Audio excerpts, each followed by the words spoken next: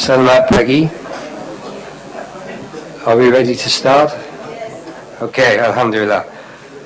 First of all, my apologies for the slight delay. We had some technical issues, but we're now ready to begin with the fourth keynote of our session. So it gives me great pleasure to introduce to you this morning Professor Andrew Peacock, who is a colleague of mine from the University of St Andrews. He is the Bishop Wardell Professor of Islamic History, as well as a Fellow of the British Academy, so quite a senior scholar. His research interests are famously very broad, encompassing the intellectual history of the pre-modern Islamic world in almost its entirety, including Islam in Southeast Asia. He is also an expert in Islamic manuscript traditions of the Arabic, Persian, Turkish, and Malay worlds. A prolific author, as well as his well-known works on the Seljuks, his most recent and significant publications include Islam, Literature and Society in Mongol Anatolia, published by Cambridge in 2019, and the forthcoming Arabic Literary Culture in Southeast Asia in the 17th and 18th centuries, which is forthcoming. And that examines the surviving royal library of Banten in Indonesia, and I believe that the presentation today will draw upon some of that research. So his keynote today is entitled Southeast Asia's Contribution to the History of Islamic Theology, as you can see on the screen there, and I think it would be of interest to everyone here. So, without further ado, Professor, the floor is yours.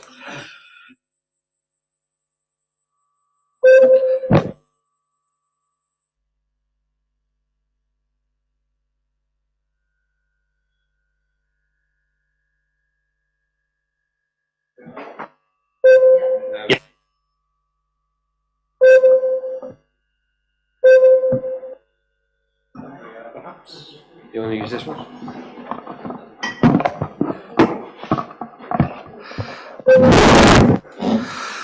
Okay, I hope that works now. Yeah, that sounds better. Thank you very much to the organisers, the St Andrews Encyclopedia of Theology, and to the Al-Ghazali Chair for their kind invitation for me to join you today.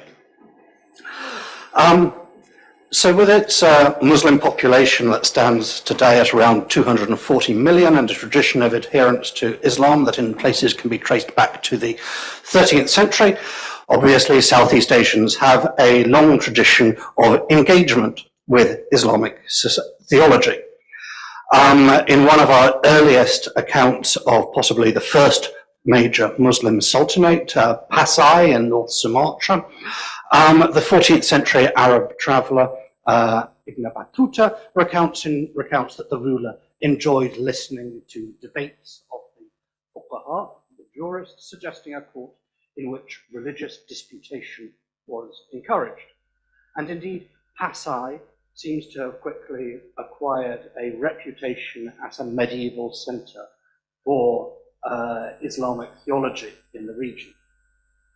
One of our earliest Malay chronicles, the Sejarah Melayu, which recounts the history of the Sultanate of Malacca on the east coast of the Straits, recalls how when its Sultan in the 15th century wanted to discover the answer to a knotty theological problem that was debated by the ulama of Iraq, Khorasan, and Transoxiana, he sent a delegation of scholars to Pasai to find the answer. Interestingly, the answer is in fact given, according to this, not by the ulama, but by the Sultan of Pasai himself. So, as both counts underline, in early Islamic Southeast Asia, theological debate centers around the court and is thus in many ways intertwined with politics.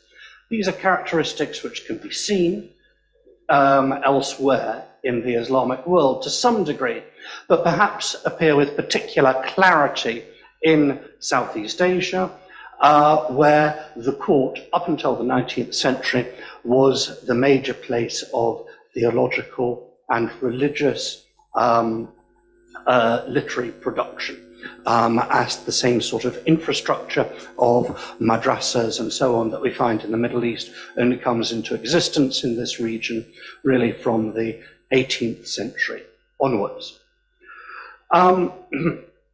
So This combines to give a distinct articulation to theology in Southeast Asia, I will suggest. So while developments in Southeast Asia clearly are closely linked to those in the Central Islamic lands, we do find certain themes that are particularly emphasized in theological works which are produced in this courtly environment in Southeast Asia. However, this tradition of Islamic theology in Southeast Asia remains broadly quite little researched.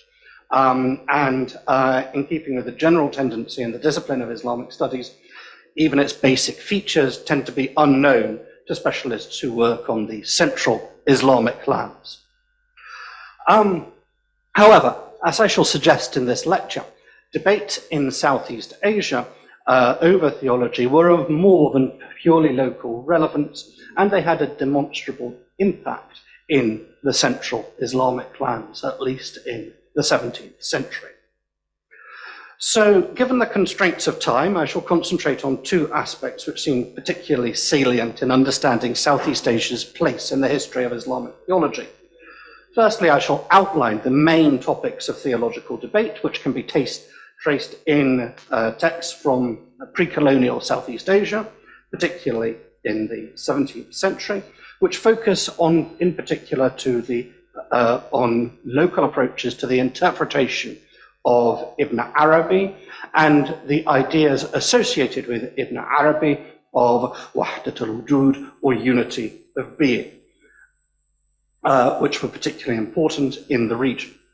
And secondly, I shall trace a distinctive Southeast Asian interest in the Maturidi school of theology, and consider the reasons for Maturidism's unexpected appeal in this region, so far from the Hanafi heartlands with which it is usually associated.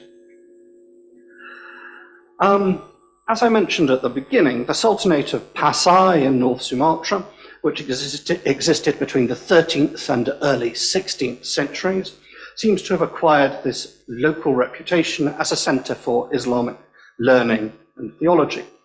However, very few texts indeed have come down to us that can be attributed to that sultanate. However, it was in Pasai's successor in North Sumatra, the Sultanate of Aceh, that a tradition of Islamic theological writing starts to be patronized by the court. And this coincides with the period that the rulers of Aceh embark on a policy of expansion that seeks to establish it as the major imperial and commercial power in the region. And this also results in a strengthening of connections with the Central Islamic lands through an alliance with the Ottomans against the Portuguese, who are encroaching in the region in the period. There are also close links with Mughal India as well.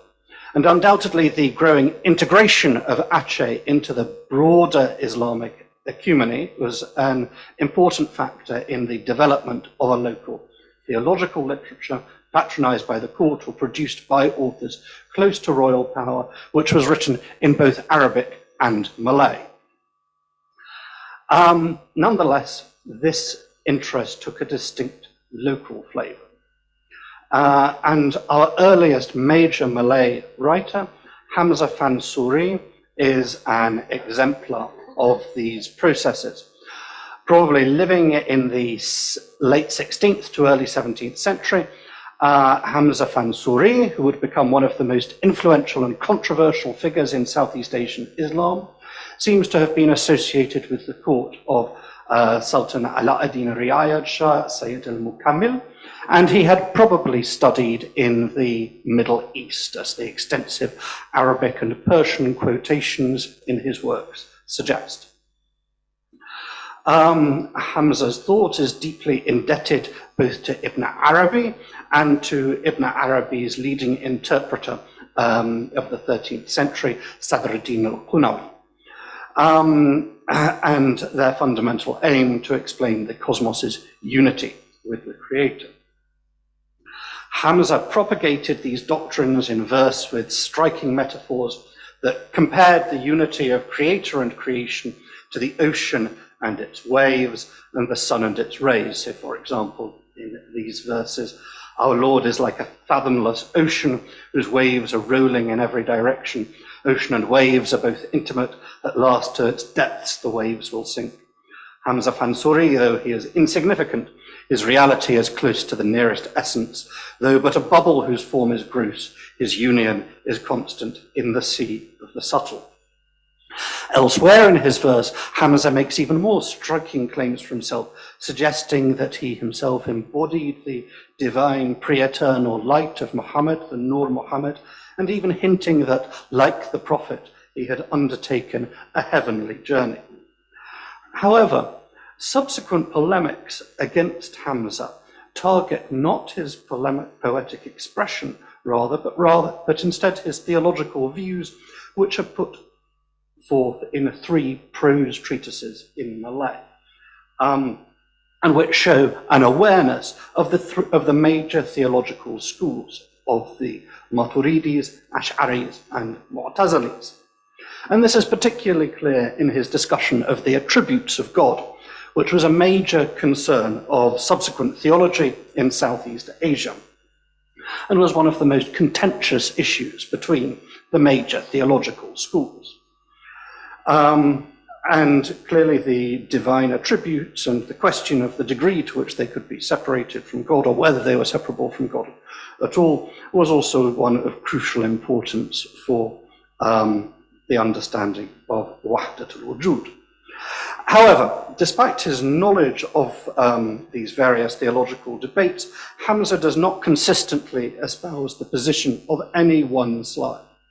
For example, in discussing the proposition, God is at one with his 7 attributes, Hamza states, according to the doctors of theology, or ulama shariat, God's attributes are neither his very essence nor other than his essence.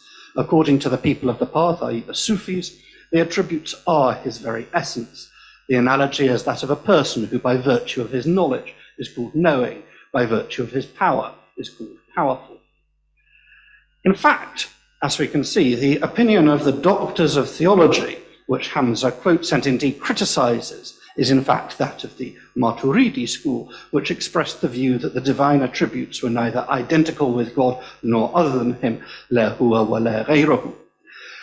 Equally, the view espoused by Hamza that God's attributes are identical with his essence is essentially the Mu'tazili position, which had argued that these attributes were mere names or descriptors. Also, of course, this is the position that was taken by Ibn Arabi. Hamza's prose theological writings do not consistently adhere to a Mu'tazili position, and indeed on occasion he comes closer to a Maturidi position. And the accusations in later polemics that he was a Mu'tazili, in fact, parallel the accusations of Mu'tazilism made against Ibn Arabi. So Hamza's theology defies easy categorization, but it's clear that it departs both from Ash'ari and Maturidi views, and although certainly not a fully Mu'tazili theology, it contained enough Mu'tazili elements to give Hamza's later opponents a useful stick to beat with which to beat him. And so, for example, he is accused of espousing the doctrine of the createdness of the Quran, although in his surviving works, at least, this is not precisely articulated. In fact, it was probably much easier to accuse Hamza of Mu'tazilism than to criticize him for following Ibn Arabi, who is widely, whose views are widely accepted. The figure of Ibn Arabi is beyond criticism, even amongst those who were deeply suspicious of many of the implications of his thought. Indeed, probably it is Hamza's popularization of Ibn Arabi's ideas through his metaphors and through his poetry was the real reason that he was so controversial. Opponents and indeed some supporters of Ibn Arabi had always feared the consequences of the popular dissemination of his ideas, and it is precisely this that Hamza did in eloquent Malay verses, which were rapidly disseminated across the Indonesian archipelago, beyond Aceh, as far as Java, and indeed Sulawesi. The question of unity of being, wahdatul wujud, rapidly became a major preoccupation of other writers in Aceh associated with the court. Shamsuddin Sumatrai was a leading disciple of Hamza's, who occupied a senior position in political and religious life, and wrote several treatises both in Malay and Arabic, which attempted to reconcile Hamza's ideas with the newly popular theory of the 7 grades of being developed by the Indian Shatari Sufi Muhammad ibn Fadlallah al-Burhanpuri in his treatise At-Tuhfa al-Mursala ila Ruh al-Nabi, The Gift Descended to the Prophet's Spirits, which came to circulate widely in Southeast Asia. The 7 grade system, which is outlined in the diagram on the right, and became widely known in the region by its Malay name, Martabat Tujuh, presents a scheme through which being becomes manifest in these various stages. Shortly after Shamsuddin Sumatrai's death in 1630, bitter controversies broke out in Aceh with the arrival of the Indian-born Nuruddin Araniri, who persuaded the Sultan that the ideas propagated by Hamza and Shamsuddin were rank heresy, and ordered a public burning at the Beit Rahman Mosque in the center of the capital of Aceh. And accounts differ over whether it was merely books or in fact the heretics themselves who were burnt. Araniri also penned extensive refutations of the ideas he attributed to Hamza and Shamsuddin, most notably in his Malay treatise At-Tibyan fi Marifat al-Adyan, a work which is actually based on a 12th century Maturidi heresiography, Abu Shakur Salami's At-Tamheed. In particular, Araniri criticized earlier writers for claiming that God is our self and being, and our self and being is God.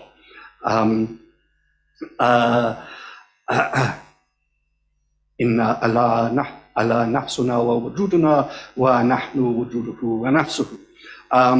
We can't find this precise formulation in any of the extant writings of Hamza or Shamsuddin Sumatri, even if Hamza often comes quite close to saying this. Nonetheless, it should be noted that Araniri was not opposed to the theology of Wahdatul Wujud per se, and he himself distinguishes between the heretical monists, the Wujudiyya young mulhid, and the monotheistic monists, the Wujudiyya young muwahid. As ever, the challenge was to express a theory of the unity of creation in terms that did not run the risks of pantheism and blurring the boundary between creator and created. Araniri only briefly held office at the Achenese court, and after a few years was forced to return to India. Nonetheless, the debates he had precipitated continued and acquired an international dimension.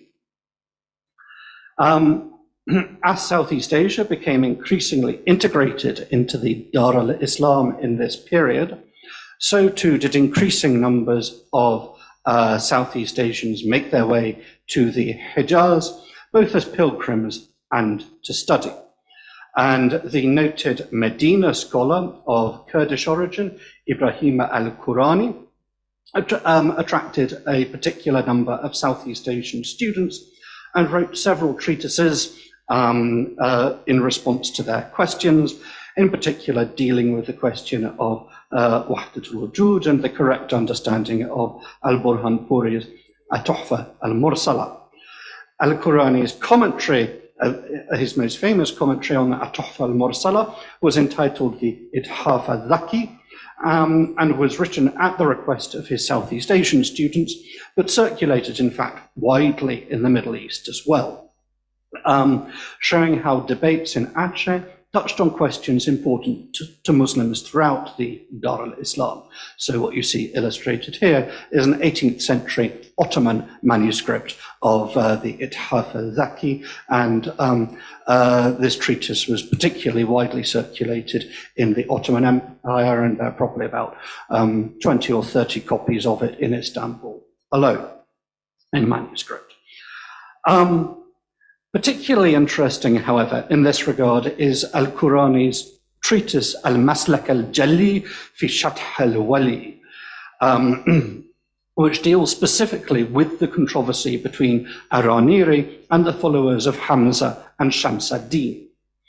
And in this treatise, Al-Qurani addresses precisely the controversial statement attributed by Araniri to the heretical Wujudiyya that God is our self and being, and we are God's self and being.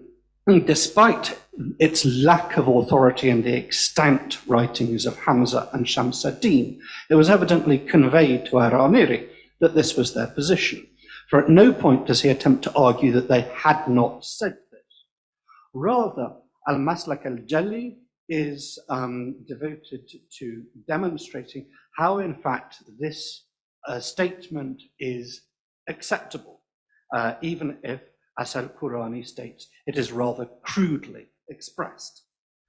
In fact, in this treatise, Al-Qurani's main target is Araniri. Now, Araniri is sometimes thought of as, the representative of an Islamic orthodoxy, but Al-Qurani is very clearly targets Araniri for criticism, describing him throughout as al-alim al-mukathir, the scholar who brands his opponents heretics, takfir, the branding of opponents as heretics, being a position that Al-Qurani particularly disapproved of. And the Achenese controversy and Al-Qurani's response to it also came to the attention of another leading scholar, Abdul Ghani al-Nablusi of Damascus, a prolific author, and again, along with Al-Qurani, one of the most important figures in 17th century Islamic intellectual life. And Abdul Ghani al-Nablusi also wrote a tract defending the position that God is our self and being, and we are his self and being, is acceptable and in accordance with Sharia. And he demonstrates this by basing his treatise throughout on quote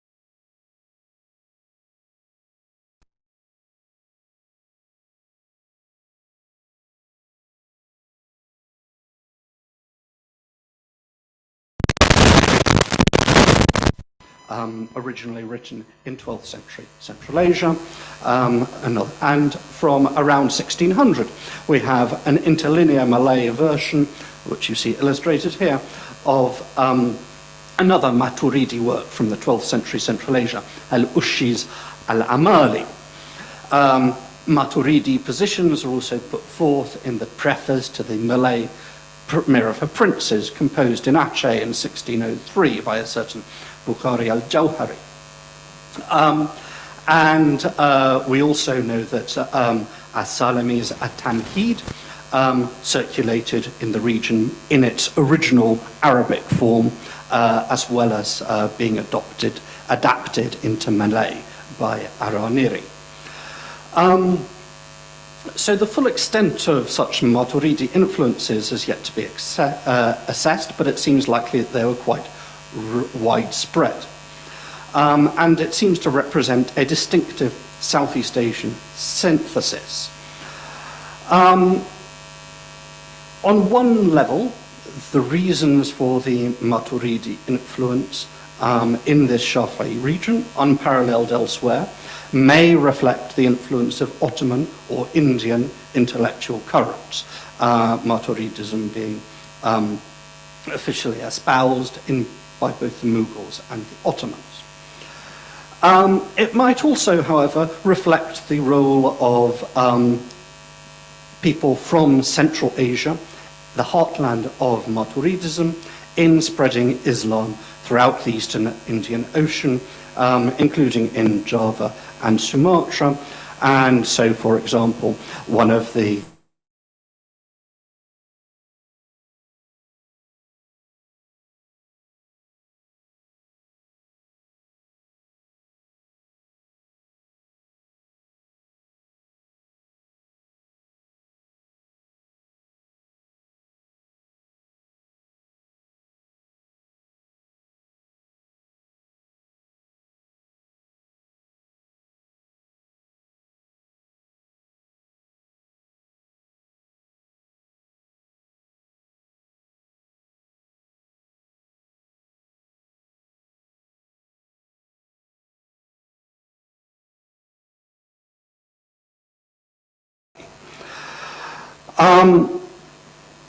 however, given the persistent interest in the question of the divine attributes in Southeast Asia, which was one of the fundamental areas where, at least in their classical forms, Maturidism and Ash'arism differed, it's likely that the Maturidi approach of insisting on the unity with the divine and eternity was relevant.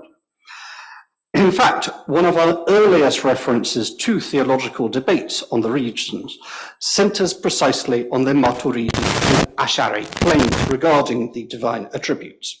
And this is the account I alluded to at the beginning in the Sejarah Melayu of how Sultan Mahmud Shah of Malacca, at the end of the 15th century, sent an embassy to Pasai.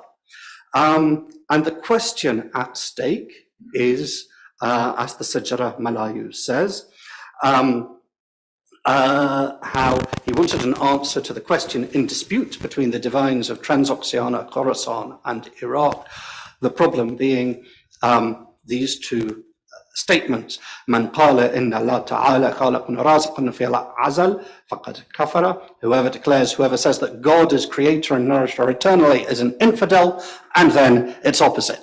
Anyone who says that God is not a creator and nourisher eternally is an infidel. These are, of course, the Maturidi and Ash'ari positions.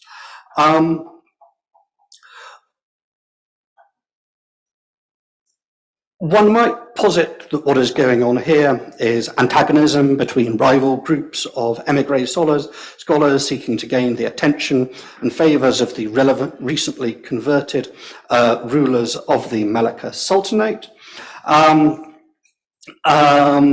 And it's interesting in this respect that this debate is described in terms of their regional affiliations rather than actually naming the Kalam schools.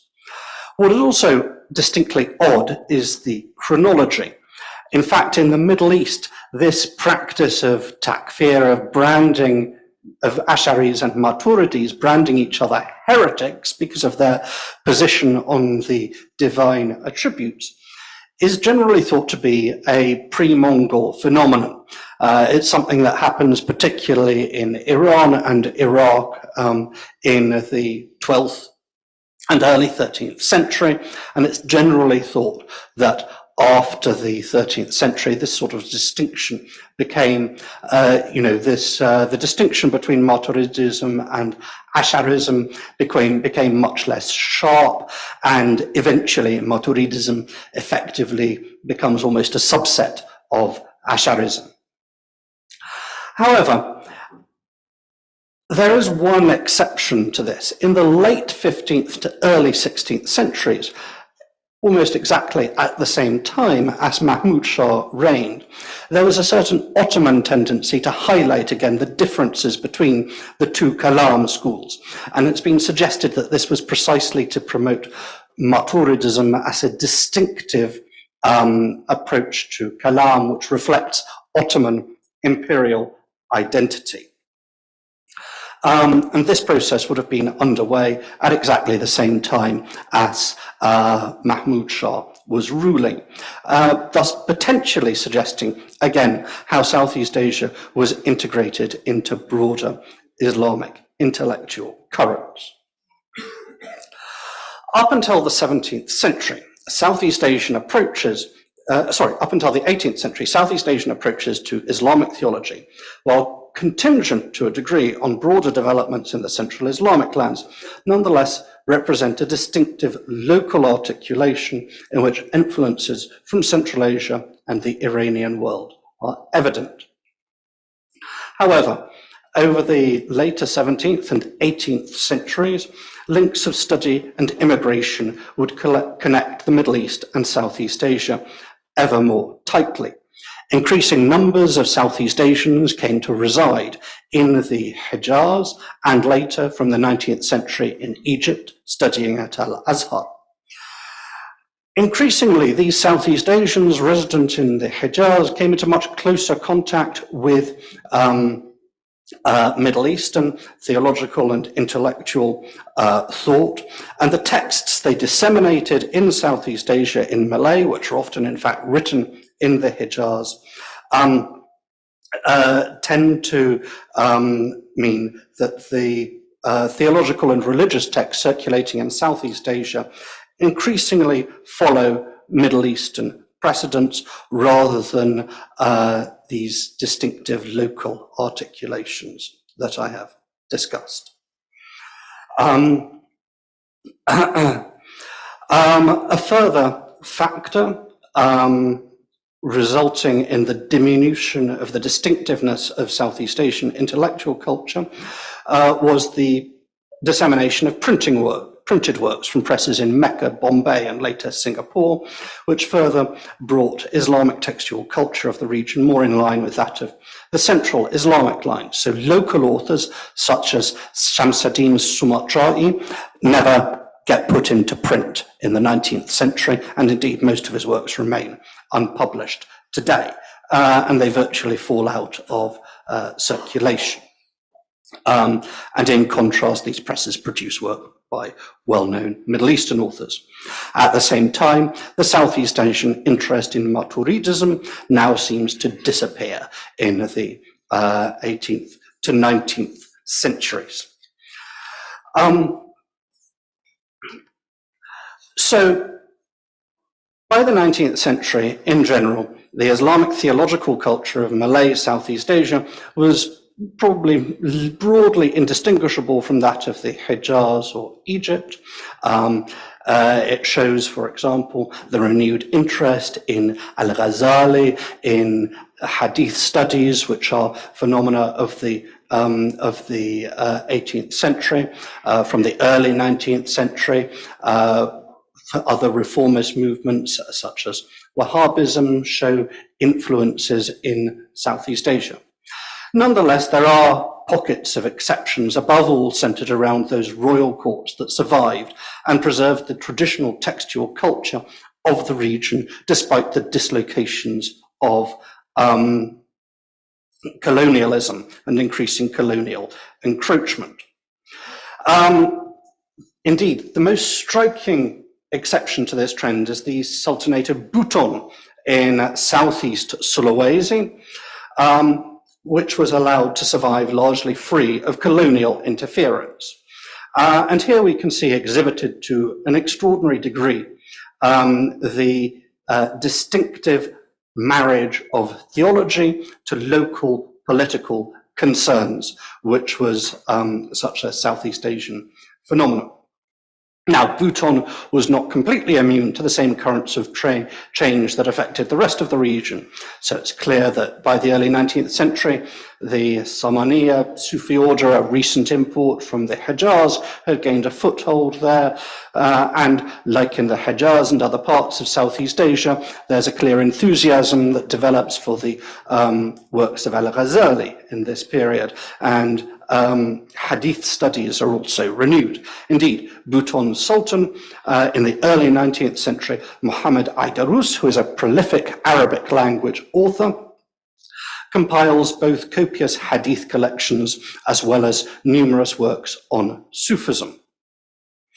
At the same time, the 7 grades of being doctrine was elevated to an unparalleled place in the Sultanate, because it even formed the official basis of its political organization according to the sort of Malay constitution of the Sultanate. And the grades of being were made to define positions in the Sultanate, with the first 3 grades corresponding to branches of the aristocracy. The Sultan being described as occupying the position of the Alam al-Barzakh, the 4th grade of being, separating the first grades from the final 3, who represent the major administrative and military officers. So the political system of the Sultanate thus embodied the cosmic order originally described by Al-Burhan Puri, and is testimony to the distinctive role of Sufi theology in Southeast Asian political and court life. Moreover, this system remained the basis of the organization of the Bhutan Sultanate throughout its existence until its final abolition by the Republic of Indonesia in 1960.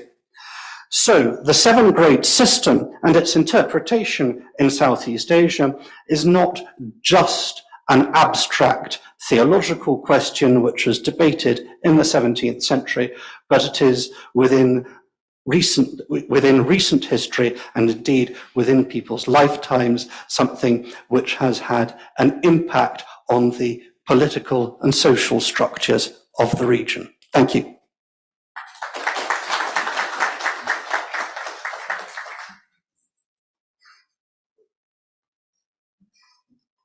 Thank you very much, Professor Peacock. That was very interesting. So we have just over 5 minutes for questions. So I'd like to take a couple, to maybe 2 or 3 first, and then Prof can answer. So maybe Mohammed Farouk first, then Ayub Palm, and then this gentleman here. Thank you for that wonderful talk. So you mentioned about the influence of Maturidi School of Theology and the School of Ibn Arabi. So I was wondering if you see any influence of Neo-Asherism. I was thinking of figures like Arazi, Taftazani, and Jurjani. Do you see any influence of these people in the Malay Indonesian region? And also of philosophy, Falsafa, Avicenna, and then his commentators, and later School of Islamic Philosophy. So that's number 1. And the second question is, do you think after Ibn Arabi, we should have a distinct category to describe the theology that is coming from the School of Ibn Arabi? So we're saying we're using still Maturidi and Ash'ari and those kind of terms, but do you think that it's probably not correct to describe the theology that is coming from the School of Ibn Arabi as simply Ash'ari or Neo-Ash'ari or Maturidi? Thanks. Those are both excellent questions. So to go to the first one first, Most Ash'ari works that are circulated in Southeast Asia are, well, the most popular, of course, is As-Sanusi's al-Barahin, which is translated into Malay, and this is very widely circulated. Pretty much any manuscript library in the region will have a copy, probably multiple copies of it. As for the more sort of, but obviously this is sort of a work of aqidah rather than a sophisticated discussion of Ash'ari ideas. Ar-Razi, as far as I'm aware, was not circulated or read at all. However, one of At-Taftazani's treatises was translated into Malay and adapted into Malay by Araniri, in fact. And At-Taftazani is sometimes quoted by other authors. So that's a topic which needs further research. But yes, definitely he is known.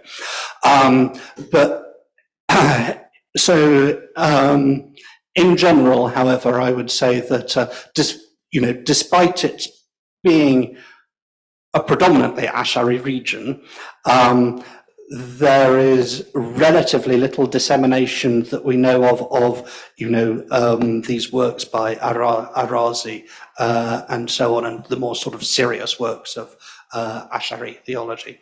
And as for your second question about the boundaries between these schools, yes, I mean, I do agree. It is somewhat problematic to use them, but nonetheless, as I say, I think they're significant because they remain a stick with which your opponents can beat you, and in particular, being able to accuse someone of Mu'tazilism is always useful if you really don't like someone. So, whilst we certainly shouldn't trust these terms, they were used, so I think we can't also completely discard them either. Thank you. Yeah, thank you, Professor Peacock. I guess my question is kind of similar, but bouncing off of Professor Haq's question, which is that Taftazani is doing a sharh of a Maturidi work, right? And then, so the Maturidis are being discussed by these Ash'aris, Al-Iji, Al-Jurjani. So the question is the Maturidi work coming through these Ash'aris, or quote unquote Ash'aris? Or is it like they're reading Tabsurat al-Adillah itself, by Abu Mu'in and Nasafi? And the other question is, because Ibn al-Arabi, and this is kind of related, Ibn al-Arabi is very much a champion of hikmah, and the Maturidis really emphasize hikmah. So is it because of that interest? And then, I know this is but is Wahdat al-Shuhud, because of the connection there, ever represented? Those are all great questions, and I'm going to answer briefly, but we can talk about, just to give other people a chance, but we can talk about more about them in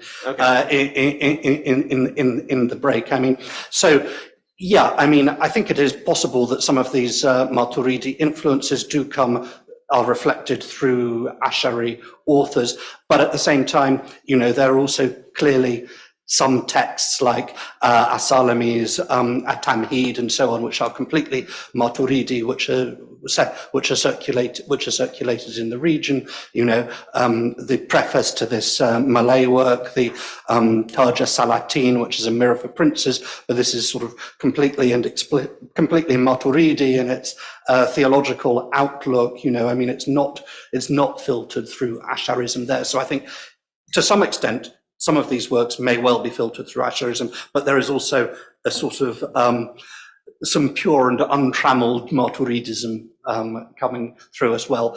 And I think that, as far as I'm aware, no one's ever done a serious study of the association between Ibn Arabi and the Maturidi school.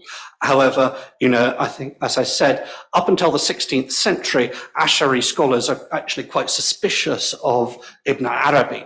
So it may well be that Ibn Arabi and Maturidism are more closely associated, and possibly that's one reason for the interest in Maturidism in the area. But this is just a huge subject which hasn't been discussed by anyone that I'm aware of, either with regard to the general Ibn Arabi and Maturidi question or specifically its reception in Southeast Asia. So I'm sort of throwing out ideas which need more development. Okay, Bismillah ar-Rahman ar-Rahim. Mr. Peacock, thank you very much. My question is about Al-Ghazali and Al-Sirhindi's impact in the theological discussions and the works in this geography. You always refer to Ibn Arabi, but as you know, this is starting from Dayahton Abi Library in Aceh, Silimu. Multiple works of Al-Ghazali existed, studied, read significantly in the region. And late 16th century, early 7th century, Al-Sirhindi, Imam Rabbani, in subcontinent. Any impact on the Hamza Fanzuri and Shamsuddin's work? And the second question is, Wahdat al-Wujud, it is just an imported theological discussion or any relationships, the indigenous belief system? Thank you very much.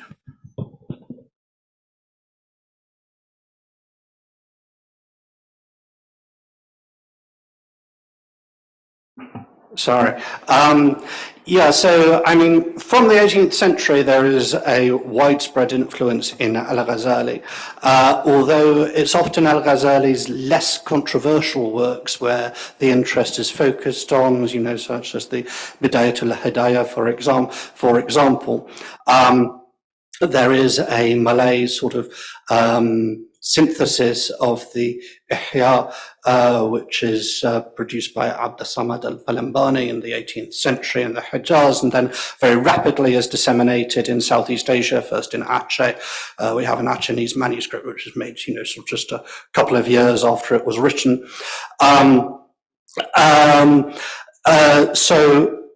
But as far as we can tell, most of the interest in Al-Ghazali was a post-18th century, was an phenomenon from the 18th century onwards, which is also when there's a revival of interest in Al-Ghazali in the Middle East.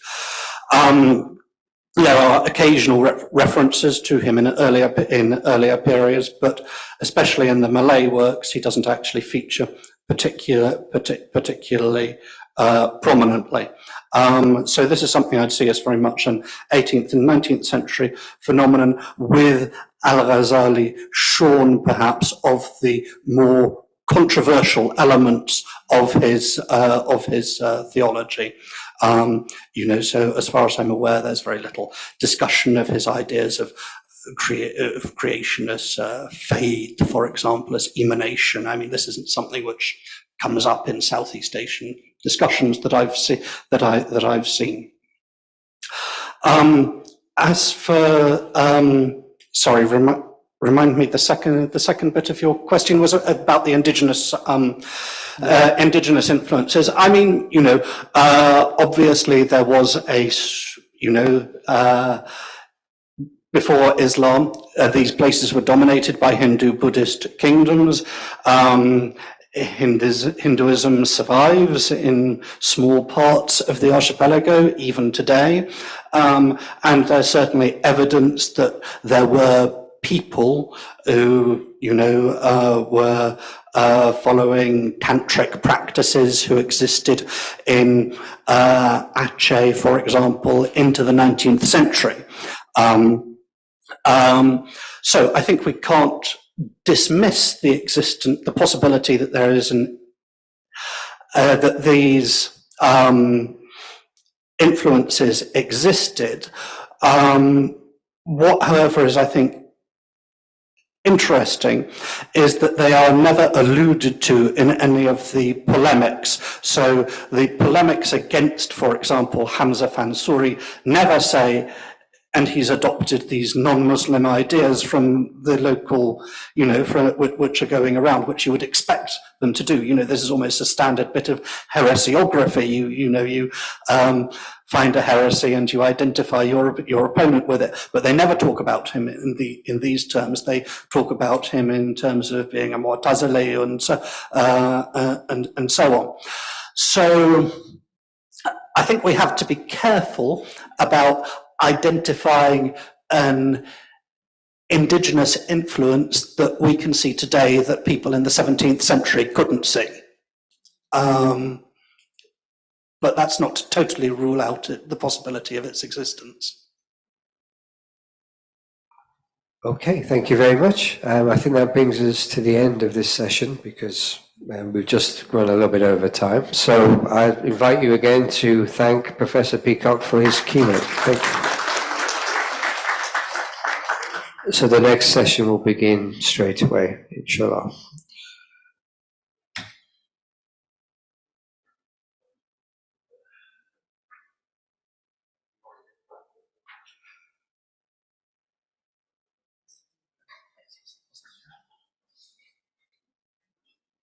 So I need to look like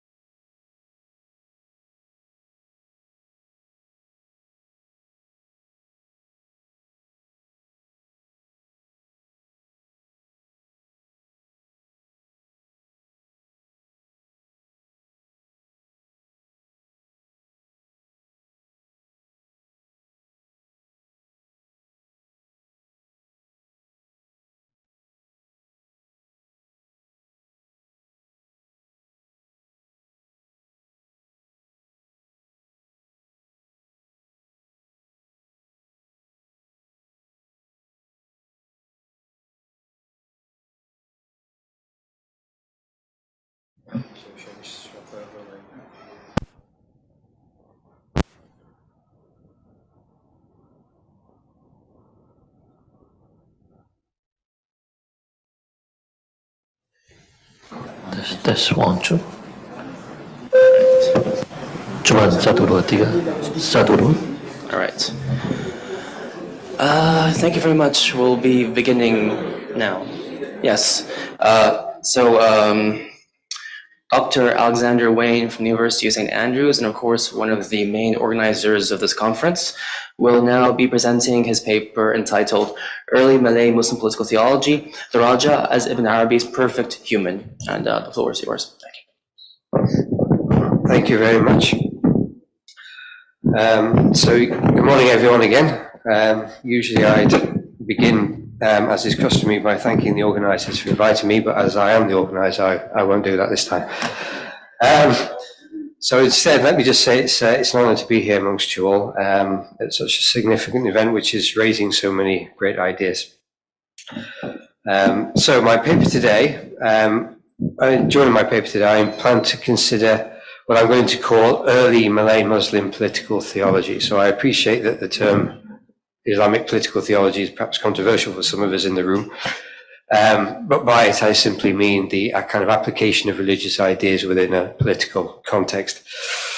So while the modern Western discipline of Islamic studies tends to characterize the Malay world as syncretic and barely Islamized, I intend to show that the early Malay Muslim political theology from the very early period of the 13th, 14th, 15th centuries, I intend to show that during that period, although superficially perhaps syncretic, Malay Muslim political theology over that period represented a complex form of philosophical Sufism rooted in Ibn Arabi's doctrine of the perfect human, al-insan al-kamil. Now, whether that was directly conveyed via Ibn Arabi's work in the region, at this point we're not too sure, but there certainly seems to be this influence. So adopted from the 14th century onwards, I will argue that this mystical doctrine acted to counter the power of Majapahits, then ascendant Dewa Rajas or God Kings, as they undermined the political hegemony of Malay Rajas across both Sumatra and the Malay Peninsula. So in the face of kind of Javanese aggression. So rather than a passively received accretion, therefore, as is often assumed, the doctrine of the perfect human constituted a purposefully adapted tool used to reinforce the social contract between ruler and ruled via an act of intentional Islamization. But to make sense of these conclusions, however, let us go back to the very beginning, to a time before the Malay world adopted Islam and consider the origins of its political thought. So, from at least the 7th century AD or CE onwards, throughout the Malay world, political authority was justified in religious terms. So the principal pivot of pre-Islamic Malay civilization, the Hindu-Buddhist mandala of Srivijaya, centered on what is now Palembang in South Sumatra, habitually sought to depict its rajas as bodhisattvas, as enlightened beings who, while postponing their own entry into nirvana, remained on earth to assist others towards spiritual perfection, rewarding acts of reverence towards their person with spiritual grace. Thus, the important Talang Tuor inscription, dated 683 and recovered from Bukit Siguntang in Srivijaya's principal cultic center, refers to Srijaya Nasa, and the first Maharaja of that kingdom, ruling over the late 7th century, as and I quote, Mahasattva with incomparable power and the voice of Brahma. So the title Mahasattva signifies a bodhisattva of great accomplishment, while Brahma refers to the creator god of the Trimurti, the Hindu trinity of supreme divinity. Elsewhere, the 7th century's Sabokingking inscription, found at Telaga Batu on the eastern outskirts of Palembang, describes Srivijaya's Maharaja as bestowing an immaculate tantra and eternal peace upon his loyal Bhakti subjects. So this Malay term Bhakti derives from the similar Sanskrit word and denotes devotion to a deity, whether incarnate and personal or formless and metaphysical. So the Sabokingking inscription, therefore, in common with comparable survivals from Kota Kapura on Bangka Island, Karang Barahi, Batanghari, and Lampung, seeks to portray the Maharaj of Srivijaya as a semi-divine figure who, in a manner reminiscent of the Bodhisattva, bestows spiritual blessings upon all who revere him. Upon this conceptualization, a social contract between ruler and ruled was established, with obedience in this life being justified in terms of reward in the next.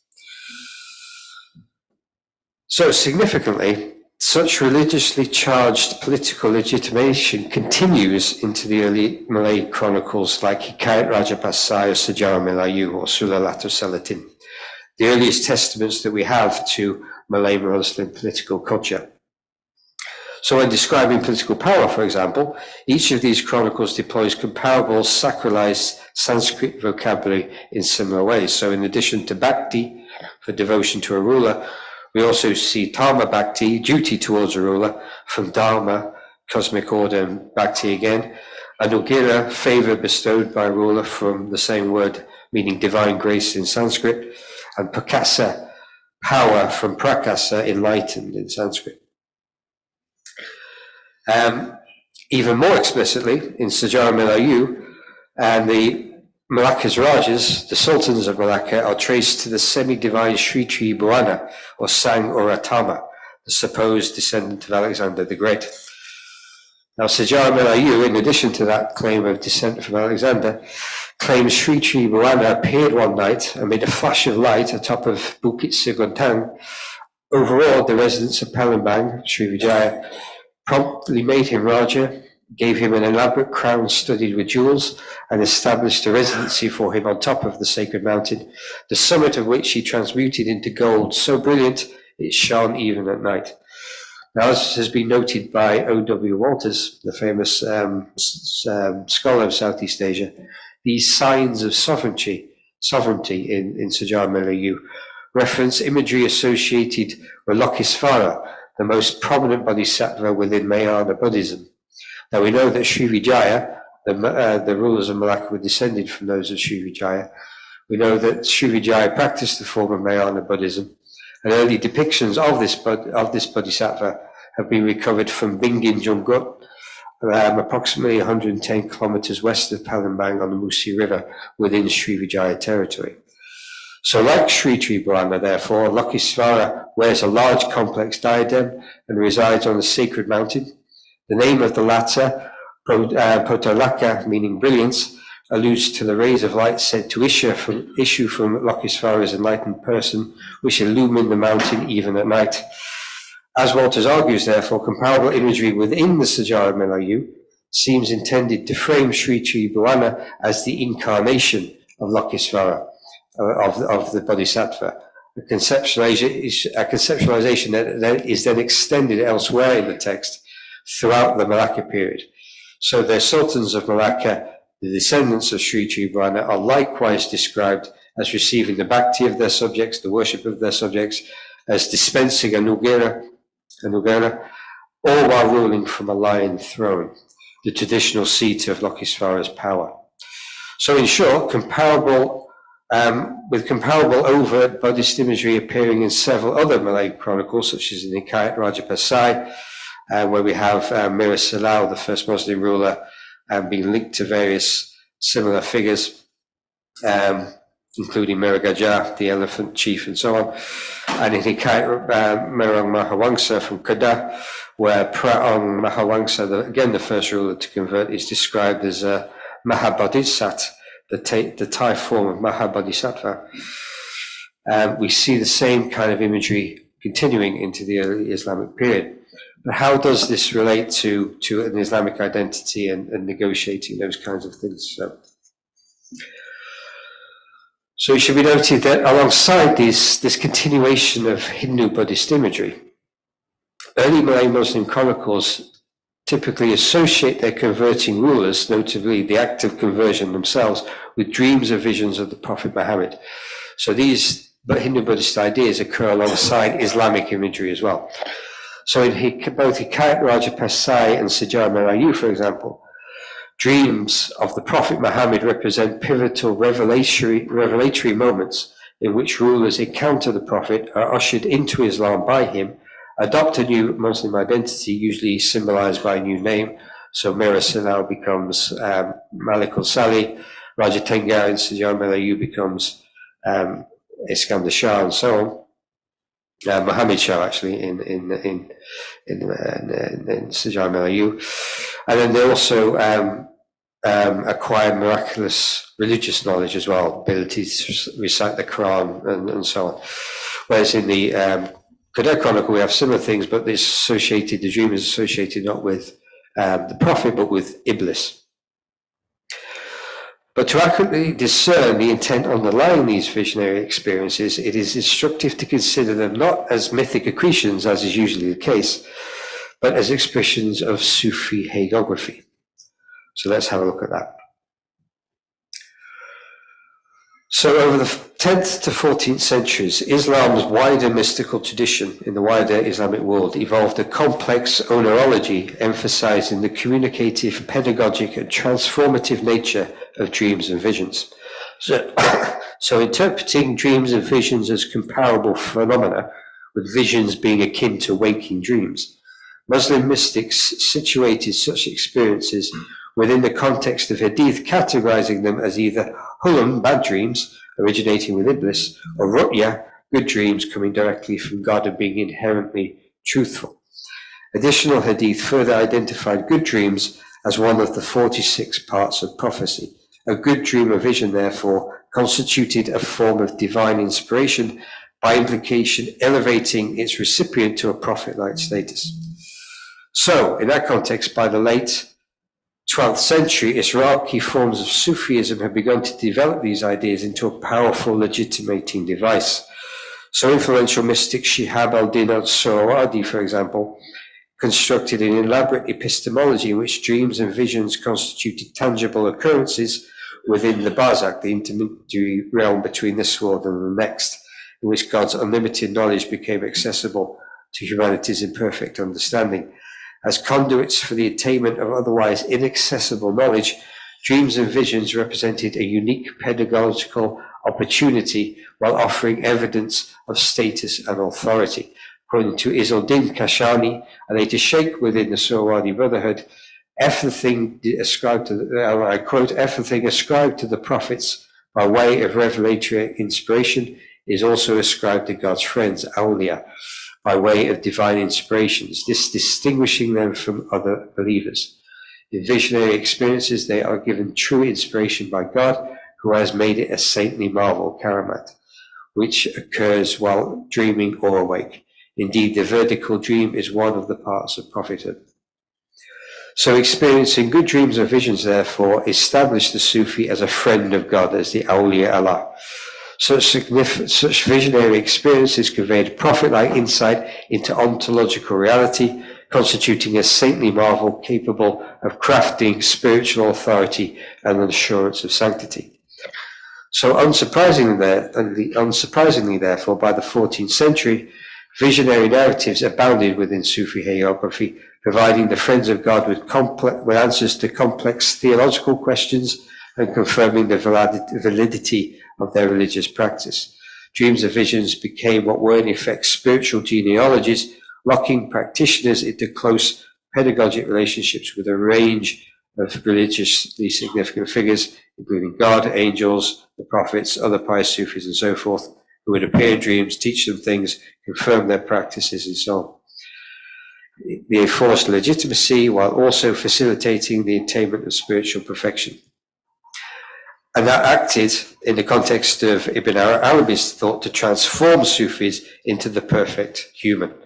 Such spiritually perfected individuals constituted the most privileged instrument of God's self-manifestation, being the embodiment of God's attributes, uniting God with the world, not as a bridge, but as an interface.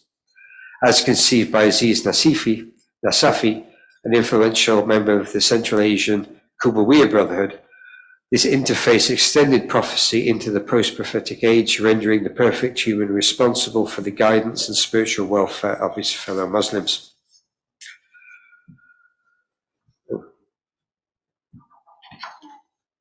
So, that the dreams and visions of the prophet within Malay conversion narratives drew upon this onerology is suggested first by their utilization of comparable narrative motifs. So the narrative motifs in wider Sufi hagiography which carry these ideas reappear in the conversion narratives in the Malay world. So in Hikayat Raja Pasai, for example, the prophet holds Mir Silal's chin with all the fingers of one hand, and closing his eyes with 4 fingers of the other, bids him repeat the Shahada.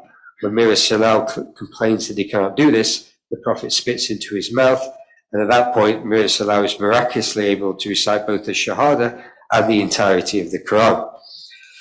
So from within Sufi hagiography, we find similar accounts. So the most relevant is perhaps that referring to the Persian-speaking Abdul Qadir al-Jilani, the traditional founder of the Qadiriyya Sufi Brotherhood, who supposedly gained fluency in Arabic in a similar way when the Prophet likewise spat into his mouth during the dream. So significantly, the Qadiriyya tradition is known to have circulated widely through the Malay world over the pre- and early modern periods, with Hamza Fansuri being the region's first identifiable Malay Qadiriyya practitioner. Returning to the Hikayat Merong Mahawangsa, which refers to Iblis, its conversion account describes how Sheikh Abdullah Yamani, let me just try and, sorry, the slides have gone there.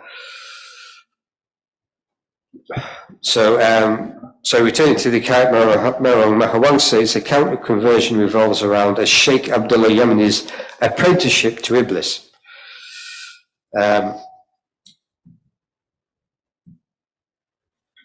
So he's got on the right slide. Yeah, okay. So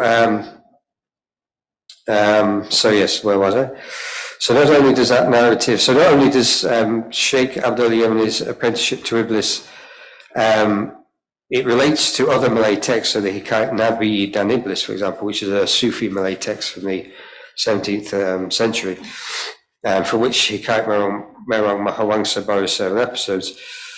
But it also includes various motifs within wider Sufi hagiography. So beginning with the Persian mystic Al-Hallaj, many Sufis read Iblis as the perfect monotheist, right? He alone had refused to bow before anything other than God, dedicating himself to God so fully, he chose to be cursed rather than turn away from his object of adoration. From the early 12th century, this interpretation began to exert considerable influence among several Sufi poets, including Ahmed al-Ghazali, who opined that who does not learn Tawheed from Iblis is an infidel, and Fried al-Dinatar, who says similar things and who is known to have influenced Hafiz al-Fansuri. So within Sufi hagiography, this conceptualization manifested across visionary narratives in which high-ranking practitioners entered into an allegorical teacher-student relationship with Iblis, often with Iblis acting as a traveler who would guide the Sufi around while forbidding them to question his actions. And this is exactly what we see within Hikayat Mehrong Mahawangsa. So, although motifs of this sort remained popular within Sufi literature well into the 19th century, from the 15th century its pedagogic encounters with the Prophet, which were considered preferable, and it's this predilection which we see within the Malay text as well. And it rests upon a hadith in which the Prophet said, "Whosoever sees me in a dream sees me in waking life, because Shaitan does not take my appearance." Therefore, any dream of the Prophet would constitute ru'ya, the inherently authentic form of dream. Received directly from God, they were comparable in status to hadith, and therefore capable of imparting definitive religious knowledge. From the 1400s, such pedagogic experiences became increasingly common within hagiographic texts, being used to imbue individual saints and their teachings with a uniquely compelling form of religious authority. Turned many conversions by J. Renard, such transformative visions even extended beyond hagiography into more historical forms of literature. So we have Abu al-Hassan al-Ash'ari's series of dreams, for example, in which the Prophet appears and questions Mu'taziliya theology and shifts and leads to the creation of Ash'ariism, as well as during the early Ottoman period, for example, we have conversion accounts of early, Byzantine Christians converting to Islam in a similar way, where the Prophet appears to them and teaches them religious knowledge, gives them new names and identities and so on. So while it is difficult to establish Malay familiarity at such an early period with specific narratives within the wider Islamic world, it seems that the dreams and visions described within Hikayat Raja Pasai and Sajar Melayu are clearly comparable with what we see elsewhere. A visionary experience of the Prophet likewise facilitates a spiritual renaissance or conversion, while simultaneously catalyzing a pivotal moment in history. So that pious Muslims would have understood such dreams and visions, as described here within conversion narratives, actual tangible events capable of imparting significant religious authority, is of significance here. So, such authority, in the words of Fried al-Dinatar, constituted the most exalted status one could hope to acquire, being prophet-like in nature, and therefore indicative of the Sufi, or whoever it was, becoming transfigured into the perfect human. By according such dreams to their Rajas, therefore, traditional Malay conversion narratives seem intended not to function as modern positivistic historical narratives, or even empty mythic stories, but rather as signifiers of spiritual perfection. This becomes meaningful when we consider again the pre-Islamic form of Malay political authority. When we view it within that context, it seems that, and with the continuation of Sanskrit vocabulary, it seems that these conversion narratives were concerned with establishing in Islamic terms the traditional spiritual perfection of the Malay Raja, of the Malay Sultan. So Ibn Arabi's perfect man as a saintly figure who had, upon attaining enlightenment in a sense, assumed responsibility for the spiritual welfare of his followers, closely resembles the Bodhisattva of the pre-Islamic Malay political culture. Moreover, as hinted at the very beginning, and this is what I will conclude on, as this happened during this period, these conversion accounts refer to a period when Javanese, well, not the writing of the conversion narratives, the earliest conversion narratives in the Hikayat Raja Pasai, refer to this period of Javanese, it occurs over this period of Javanese expansion, when Majapahit is spreading its influence over the Malay archipelago, over the Nusantara. The slides disappeared there, not sure why. When that Majapahit influence is expanding, when Hayam Wuruk is conquering the territory of the various Malay Rajas across the region and creating a crisis in political legitimacy and authority. So I would argue that, and provisionally argue that, the creation of these conversion narratives was a way of bolstering the religious authority of the Malay Muslim rulers within the region in a specifically Islamic term, but while maintaining earlier pre-Islamic forms. Thank you very much.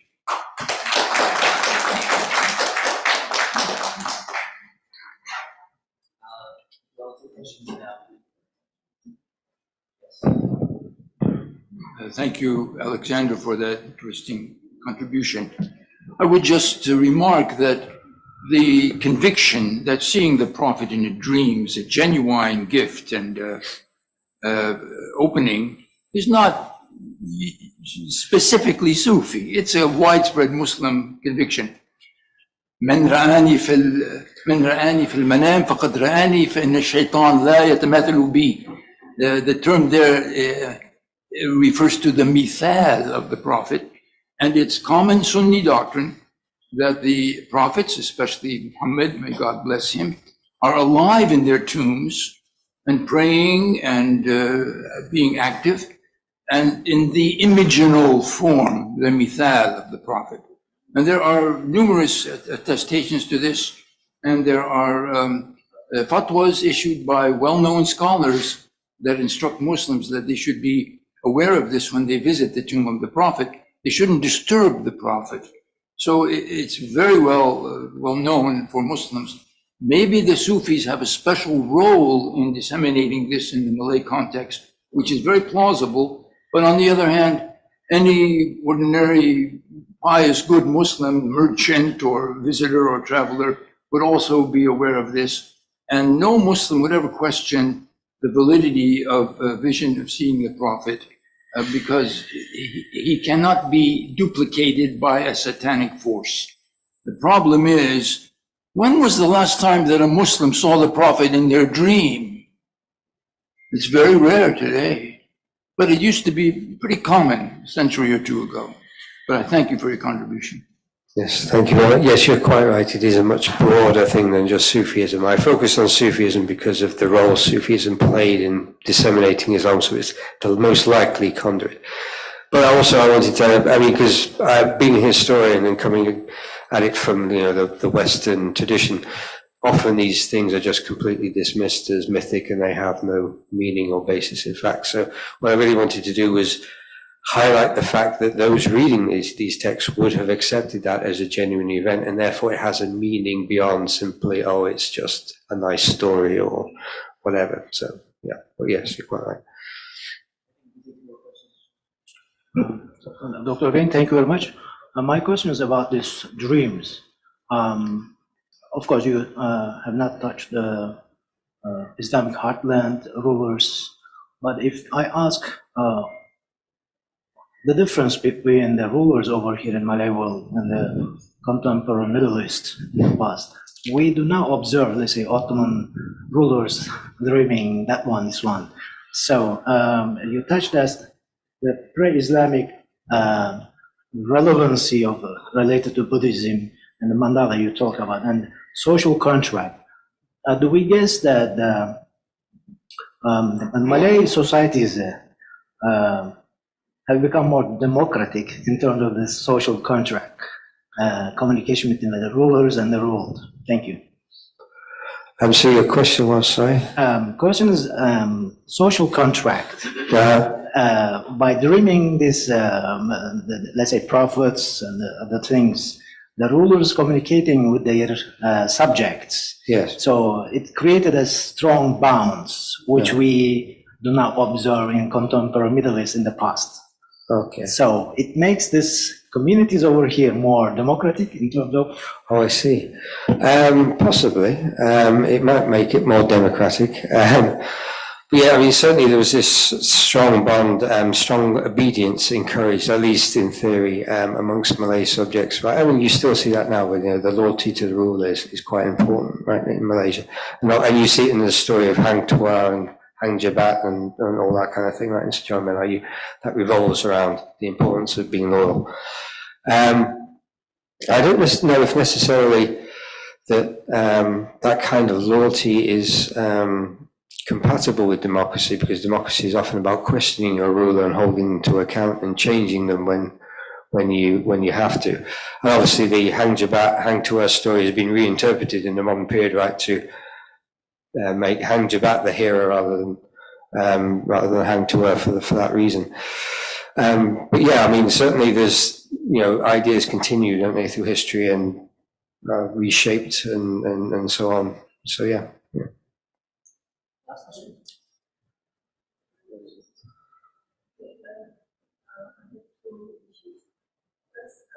Regarding ru'yah as-sadiqah, is in fact even in contemporary Islam, especially in Aceh, I'm from Aceh, of course, people still believe in this ru'yah as-sadiqah, whether you see the Prophet in your dream or you get the message of certain truth about the reality. This is one issue. Oh, I had to speak over there rather to the speaker. I'm sorry. Yeah, so my second issue regarding how do we define Islam in Southeast Asia, including Aceh. Yes, you emphasize the influence of Sufism, and earlier we did hear, the influence of Maturidi and Ash'ari and all of this. But I would like to hear how we contextualize the issue of legal Islam and Sufi Islam in the context of history. When do we see Muslims in this part of the world emphasize law and Sharia rather than spirituality? If you could address this issue, I would like to hear. Yeah, I mean, that's quite a broad issue. I mean, certainly, part of the problem, I suppose, is that the very early periods are not served very well textually, so it's difficult to know exactly how the balance was. I mean, we do have references in Ibn Battuta to Shafi'i tradition in Aceh very early on, and we have the Undang-Undang Malacca, which is more adapt than Sharia, but it refers to that.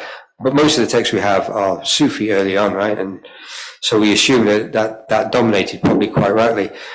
In terms of the change, this seems to happen during the 18th or particularly the 19th century when the Hadramis come, and they seem to privilege this kind of an objectified form of sunnah rather than a kind of personal subjective form, like we would associate with Sufism, for example. So the Wali Songo on Java, for example, often their example was taken as something that was worthy of emulation, like the prophets, because it was a kind of, that's the concept of sunnah, right?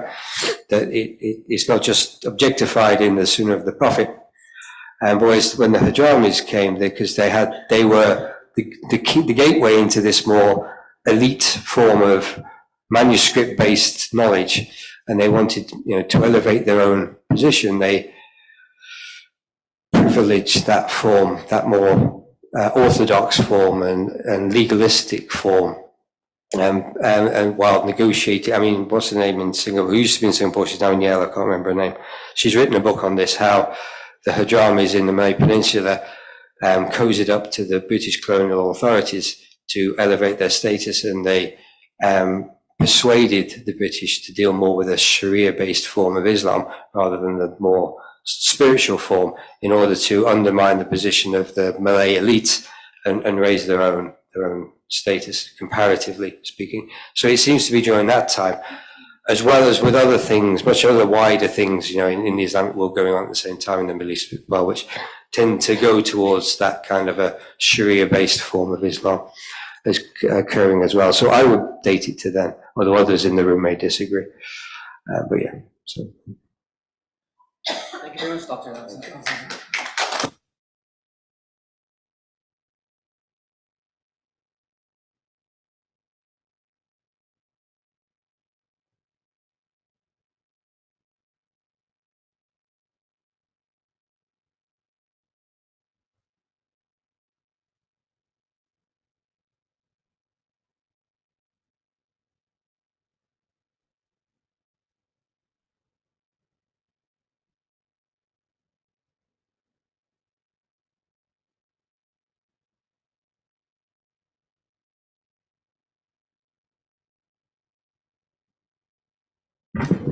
Hello. So it's time for the next speaker to come online, please.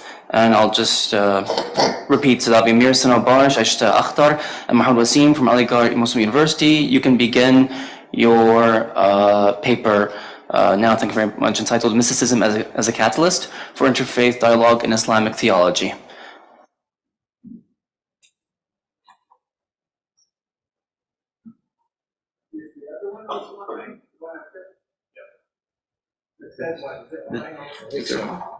Let's see. I have no idea. Yes, it's online. Yeah. Yes. Yes.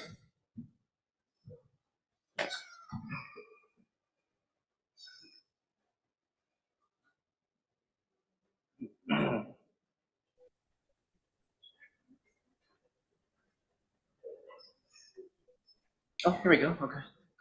Just not sure.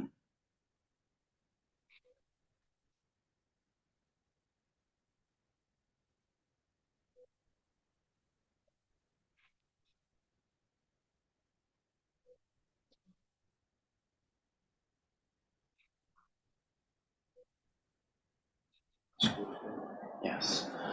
Hi, welcome. Can you hear us? No, seems like not.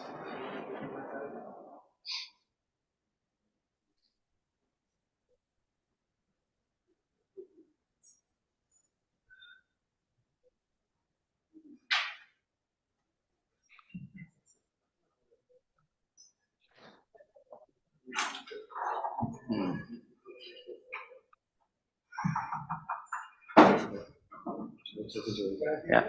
Yeah. Sorry. Can you hear us? Hello? Yes, sir, I'm hearing, sir. So actually, there is some problem. I cannot share my PPT. That's why. Yes. Yes. Okay. We can hear you a bit better, but could you raise your voice a little bit because it's hard to hear you. Okay. Yes. Whenever you're ready, please. The floor is yours, but try to raise your voice.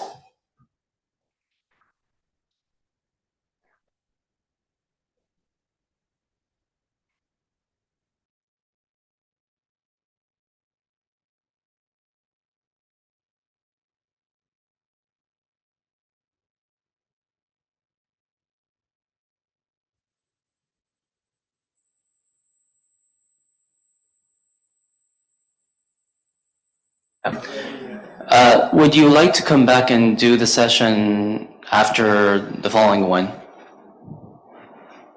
Would that be better?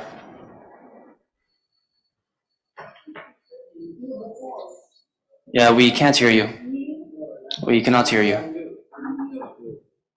She's muted. Oh, she's muted. Okay, okay. Then it's on. Sorry, are you muted? Muted?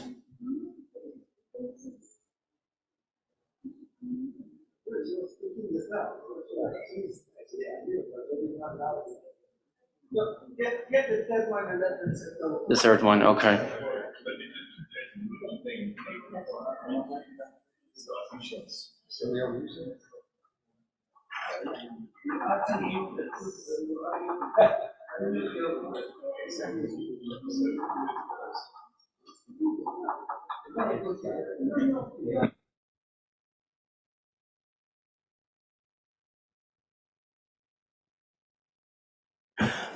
Bilal, can you confirm if you are online, please? And if you're online, we'll just start with you first.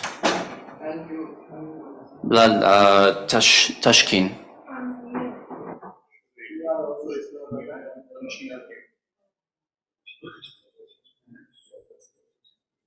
No, it's not really happening. Bilal, if you're online, please do let us know.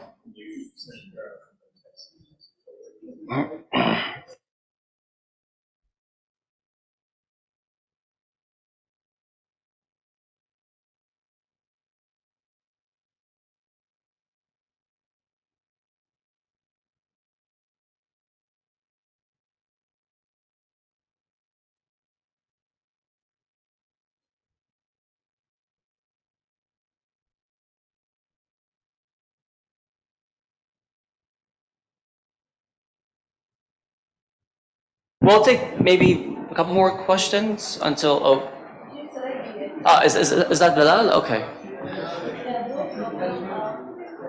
Okay. Assalamu alaikum, Bilal. Can you tell me if you can hear us?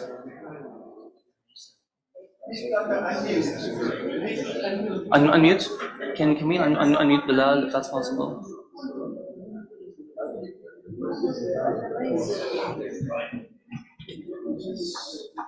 Yeah, let's unmute. Assalamu alaikum. Walaikum salam, Bilal. Yes, you may begin if you are ready. I'll just introduce you first if that's all right. So this is Dr. Bilal Tashkeen from Istanbul Medianat University from Turkey. And he will be presenting the paper entitled, Can the Justification for God's Actions Be Known? An Analysis in the Context of the Concept of the Cause, Alat, and Divine Actions within the Maturidi Hanafi tradition of thought and the verses of the Quran that declare justification. Thank you very much, Dr. Bilal. The floor is yours if you are ready. Thank you.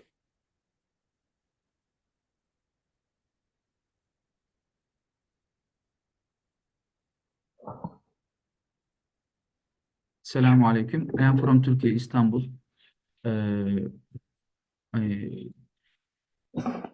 I work at Istanbul Medeniyet University. I will present my paper titled Justification in Divine Judgments and Divine Acts, the Rational Approach in the Hanafi Maturidi Tradition.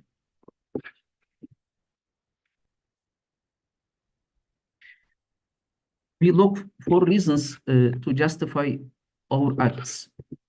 An act is legitimate if it has a reasonable cause. But does the same apply to God? If there are reasonable justification for God's acts, and if we believe and trust in God, we can console ourselves in every painful or joyful event that is over the limit of our will. The issue we will examine is if there are reasonable justification for God's acts. This question covers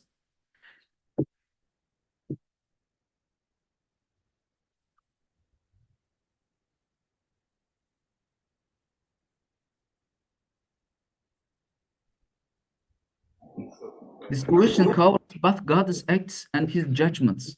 The question is addressed into main disciplines of religious thought in Islam, theology and usul al-fiqh. The basic concepts are considered in this issue. The first is the concept of illah, cause, which refers to justification of divine judgments. And the second is the concept of hikmah, wisdom, which refers to the benefit, maslaha, of divine acts. There are three different approaches in Islamic faith schools on this issue. The first approach bases on divine justice and human freedom.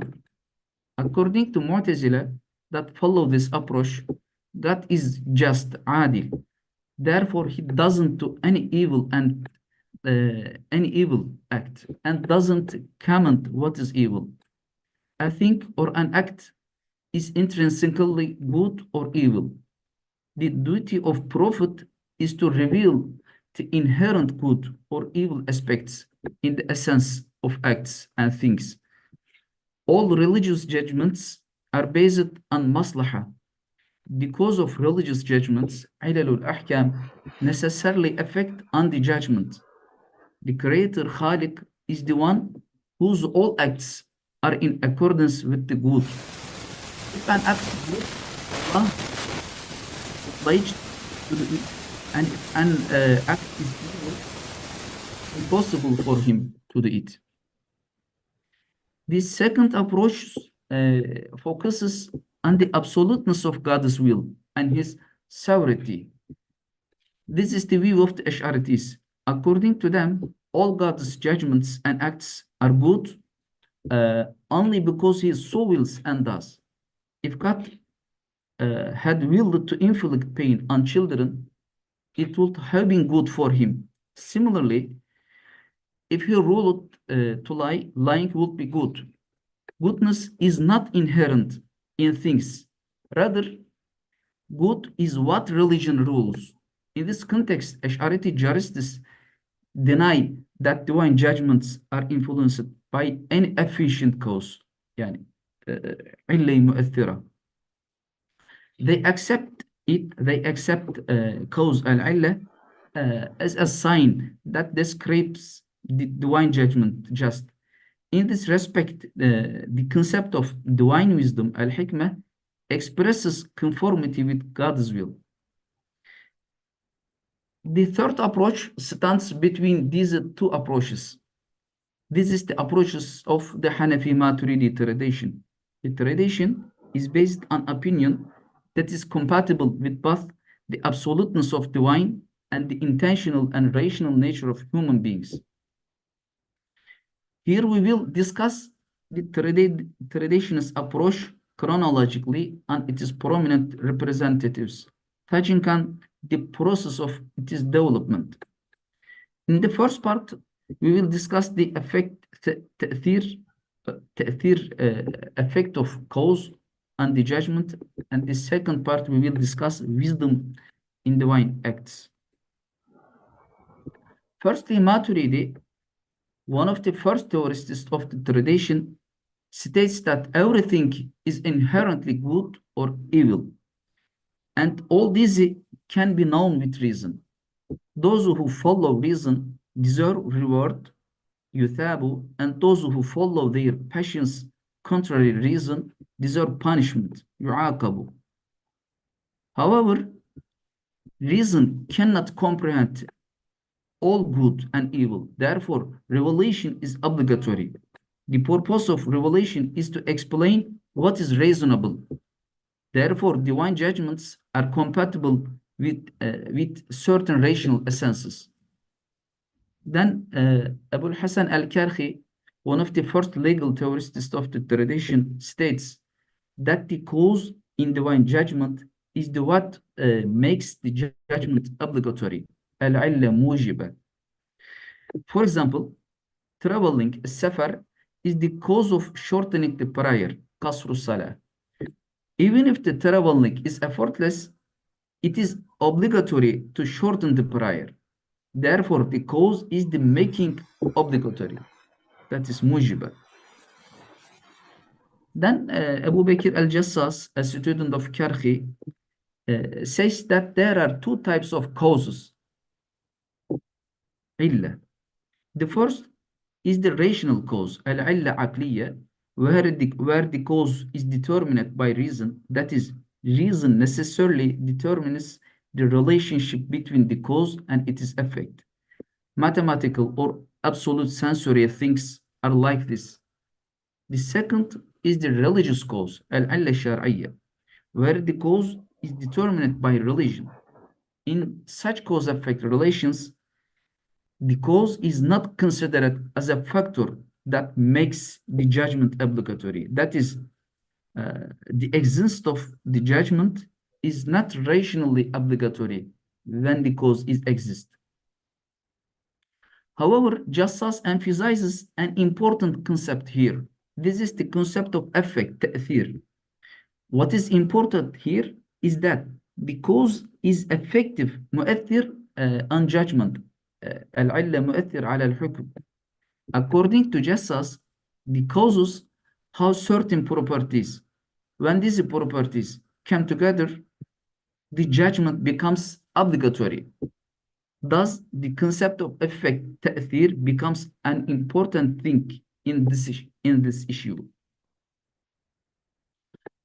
Abu Zayd Dabusi, who is considered one of the first founders of the Hanafi legal method, and Abu al-Usr al-Pazdawi, one of the important representatives of Hanafi legal thought in the 5th century, likened the cause to a witness in a court. The condition of a witness is justice, adala.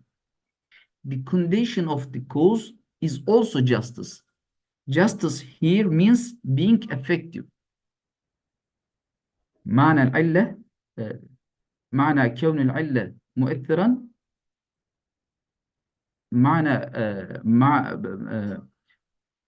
معنى كون العلة عدالة كونه مؤثرا.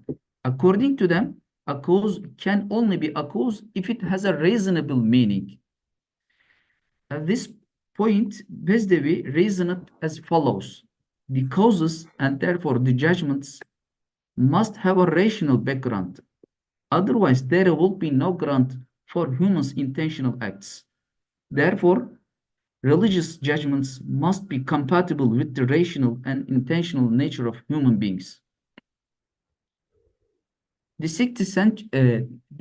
6th century jurist Alauddin as-Samarkandi aimed to develop Maturidi's rationalist method. And apparently, for the first time, he clearly and bravely included God in the necessary relation between cause and effect. He endorses Maturidi's following definition of cause. Because for Maturidi is the meaning, property, ma'na, which when it exists necessitates the judgment. متى وجدت العلة يوجب الحكم. He says God has made the judgment obligatory because of this cause. Therefore, religious judgments are caused, that is معللة, by certain reasons. Sadr al-Sharia, one of the important representatives of the 8th century Hanafi Maturidi tradition, took the tradition's previous accumulation one step further. Tabusi and Pezdevi had emphasized the rational aspect of the cause, and the Samarkandi has stated that God judges on the basis of the cause. Now Sadr Sharia says that religious causes are not different from rational causes. For example, a religious cause is not different from the effect of fire on heat. Allah has made fire burning, therefore fire is the necessary cause of heat burning. Similarly, Allah links judgments to certain causes, and thus divine judgments become necessary at the moment of the existence of these causes. Chapter 2, Wisdom in Divine Acts. First of all, according to Maturidi, the founder of the theological perspective of the tradition, reason contradicts being absurd, purposeless, and without wisdom. Where there is reason, there must also be wisdom, hikmah. Maturidi states this world in which the reason exists cannot have been created without wisdom and without purpose. That is, this world in which the reason exists cannot have been created abas. Thus, according to Maturidi, divine wisdom and divine creation works according to reason. Maturidi defines wisdom as doing something in the most correct way, al-isaba.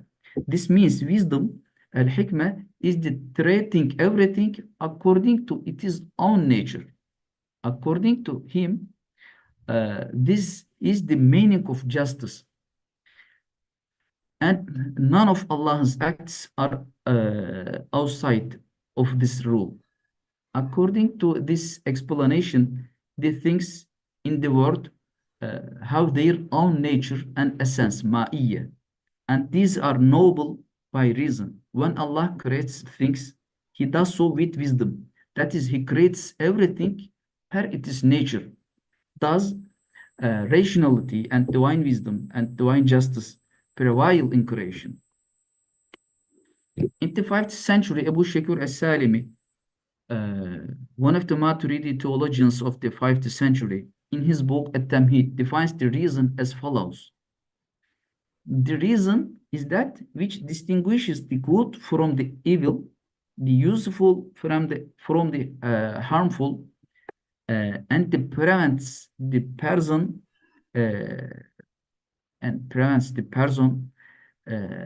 from delusion and unreason, safa. According to the definition, what is rational is also what is per wisdom. In this context, revelation and prophethood are obligatory due to divine wisdom. It is impossible for God not to send revelation, wahi, whilst people are in need of it. The wisdom here, that is the rational dimension, is to save human beings who by nature harm each other from destruction. Therefore, the act of descending a prophet is based on a rational benefit, maslaha. In the 6th century, Nuruddin as-Sabuni, one of the important Maturidi theologians, similar to Salimi, argued that prophethood is not contingent, as in the case of Ash'arites, but rather it is prophethood is necessary as a requirement of divine wisdom. Sabuni proves this claim as follows: the reason of human beings has been created with the ability to perceive the good and evil in things. However, the reason cannot comprehend the good or evil aspects of every single act in detail. For example, it is known with the reason that one should be grateful to the Creator, but the reason cannot comprehend how this will happen. Therefore, Allah, in His wisdom, sends messengers who declare the good or evil aspects of every act. In this way, only in this way, people can act per reason. This argument reveals two things. Firstly, sending a prophet as a divine act is based on a certain benefit that is explaining what is rational. Secondly, divine judgment manifested as religion coincide with reason. Finally, we will present Sadr Sharia's opinion on divine acts. Sadr Sharia touches upon this issue while analyzing the concepts of divine will and divine predestination, at-taqdir al-ilahi. According to him, will, al-irada, is the feature of choosing things according to their own characteristics. ترجيح الأمور بخصوصياتها. Things have their own structures. And predestination, التقدير الإلهي, is the finalization of the will in all its aspects. I think comes into existence only after divine predestination and only when all the causes are realized. Here it is important to understand what the causes of things are. What God brings into existence is either intentional act of man or any object that is not intentional. According to Sadr Sharia, in the creation of man's intentional act, the cause on which divine predestination depends is man's will. God creates man's act after his will. The cause of the creation of things that are not intentional is apparently the specific structures of things. Because divine predestination, taqdiru lillahi, also includes divine wisdom. Sadr Sharia defines the concept of wisdom as follows: wisdom is the agent's knowledge of deep structures. يعني علم الفاعل بدقائق الأمور. This definition shows that divine wisdom, which emerges with divine predestination, is based on the essential structures of things. The condition required by the essential natural structures of things constitute the cause of divine acts and creation. An important point here is this: the causes, all causes are rational. According to Sadr Sharia, what is rationally good is rationally obligatory, and what is rationally evil is rationally forbidden, haram. And that the same is true for Allah. That is, what Allah says is good is rationally good, and what Allah says is evil is rationally evil. Sadur Sharia explicitly says that all of God's acts are justified by the beneficence of the created things, contrary to Ash'ari. That is, he says, أن أفعاله تعالى معللة بمصالح العباد.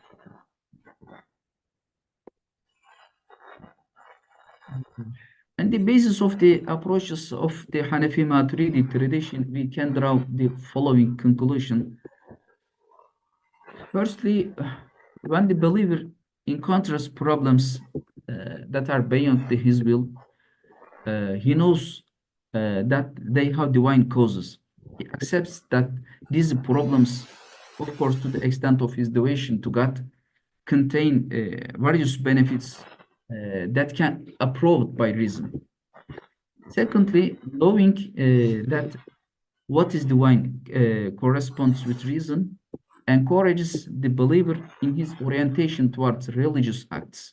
Moreover, the idea that God has placed rational essences in the nature of everything reinforces the idea of free will. Thirdly, the idea that divine is rational indicates that nature has a rational order. It also supports the idea that all human rational endeavors and inferences have a divine nature. This leads us to following idea. Although revelation is complete, divine grace, al-inayatul ilahiyya, continues to protect and guide mankind through reason. Fourth, if the rational order encompasses the whole universe, including human nature, then reason represents universality. So, what is the correct universal and rational inference? As Maturidi points out, it is the inferences that are least affected by the emotional characteristics that divide people and distract them from reason. Finally, if nature has a rational and divine order, human rational scientific and philosophical production should bring him closer to the Creator. As long as man uses his reason, he is connected to his divine nature. And this both keeps the divine essence alive in him and reinforces his free self-respect. I know my English and pronouns is not perfect. Altrusts from Allah and mistakes from me. Thanks you for listening patiently.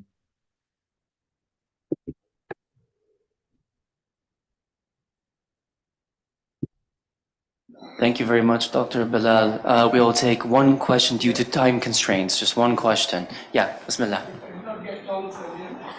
Bismillah. Thank you very much. This was a very good presentation, I should say, especially this on Maturidi. But one point which worries me is that he brought Maturidin is very close to the Mutazilites, because Mutazilites said, As-salah wa asa Allah. Almost all the aspects which he has mentioned about these different Maturidian scholars, they also say same thing. While as there is a scholar up in India, you might have been knowing, Shibni Namani. He says there is only 1% difference between the doctrines of Mu'tazilites and Ash'arites. But here it seems that Mu'tazilites are very close to Mu'tazilites rather than Ash'arites. So this is one of the points which is worrying me. And second was, earlier I just want to say that about this hadith, that who sees prophet in dream. So there's just, I want to explain, because that is, because there it's also mentioned there by ulama. So the person who is seeing that dream, he should be knowing the Shamail of the Prophet. It is not open to all in that sense. So we have to be very much qualified in this way. Thank you very much. Excuse me, Can I answer this question on chat section?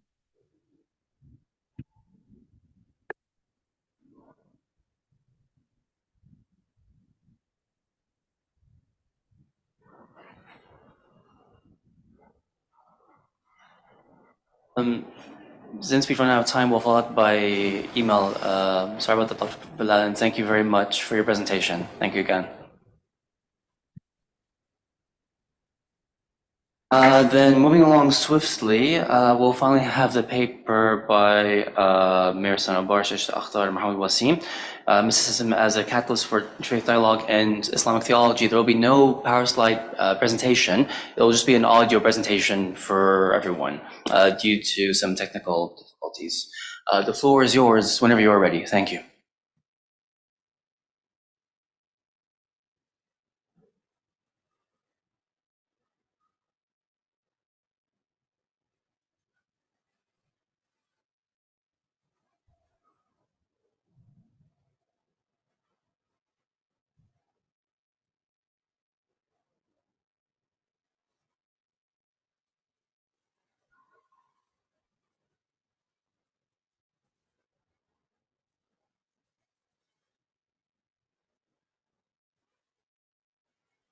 If you are online, please do let us know.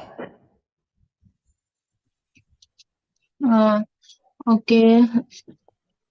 Hello, Assalamu alaikum, and good morning to all of you.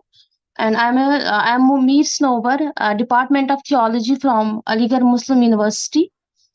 The topic I'm going to present is mysticism as a catalyst for interfaith dialogue in Islamic theology.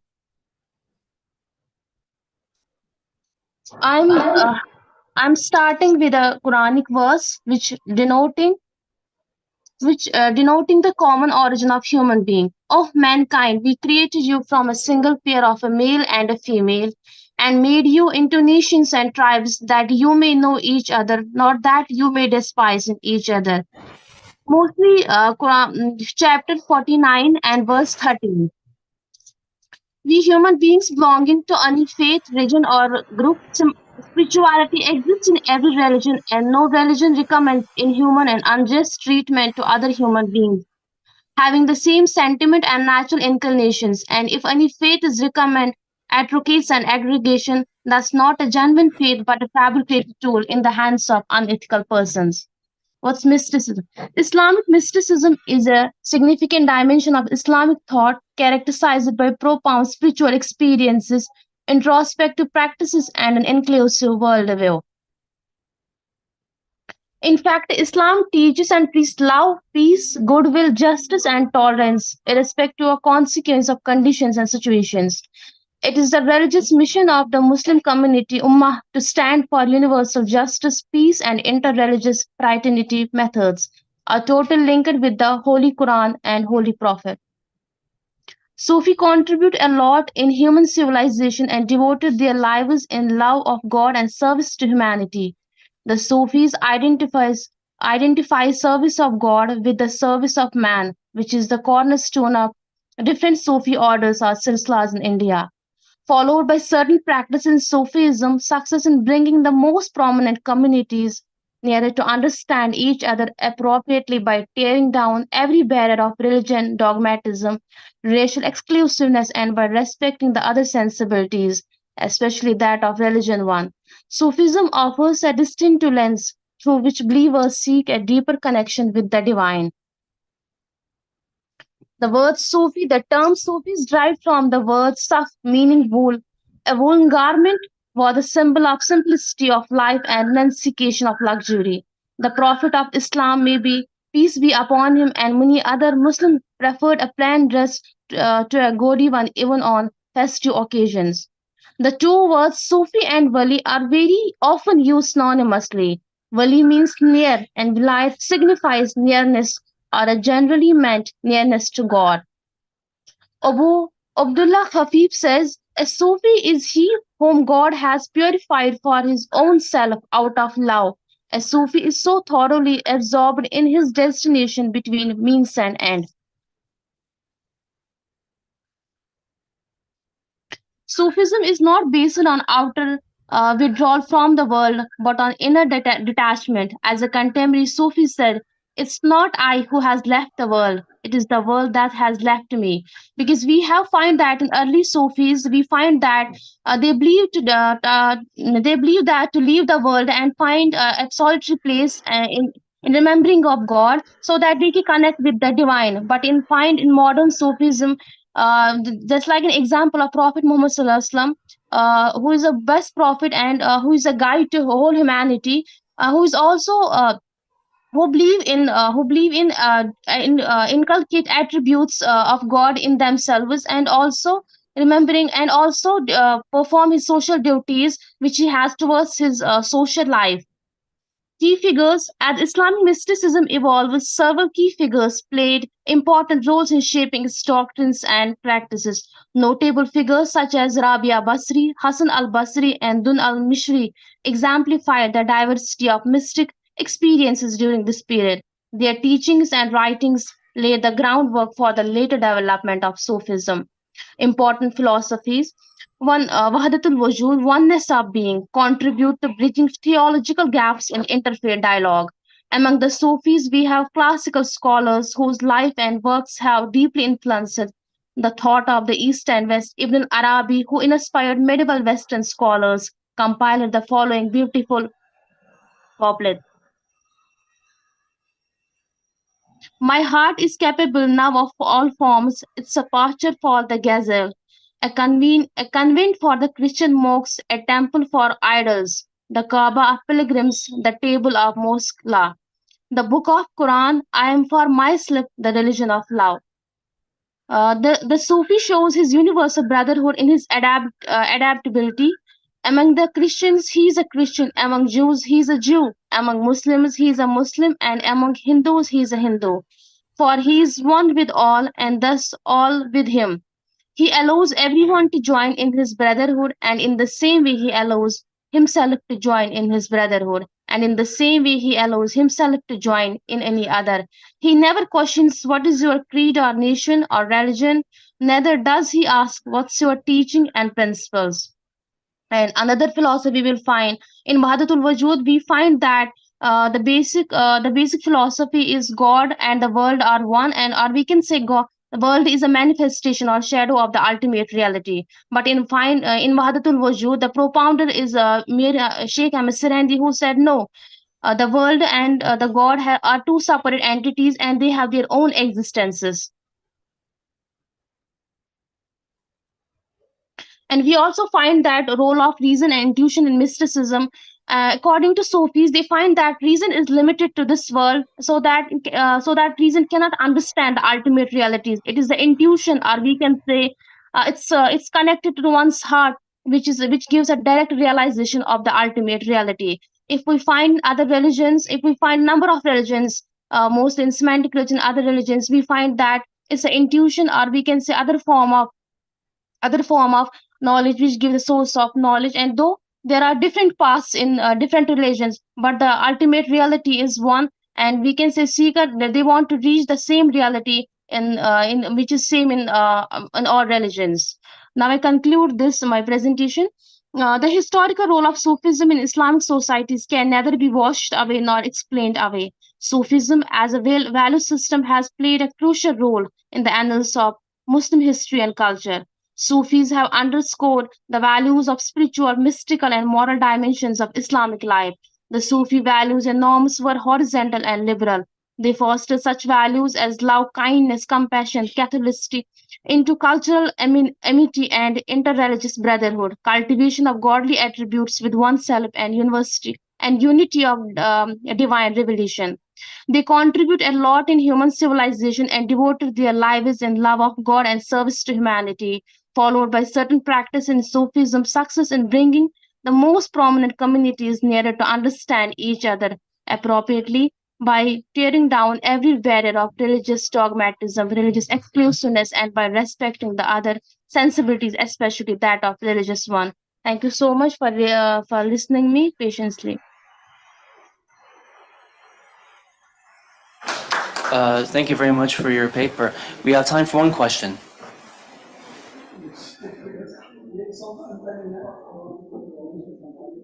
Okay, but related to this paper. Huh? But Yeah, related to this paper also. Okay, go ahead. Basically, paper was just general, and a lot of generalization have been made. First of all, we can't call Islamic Sufism as mysticism. It has its own definitions, and we have great, legacy of Sufi scholars. They have defined Sufism. And secondly, there are Sufis who have not propounded such theories that you can be like a Wahdatul Adyan rather than Wahdatul Wujud. It seems that as these Sufis were propounding Wahdatul Adyan rather than Wahdatul Wujud, because they did not content in everything, they have their own definitions, explanations of each and every. For that reason, they were categorized by men like Ibn Taymiyyah into three categories. One was Ahmadul Huda. So some of the Sufis, they were just having different notions, and one of the great Sufis, who was the forefather of Muhyiddin Chishti, Maudud Chist, he says if a Sufi claims to be Sufi and he does not invite people towards Quran and Sunnah, he is not a Sufi, he is a Shaitan. So how we can generalize Sufism to that extent that everything can be included in that? So then how we can differentiate it from other, sides of mysticism prevalent in the religions? Although it is for humanity, it is for love, harmony, but it has its own field and definitions. So we have to be very much careful when we define Sufism, but not in this general, in a generalized manner. It has its institutions, so we have to be very much careful. Okay, thank you, sir.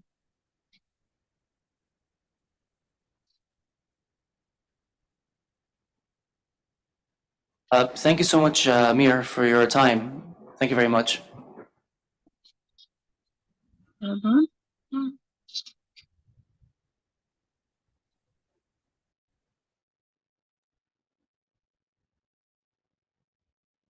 And we'll be back at 3 o'clock sharp to begin the next keynote speaker. Thank you very much.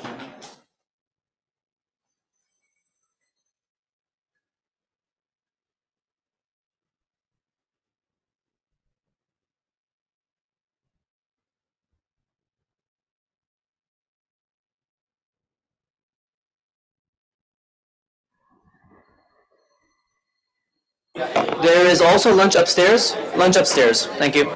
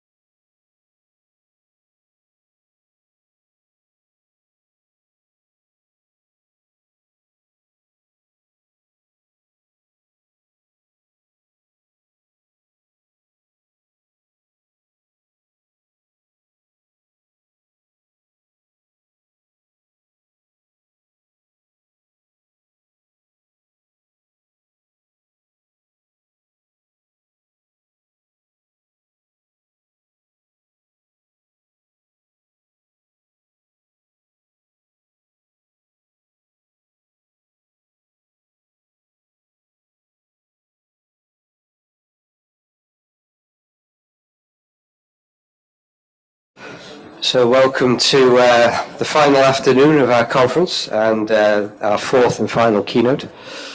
Thank you very much for all attending. So it gives me great pleasure to introduce our final keynote speaker, Dr. Khairuddin Al-Junaid.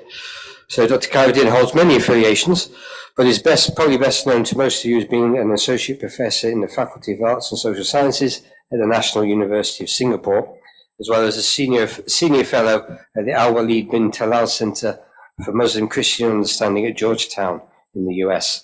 So he holds a doctorate from the School of Oriental and African Studies and can lay claim to a very extensive body of research spanning multiple countries, including the Philippines, Indonesia, Malaysia, Australia, the Netherlands, and the UK. An extremely prolific author, his most recent notable publications include Colonial Violence and Muslims in Southeast Asia, published in 2009, Radicals, Resistance and Protest in Colonial Malaya, 2015, and Shapers of Islam in Southeast Asia, 2022. He's also recently edited the Routledge Handbook of Islam in Southeast Asia, while his Muslim Cosmopolitanism, Southeast Asian Islam in Comparative Perspective explores cosmopolitan ideals in Southeast Asia and has arguably become paradigm shifting within the field. So we're very lucky to have him here with us. So Dr. Khairuddin's keynote today is entitled Towards an Islamic Theology of Global Change, and I'm sure it will give us all much food for thought. So, Professor, please.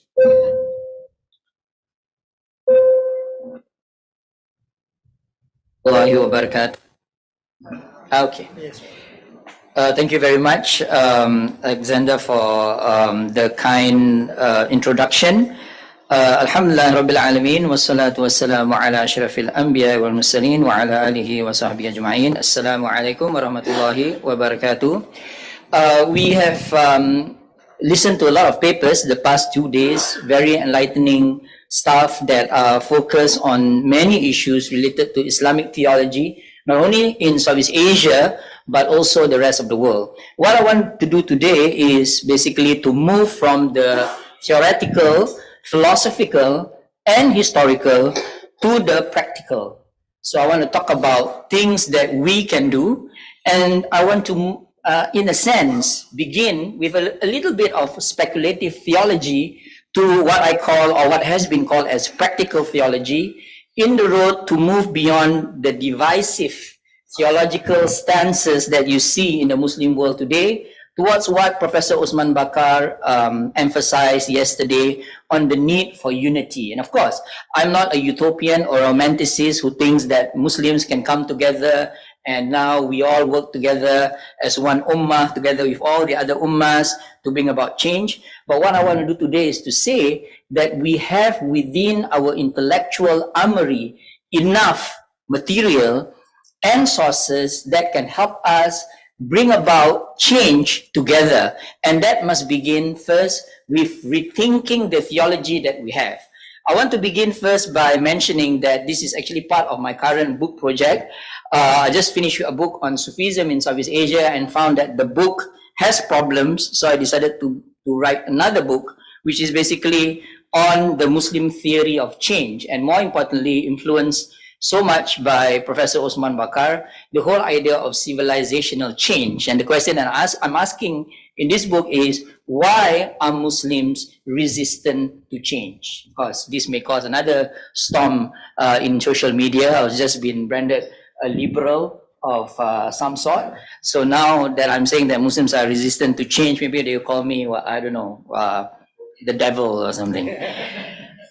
So let me begin with that this is part of a book project, and I'm going to go in 3 intellectual steps. The first, I will begin with the theological tendencies in the contemporary Muslim world. We heard today from Professor Andrew Peacock and also Alexander on the kind of theological tendencies that you see in Southeast Asia. When I talk about the contemporary world, we cannot forget the historical. What you see today is a consequence of what has accumulated through time. And then I'm going to try and merge or synthesize the thinking of key Muslim thinkers in the Muslim world. In here, I'm going to talk about Muhammad Abduh. I will be delivering another paper in London in April, a workshop about Muhammad Abduh's influence in Southeast Asia.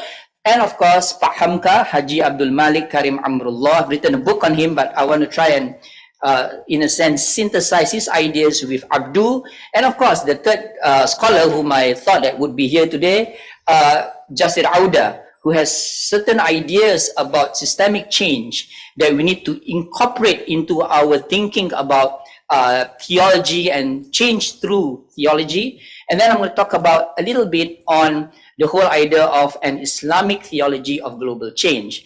Again, I want to emphasize that the Islamic theology of global change in many ways parallel with other theologies as well. So this is where I want everyone here, Muslims or non-Muslims, to look at it from the perspective of comparative theology. What we are thinking as Muslims are sometimes no different from what other religious groups are thinking about. Of course, in our own religion, it is rooted in certain texts, and I will talk about this in our Turaf, and how we need to make our Turaf now relevant in order to bring about change in the Muslim world.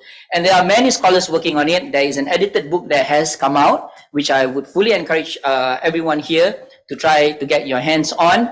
This is edited by Luwai Safi, who is currently the colleague of our brother from Hamad Khalifa University in Qatar. And the title of the book is Islam and the Drive to Global Justice.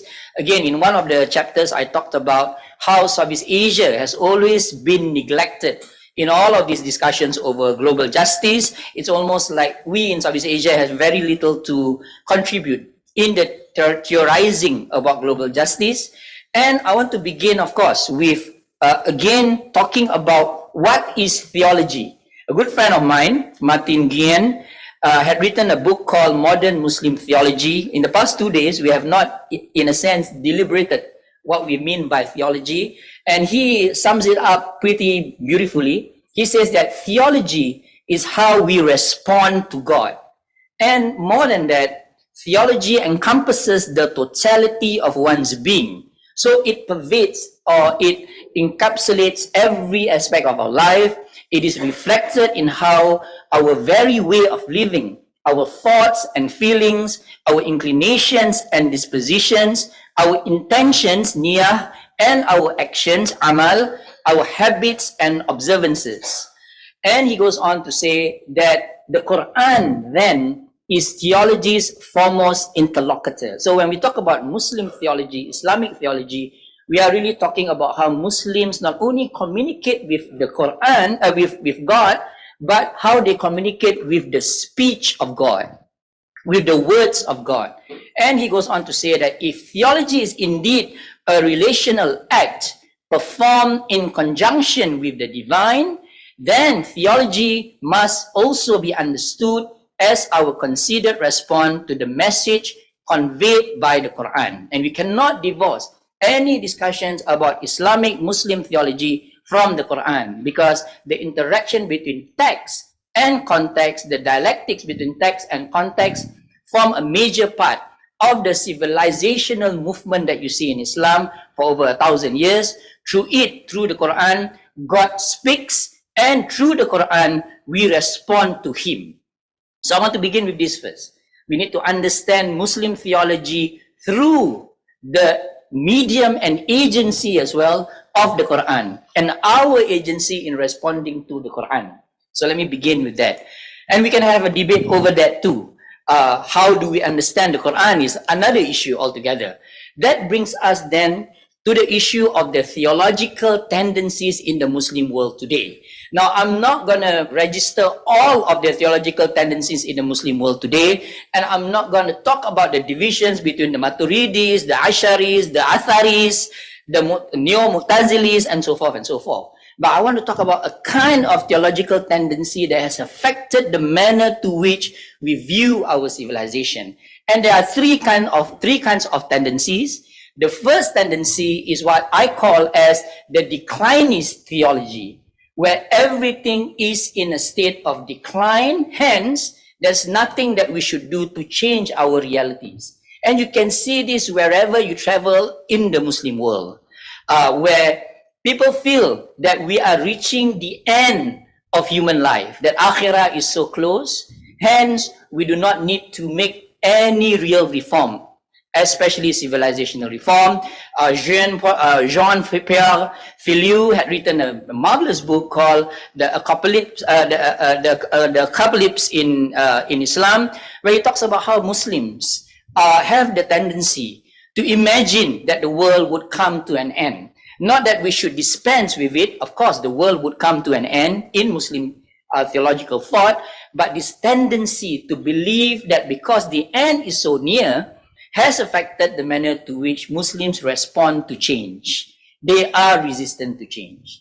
The second kind of theology is what I call as the quietist theology, where this is so much manifested in the politics of Muslim countries, where the quietist theology, in a sense, suggests that Muslims should not do anything in states of oppression. And this, according to Saud al-Sarhan's edited book, many of the nice essays in the book, is seen even in Shiite thought. So we always say there's always this dichotomy that has been made that Shiism is far more an activistic religion or activistic strand of Islam than Sunnism. But in this book, the authors are arguing that within Sunni and Shi'i thought, and I will include Ibadi as well, there is this pervasive quietist theology that's happening.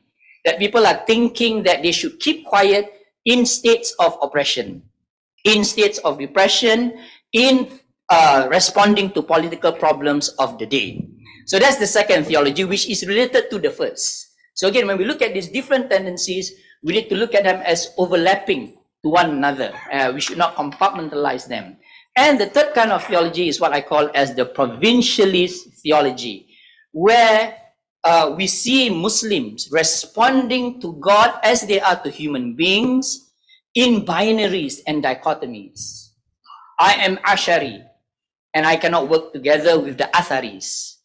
I am Sunni, and hence I cannot work together with people from other schools of thought. I am Shafi'i, and therefore I have a problem with the Hanbalis. And this provincialist theology is, to me, and I dare make this statement as a Muslim myself, is born out of the ways in which we interact with the Quran and the Sunnah. The Sunnah becomes not only racialized, nationalized, and also turned into a form of sectarian tool, but the Sunnah and the Quran is used as a tool to support certain ends that cause divisions, not only between the Muslim community, but between Muslims and non-Muslims. Hence, the stripping away of what I call in another book of mine, the Muslim cosmopolitanism that has been there in our civilization. So these are the three different sorts of theologies, and I hope we can have a discussion over it. Please, please disagree with me, since I've been branded a liberal. I liberally would like people to disagree and to speak up and to tell me where is it that at which point do you disagree with me. But more importantly, the effects of these three theological tendencies has been dire in the civilization. It has curtailed productive conversations. You cannot say anything without being branded something. It has hindered synergistic reforms. People don't want to work together because they belong to different types of theological thought. And it has fostered, more importantly and more sadly, radicalism and extremism. So the roots of extremism that you see throughout the Muslim world today, to my mind, is born out of the three theologies that I spoke about just now. Either they believe that the world will come to an end, either they believe that at the end of the day, it is their sect, their group, their ideology, their nation, their race that has all of the answers for the whole of humankind, or that they believe that they can respond to God in the best manner possible and other people can't. And this is the thing that we need to take note of intellectually. Are you all still with me? So, okay, yeah? All right. So that leads me then to thinking out or finding an intellectual way out of this problem. And I want to start from ground zero to look at the ideas of three key thinkers in the contemporary period. The first is, of course, the great Muhammad Abduh, And of course, we have a lot of criticism of Abdu himself. Many of his ideas are very, very problematic. But if there are some ideas of his that we can use, is his whole notion of what theology of unity is all about. And in the book, Risalah to Tawheed, he talks about how divine laws have to be reinterpreted to such a way that it becomes a transformational tool. That we should not respond to divine laws only as a matter of a normative imposition into human life. He says in the book, there is a spirit from which the life of nations takes its rise, illuminating their true well-being in this world, here and now, before the other world is reached. And again, he talks about he's responding to people who are very apocalyptic in their thinking. He says, it is the spirit which God has implanted in his divine laws for the right ordering of thought and reflection. That when we look at divine laws are supposed to help us to think. Divine laws are not supposed only to tell us what we should be doing. Hence, if a Muslim prays, he should be thinking why he prays. If a Muslim fasts, he should be thinking through and reflect the whole purpose of fasting, the discipline of desire, the curbing of ambition and lust. It is the spirit which bids us assess every question on its proper merits and pursue all objectives soundly, keeping faith, holding brotherhood affection, and cooperating in right dealing with mutual loyalty through thick and thin. And of course, he goes on to say, Inna Allah la yughayyiru ma biqawmin hatta yughayyiru ma bi anfusihim. That ayat, according to him, even if you open all of the books of tafsir, is a way of God telling us that he will not help us until we change what is in ourselves. So anfusihim, according to Muhammad Abdu, is not the nufus, is not the inner being only, but it is actually at the level of thought. Hence, a total rethinking about the commandment of God. So that's the first, Muhammad Abdu. So from that, our speaker yesterday, Muhammad Gamal Abdul Nur, is just said that we couldn't hear him properly, but I would totally recommend his book entitled The Higher Objectives of Islamic Theology, where he, in a sense, extends what Muhammad Abdu is trying to say here, that we need to reinterpret the whole idea of what Aqidah is. Aqidah is not only a matter of faith and belief, but Aqidah is about social action, it's about social change, and it's about bringing about transformation in human societies. Now that leads me then to Hamka, a very much neglected thinker throughout the Muslim world. I'm trying to not only rescue him, but other thinkers from Indonesia, Malaysia, Philippines, and others, and put them into the international stage. And Hamka talks about not only the spirit of divine laws, very much influenced by Abdu himself, but about the dialectics and nexus between faith and agency, between taqdir and ikhtiyar. And he says that we cannot awaken the Muslim civilization until we reconceptualize what is faith and what is agency. And he says in Pelajaran Agama Islam that faith is a motivator. Faith is not a determinant. Faith doesn't mean that your fate has been decided by God, that you don't have any agency to change your fate. So it's a very interesting reconceptualization of what faith is. He does not see faith as a fixed box that has been placed upon humankind, but rather a path of possibilities for mankind to choose. And he says the belief in God gives rise to agency, not faith. The belief in God, theology brings about agency. In addition to trust and hope, belief in God gives us courage to face all difficulties in life, where we fear, beg, seek refuge, worship only Him and no other. And he says that we need to reinterpret taqdir and ikhtiyar, how they come together, in order to give rise to an empowering theology. For this reason, according to him, the verses on faith and the verses of agency are not conflictual, but are in harmony to encourage us to use reason and intelligence strength and effort to fulfill lifestyles. This is a millennium-old debate amongst Muslim theologians, where they say that if human beings are fated to be going to hell, why then should they be doing good? So it goes into this whole philosophical arguments about the problem of evil, the agency of human beings, and the fate of humankind. But Hamka is saying that that discussion should not end, but that discussion is not as important as what we can do to our lives. This means, according to him, that we are given the freedom, Korea, to act on our own within the scope of divine power, desire, and kindness. Whatever that God has given human beings, that is the scope of freedom that we have. Since we recognize that there is a scope of freedom and we cannot see the limits of that scope, we imagine that God gives us the largest limit as possible. Hence, the hudud of life is not something that is limited, but something that is infinite. You can do anything, save what God tells you later on that it cannot be done.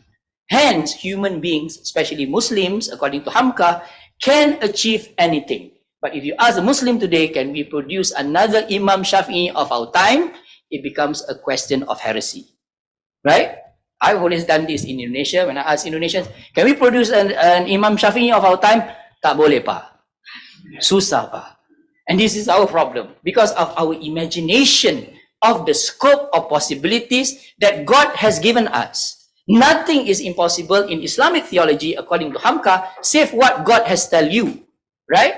But then we bring about these new limits that limits our possibilities of achieving something, and that leads to regression in Muslim community. And last but not least, I have 20 minutes more, right? Is Jasir Auda. Now, Jasir Auda, he has this marvelous book, The Maqasid Sharia as the Philosophy of Islamic Law, and he criticized the compartmentalized and outmoded approach to Islamic sciences.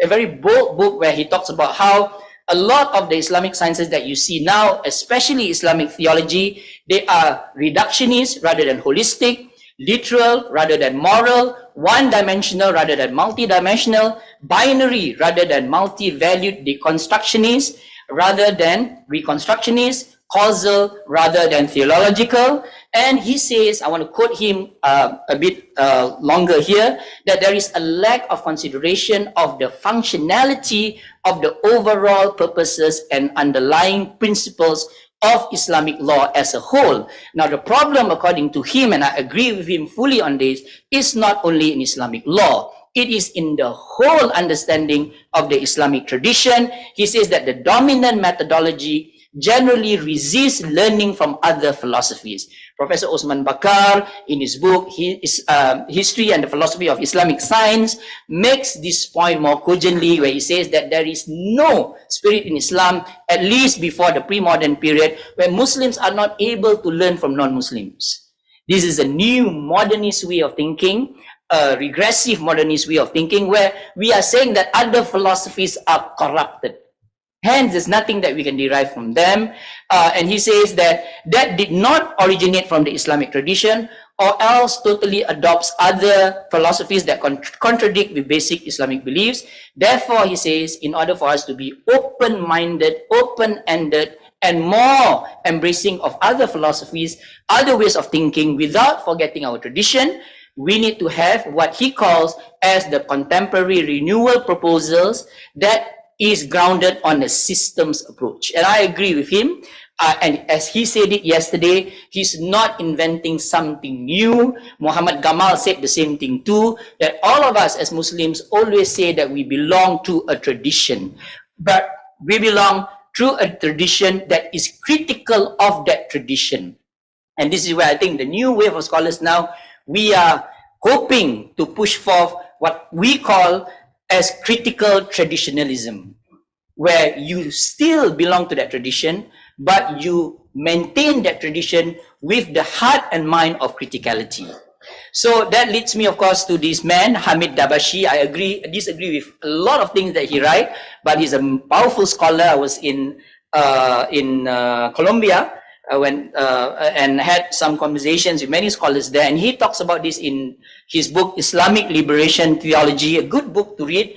Lots of problems in it, but I think one point that he made very, very cogently is that the only way that an Islamic liberation theology can be part of a global resistance to any empire, any forms of repression, is to be a party to a global conversation, safeguarding its theological monotheism by placing it within heterogeneous, multifaceted, and syncretic theodicy that instead of trying to rationalize and thus dismiss the existence of alterity, incongruity, and the choice in the world, it in fact embraces its ideological rivals and theological alternatives. So just to sum this point, powerful point up, is that it is in Islam where Muslim scholars are able to accept the spirit that comes from their rivals. And this is seen in the life of Imam Ghazali. He engages with philosophies that come out of Islam, outside Islam, with the Greek philosophers. But he took the methods of the Greek philosophers and used it for the benefit of Islam. And this is the spirit that Hamid Dabashi was trying to push forth in his book. Everyone's okay? Am I going too fast?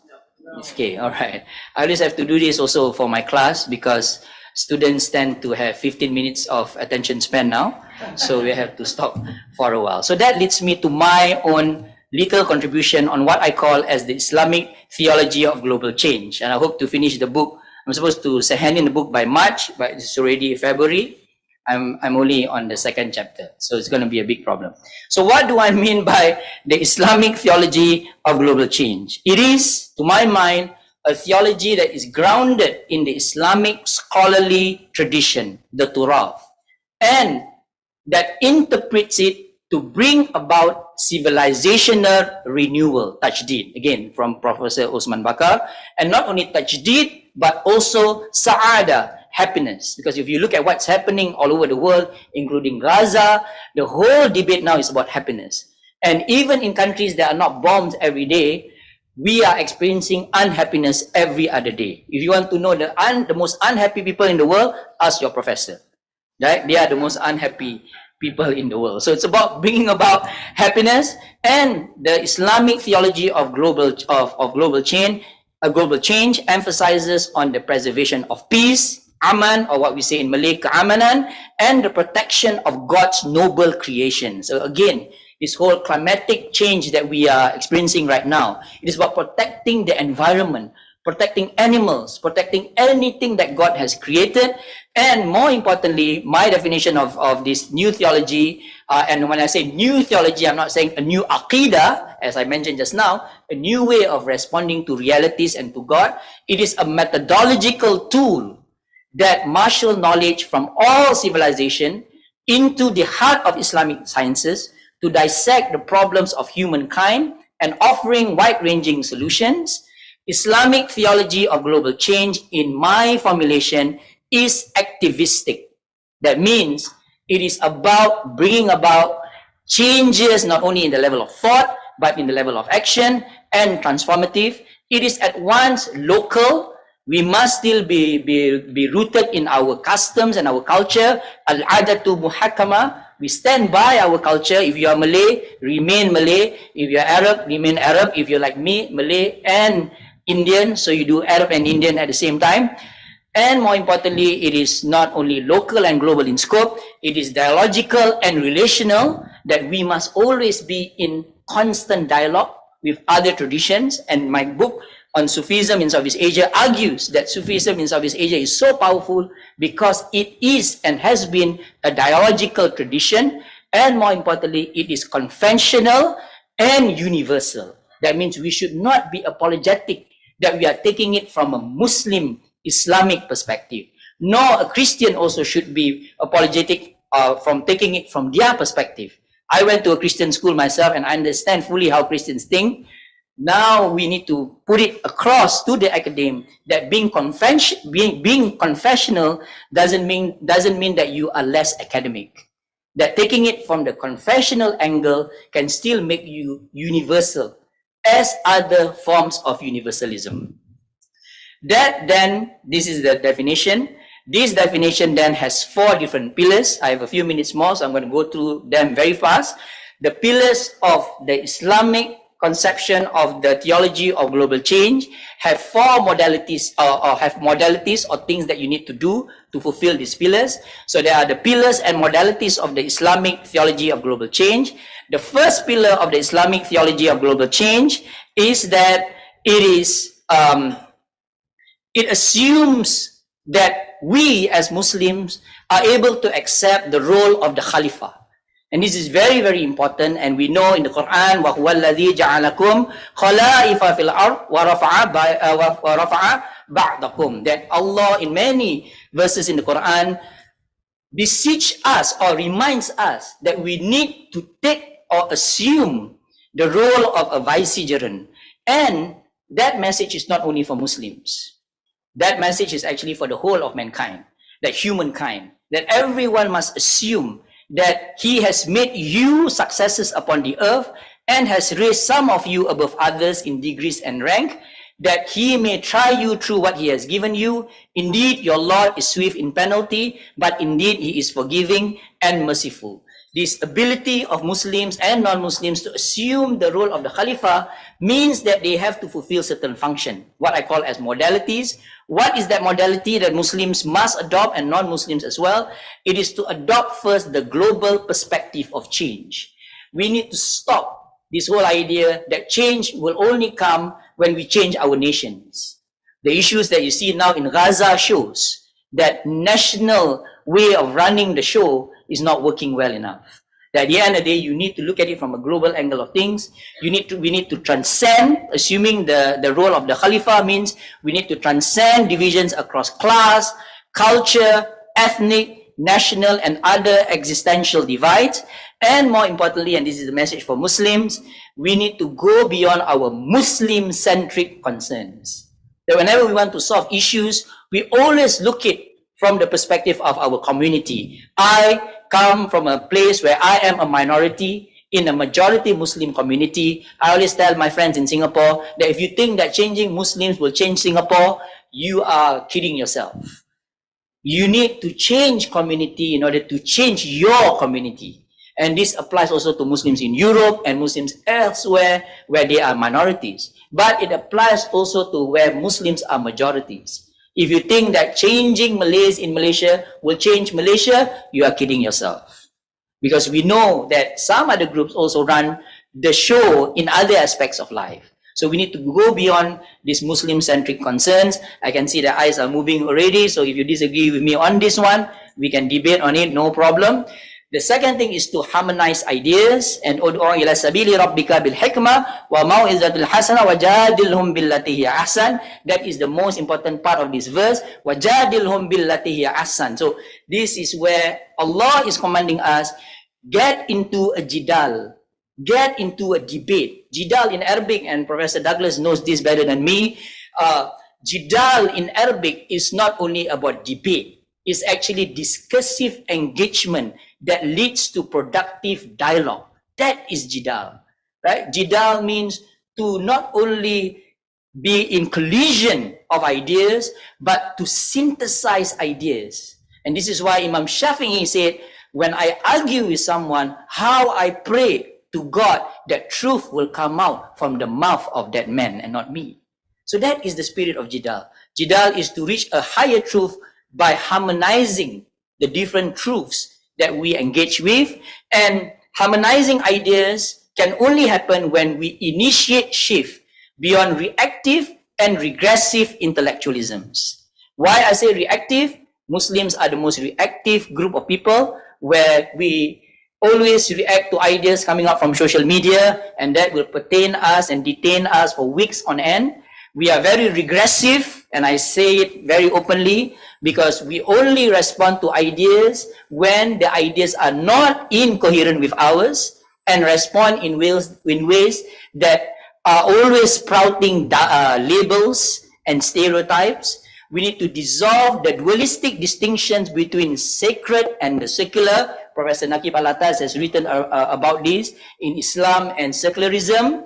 We may disagree with some of his conclusions, but the big point that he has made, and I made this in my book, I made this point in my book, Shapers of Islam in Southeast Asia, where he's arguing that the fact that these divisions have been developed, it has also caused a lot of intellectual confusion in the Muslim mind, and therefore we need to engage in dialogue with faith-based and secular forces as well. One problem that we have amongst Islamic Muslim activist groups is that they do not want to engage with any discussions with secular groups. I will not mention which country, because then I cannot go to that country that I like to be in.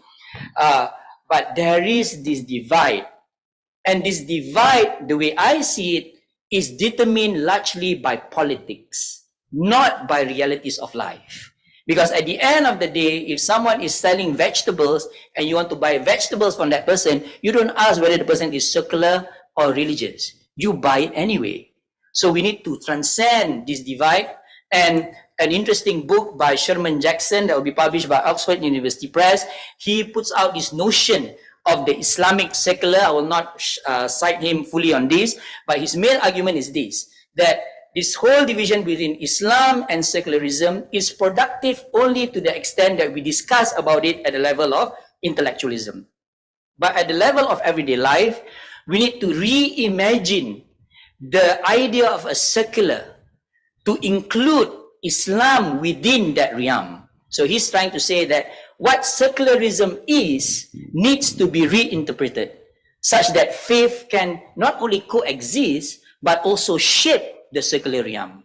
Hence, bringing back the primacy of the Sharia and also Islamic ways of life within secular environment. So we can engage, maybe we should have a session in ISTAC to criticize Sherman Jackson's book.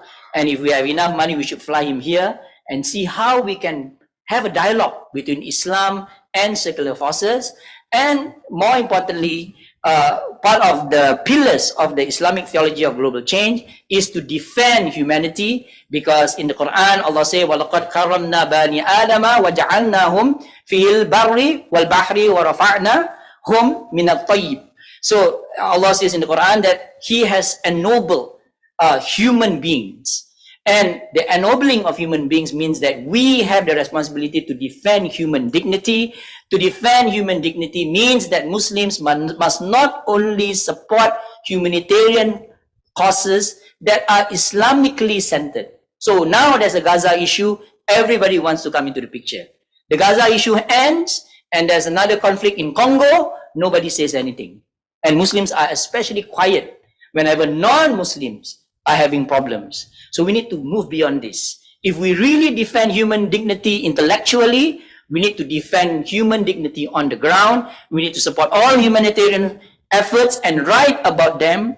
Don't only write about Muslim societies, but also write about non-Muslim societies undergoing oppression. We need to uphold everyday justice. And I have been talking about this in Malaysia since 1 year ago, that we need to pay attention not only with regards to redistributive justice or justice at the level of states. We need to talk about justice at everyday life, where if you see a hole in the ground, fix it. If you see a cat that is dying, feed it. If you see a poor person that needs food, feed him. And this is actually within our tradition, much forgotten in the Muslim world, and to combat what has been called now as post-human forces. So I think Francis Fukuyama talks about this whole idea of the rise of the post-human world. Indeed, we are living in this world where people love dogs more than they love human beings. And this is a reality. We need to combat it intellectually to defend human dignity. And I would encourage you to read the book by George Khatib, Human Dignity, where he says that I still think we can form an understanding of human dignity that perhaps survives the worst that people have done, and therefore the worst that has been said so far about humanity. We do not need, according to him, a pessimistic theology to say the words. We do not need to get entangled with sin as an affront to divinity. We have only to be honest about the immeasurable wrong that human beings have always done, still do, and will always do. He says, you do not have to love humanity in order to believe in human dignity. It's very powerful. You can love dogs all your life or cats, but you must still defend human dignity. And defending human dignity means you have to get the basics right. What is that basic? To understand that human life is sacred. Last but not least, we need to resist tyranny. A'budullaha wajtanibut taghut, where Allah says, worship Allah and avoid taghut, false deities. What do we mean by resisting tyranny? What does it entail? It means speaking truth to repressive powers, and this is actually the job of intellectuals and scholars and writers. We need to speak truth to power. Of course, many people have been reminding me, speaking truth to power means you also have to be wise. Yes, you have to be wise, but we also have to be brave enough to speak up when we have to. But in speaking up, we cannot also turn into repressive powers, which is happening in the Muslim world right now. Scholars speak truth to power, they come into power and they become repressive. Hence, we need to restore democratic discourses and establish constructive solidarities, especially intellectual solidarity. So one beautiful thing that I see that is happening in ISTAC right now is that you have this Islam and Confucian dialogue. We need to have more of these solidarities going on. This is why when I met Brendan together with Alexander, it's like, you know, two opposing people coming together. It's like a marriage of convenience, but actually it's a real marriage. Where someone who's interested in Christian theology, someone who's working on Islamic theology, working on the same theological issues, we need to have more of this. And I'm so proud that the University of St. Andrews is actually doing this, because I always hope that SOAS would do it, but they have not. And this shows that this kind of solidarities can encourage more conversations between groups. So I want to end with a quote by one of my favorite thinker, who's very concerned before he died about the image of Islam in the world. And he says that, and he's not talking about theology, but he's talking about issues that affects theological thought. It seems to me that scholars have a decisive role to play in the struggle against the new neoliberal doxa. So I want to put it very clearly to people who are listening in, that we need to resist the neoliberal doxa. That it is a doxa, it is imposing itself onto the world, and the purely formal cosmopolitanism of those obsessed with words such as globalization or global competitiveness. He calls it fake universalism that serves in reality the interests of the dominant. This fake universalism, especially neoliberalism, allows one to stigmatize under the demonizing labels such as Islamism, the efforts of such a third world country to assert or restore its political autonomy based on state power. He ends by saying that committed scholars, and I believe everyone who's in this room and everyone who's listening in, can oppose this new internationalism, the neoliberal doxa that has permitted any state in the West to agree to the oppression of a people that do not deserve the kind of inhumanity that they are experiencing right now. It is capable of tackling with truly international force, not only issues such as environmental problems that are truly global, because they know no boundaries between nations and between social classes. They know no boundaries, and I would add, between differing theologies, and they are open enough to accept that in Islam, as it is in other religion, there is a theology of global change that we all can work towards and work together to bring about a better humanity. Aqulu qawli hadha wa astaghfirullahal azim li wa lakum. Assalamu alaikum warahmatullahi wabarakatuh.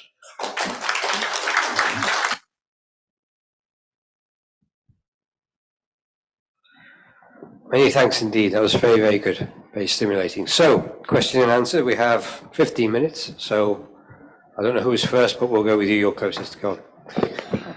Professor, it seems to me that one of the major concerns, if we are to delve into this theology of change, or what I would say functional theology, is our political ontology of Aqidah. It seems to me that whoever controls the narrative about Aqidah, and especially Tawheed, controls power. And behind it is the idea of fear, whether of authority, of sovereignty, that is primarily attributed to the idea of God. So how do you respond with regards to the problem of action, and then the level of thinking and emotions that might gravitate the inertia of moving forward.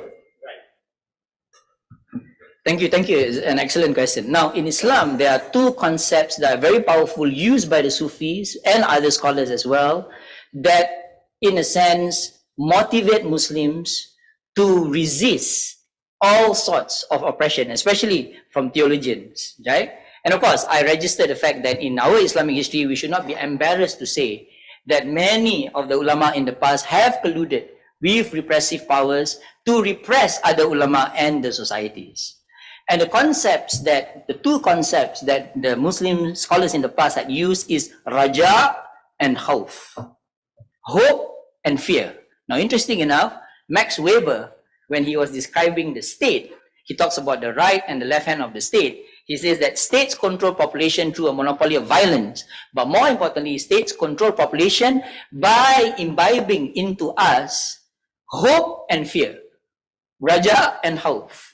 Now, to get over all of this, in a sense, imposition of ways of thinking, we need to first remove from our hearts and our minds fear. And I think fear is a political tool that has been used in Muslim societies. And this fear emerges out of our concern with a few things. One, of course, with our existential being. But second is the issue of status in society. But more importantly is this whole idea that there is so much to lose if we were to speak up on certain issues. That leads us to hope. Raja, what do you hope for when you want to stand up to certain things that you believe in? As far as I'm concerned, we are hoping for change, for the better. That change can only happen when an idea is able to defeat the force of another idea. And in the tradition that we have for us, whenever a scholar or any group of scholars are faced with ideas that are repressive, their response has always been to produce books. That's the only tool that you have. And that's why if you look at the time of the repression, the Mehna under the Mu'tazilites, many big scholars during those days, the top scholars in those days, they refused to speak up against the Mu'tazilites, but one man did. And that man is Ahmad ibn Hanbal, who wrote a stinging response together with Imam Ashari against the Mu'tazilites. And that stinging response that emerges out of hope, of raja, that things will change. Of course, it didn't change very quickly because the repression went on and on for years. In the end, initiated a lot of positive changes in that society and ushered in a more constructive theology that came with it. So that is my response to that. Bismillahirrahmanirrahim. Assalamualaikum. And thank you very much, Dr. Khairuddin, for a very compelling discussion. It was at SOAS that I first came to be familiar with the work of Jürgen Habermas. All right. Public transformation, the transformation of the public sphere. So I was drawing kind of parallels in my head with what you mentioned about Muslims having to have this dialogue in the seculum, with non-Muslims so that we can come up with a new way of going forward. So my question is, with regards to Habermas, he mentioned about the translation proviso, that when we come as interlocutors to the table, we need to engage in a secular way, but we can talk about things which are religious. So my question is, with regards to Islam, as you mentioned, do we have to kind of change it to be a bit more palatable in a secular sense? Or do we still maintain the Islamic ethos, talking about the theology in Islamic sense, like the Sharia as understood by Muslims, as opposed to this demonization of the Sharia in the West? Right. It is a question of translation and language here, right? In the encounter with new ideas that come from other civilizations, especially during the time of Harun al-Rashid, how did Muslim scholars respond to all of these ideas that came from the Greco-Hellenic tradition? The first thing they did was to translate. So in order to have a conversation beyond our own traditions, we need to have a moment of translation of their terms. in our way of thinking. But translation is not enough. What came and what something that we can learn from history is this whole idea of trying to find congruencies. And that requires a higher order of thinking. And this is where Ghazali comes in. Because Ghazali, before he wrote Tahaffud al-Falasifa, wrote Maqasid al-Falasifa. He systemized first. How do you systemize the idea of the philosophers? You need to understand them at the very depths of their discourses. And this is something that we do not do. We criticize secularism, for example, but we do not really understand the varieties and forms of secularity and secularism. Hence, we just throw the baby out of the bathwater and say, all of secularism is wrong, all of liberalism is wrong, all of nationalism is wrong. But if we are able to translate these ideas fully, understand it in its pillars and its foundation, then you can see within our tradition, how do we respond to it? The other problem that comes with it, the problems of translation, is the language of our own tradition. We don't have a mastery of it. When I say language, I'm not saying the Arabic language or Persian or Turkish or Malay or whatever. Language, when we say balagha, I mean, interesting enough, my daughter just graduated from Jordan, Lughatul Arabiya wa Adabuha. Language is not words, right? That's what we call as tafsir bil ayah and tafsir bil ma'na. There's two ways, right? Language is about understanding how a certain terminology is assigned to the world. And this is where Saussure and all of these French thinkers come in. I disagree with them on a lot of things. Derrida, all these post-structuralist thinkers. But Raymond Williams has a beautiful book called Words, if I'm not wrong, where he talks about how language is about how a certain group of people make sense of their being and the world in order to explain the world through their eyes. Now, we do not understand that language in our tradition in that way. Because for us, the language of the Quran is the language of the Quran. You read it, you understand it, and that's it. But you don't understand the alamat, as we say, the sign that it is pointing to. And that requires another level of thinking that we need to develop in our own tradition first. It is not absent in the tradition. It is not for the lack of tradition that we are suffering from. It is the lack of an engagement with the tradition, and to take from the tradition axioms rather than to talk about excellence of the past. Muslims, one day if I'm free enough, I'll write a book about this. Muslims have a problem of reading history for examples of how we did it all correctly. Right? When we read Muslim history, we produce Al-Biruni, Al-Batani, and all this kind of stuff. This is what we do with Islamic history. But we do not read history in order to draw out from that history in the ways in which Ibn Khaldun did, axioms, patterns, rules, laws, and more importantly, signs that we can use for the engagement with the problems of our time, especially with the issues that we face with people whom we deem as secular. Now, a little bit about this whole notion of secular. There is a misunderstanding amongst Muslim scholars that secularism or secular means anti-religion. This is not what secularism is. Secular basically means anything that is not sacred, one, but that doesn't mean that the sacred doesn't have a place in a secular public square.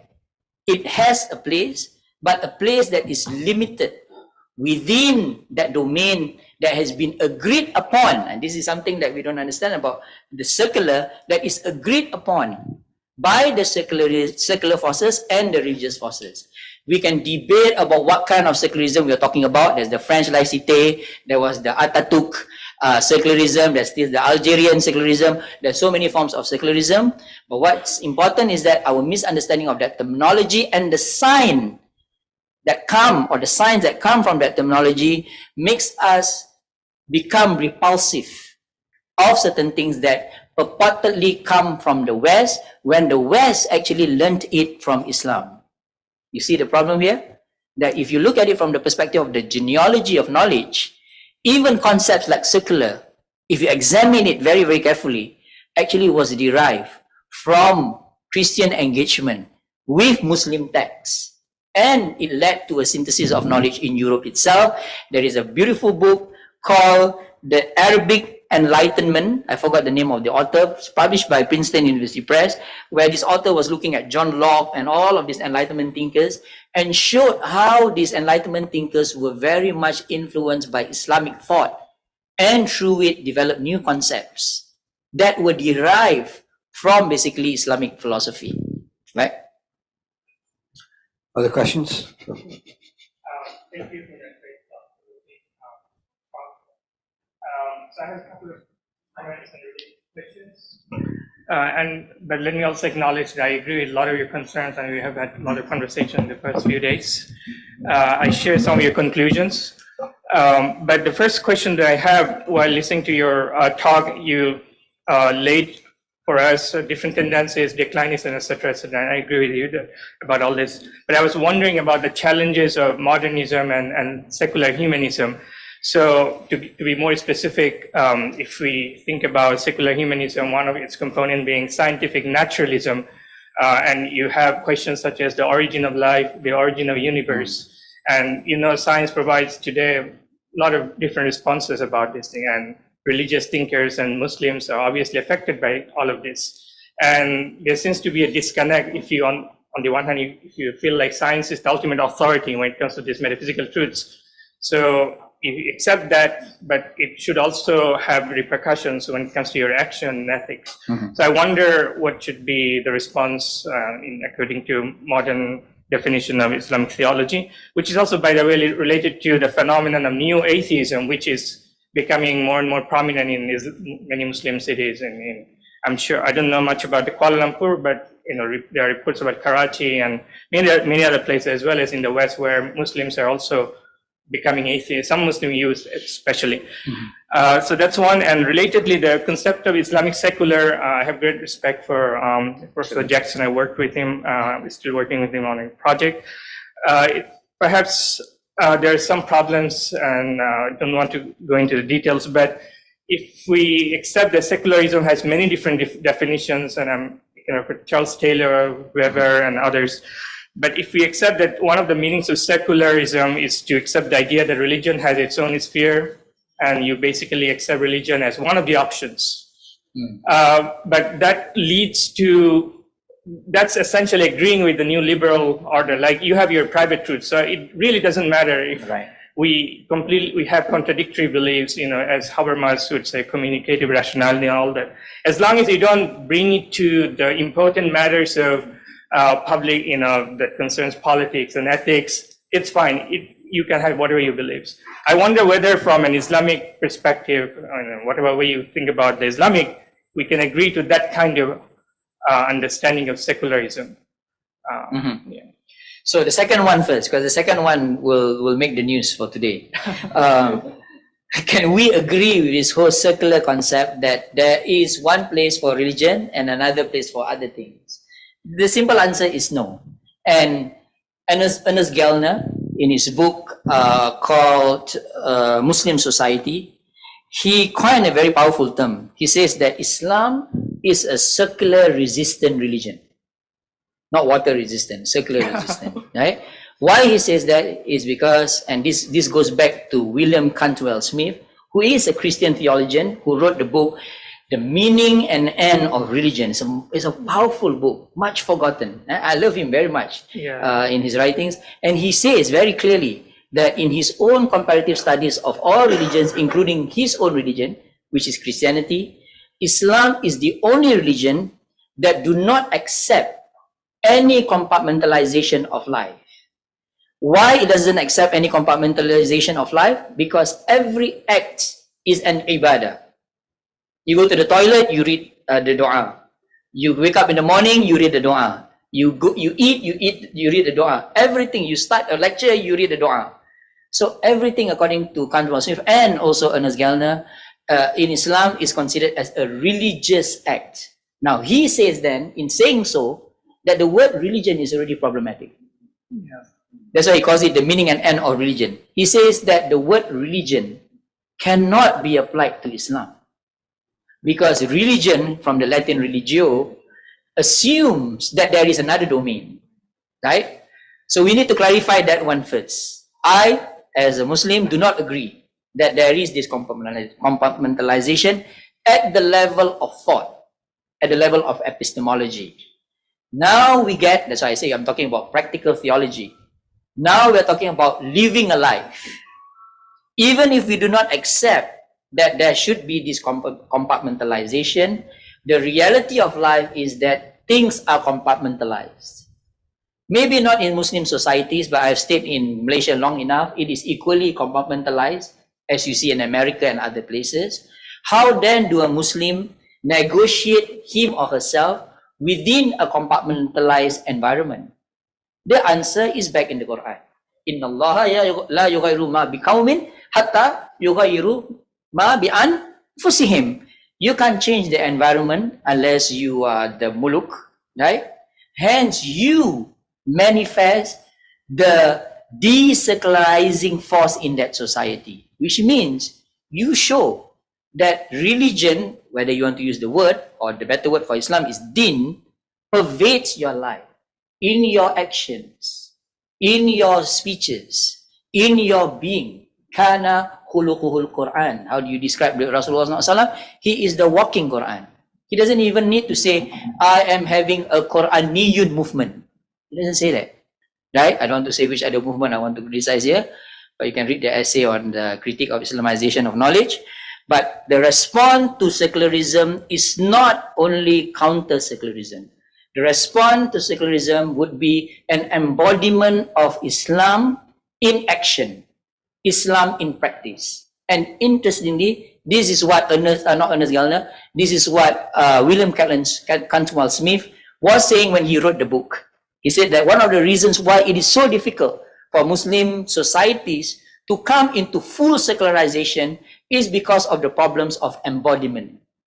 That Islam is embodied in everything that Muslims do. Unless we can deconstruct that. But does that mean secularism is the killers, like modernity, progress, and secularism is the ultimate vision? Right, that's the second question. That's the second question, which is your first question, the challenge of modernism. Modernism, whoever definition you want to take, Anthony Giddens or Charles Taylor, or whoever, assumes that society will move towards the marginalizing of religion in public affairs and in the running of life as a whole. That is the assumption of modernism. Now, Peter Berger is writing a lot on this right now, and other scholars as well. Jose Casanova, I was with him in Georgetown University. They are now saying that the whole modernist assumption is in itself problematic, because modernism has its roots in religion to begin with. There is an interesting book. The title is Edward Said and the Secular Effects of Culture. Again, I always remember titles, I forgot the author's name. And he argues that Edward Said is a secular critique. But he realized as a secular critique that you cannot criticize secularism, or you cannot push forth secularity unless you accept that there is religion. Because secularism cannot survive without religion. It is a polar opposite that makes sense of its identity. Which goes to say that wherever modernism assumes that it wants to go, it cannot deny the fact that religion will still be around, one, and religious people will still be around. Now, the interesting part, and Peter Berger and other global sociologists of religion are trying to say, is that in the case of Turkey, now I can talk about Turkey, finally, with respect of my Turkish brothers and sisters, in the case of Turkey, it goes to show that the project of modernity has actually fueled religiosity. You get what I'm saying? As countries become modern, and especially if the push for modernity is so hard, people will go back, to use the word of Manuel Castells, to primordial identities. And one of that primordial identity would be religion. And that's why you see the resurgence of Islam now. What we don't understand is that the resurgence of Islam, Judaism, Christianity, Hinduism, all the world religions, has to do with the fact that modernity, which assumes a telos, is seen by all human societies now as a hypocritical promise. We're not going up, actually. We are going down. Richard Sennett, in his very powerful book calls it the corrosion of character. He's a philosopher. That what the modern life has done is to corrode human character. And that's why we are in the post-human world. Because there's no character, no akhlaq anymore. So what will happen now? So now, reading a lot now on future studies, they call it. Futurists are trying to say that religion is going to come in quite powerfully now. Because modernity has reached post-modernity, there's no more post-post. Hence, the primordial identities are going to come up. And one powerful primordial identity is religion. They are expecting Islam to make a big comeback. And Turkey is one example of that. Now, this is not something recent. It has happened in human societies. It happened to Christian Europe, actually, for a time. Once they come out from the Dark Ages, there was actually a resurgence of Christianity again. And this happens in any human societies. More importantly to me is, like you said just now, how we respond. Our response to new atheism, in the case of what is the philosopher in England now, Richard Dawkins and friends, Sam Harris and all of these people, is again to not polemicize the debate. And I think we are making it problematic by countering debates in a very, to me, my critique of my own brothers and sisters is that we become very ungentlemanly about the debate, right? Rather, we should engage at the same level, right? And to enter into the discussion in the same vigor and profundity. That's why people always say that, oh, I'm publishing with Oxford, Cornell, and others. I'm an Orientalist because I want to address a Western audience.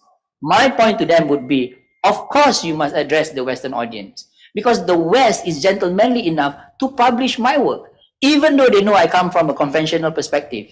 I have been told I gave a lecture in Lund University in Sweden. After the lecture, the organizer came to me and said, "You're not a historian." I said, "Wow, you're a theologian."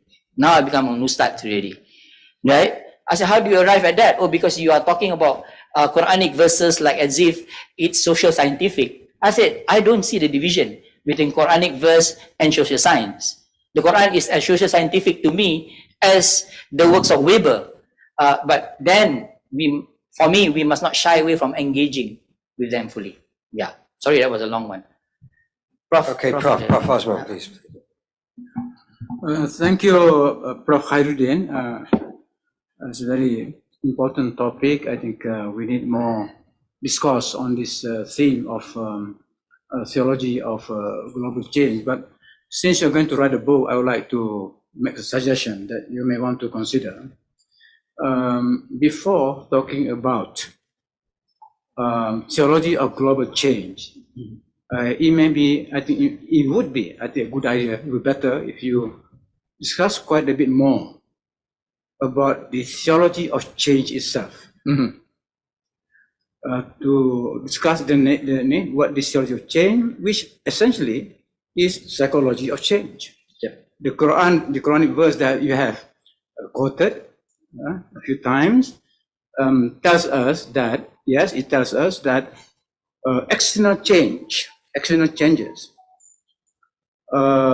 would depend on internal changes. But as you know, what the Quranic conception of the soul is, what is inside us, there are so many possibilities of change. And first of all, to acknowledge, to realize that change within our own being is multidimensional, is practically all kinds of possibilities. So precisely because there are so many possibilities of internal change, it means also that there are many possibilities of external change. So this is why the Muslim mind in general is very suspicious of change, because they are not sure what sort of change is going to happen. So in other words, change is not of one color, not of one type. And it was very important for us Muslims, the Muslim Ummah, to define exactly what that change is, which kind of change, and what is going to be permanent.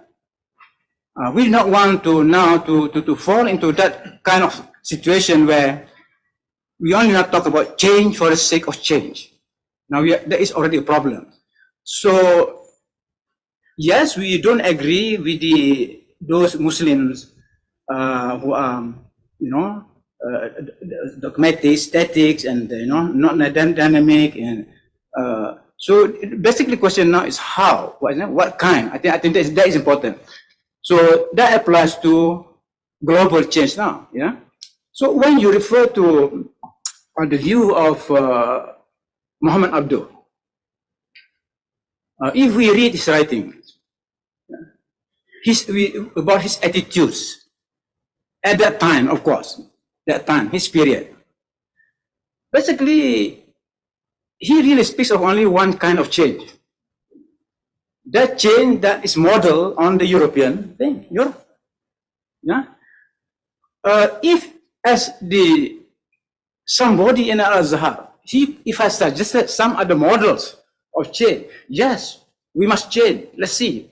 I mean, the West is changing. So many things, they have become powerful, progress. But we did not offer. The problem at that time, we did not offer an alternative change. But the possibility of alternative changes is proved by the fact that all these years, we are seeing so many theories of change, models of change. In fact, the world, today, people talk about how to deal with the environment, for example, how to have a scientific progress without destroying the environment. That's precisely what we have been arguing for. But we did not at the time. We were so infatuated with that, captivated by the only change possible. Yeah, I think this is important for, and basically, of course, the global change, essentially, is what we call civilizational change. Otherwise, I mean, it is very important thing. So I love to wait for the book. Yeah, thank you, Prof. I think we need to delineate very clearly what is the al-thawabit and al-mutaghayyirat. What must remain as a solid rock foundation? Certain things cannot be changed. The idea of human nature, you cannot change that. The reality of God's existence, this is something that Muslims won't change, right? But what can be changed are things that are external to that. So for me, the problem is the al-thawabit has become so huge and the al-mutaghayyirat has become so narrow. And this is the thing for me that Muslims psychologically, and I agree with you, need to resolve that actually Islam allows so much changes that we can do in our lives, and in fact encourages it to happen, as seen in the prophetic example. But this has not been taught to us since we are young, actually, because if you look at Malay society, sorry, again, you cannot even say the word Malay nowadays, or Muslim society lah, penat kadang. When we are young, we are always told, you cannot do this. You cannot think like this. You cannot ask these kind of questions. I was teaching in one of the universities here, and I asked the students, why are you not asking me critical questions? One lady stood up and said, the reason why we are not asking you critical questions because we couldn't ask those questions even at home. So that scope has to be widened, but it has to be widened first in this kind of channels first, and then it has to be trickled down into society until and unless we know what is the al-thawabit and al-mutaghayyirat clearly. And I hope scholars here who are experts in this, I'm not an expert in many of these issues, I'm just laying out the big picture. I hope that you will write more about this very soon. Yeah, it's another one. Okay, thank you. We've run out of time. Unfortunately, we've gone quite a bit over time. So any questions you'll have to pose to Prof. Khairuddin afterwards. But anyway, let's thank him again for a wonderful keynote. And we'll move straight into the next session, session 5. So somebody from ISTAC is moderating this, so if you're in the room, please come forward. Otherwise, I'll have to do it.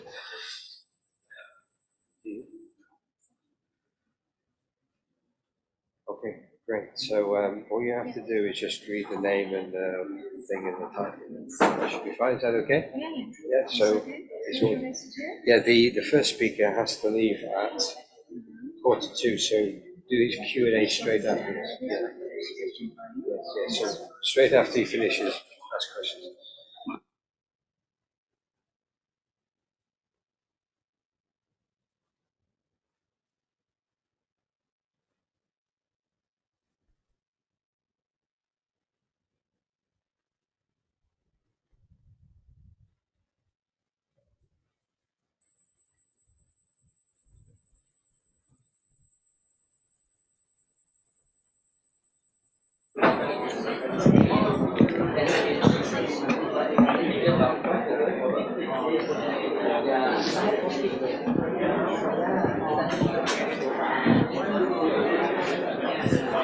Excuse me, fellows, dear participants, Assalamu alaikum.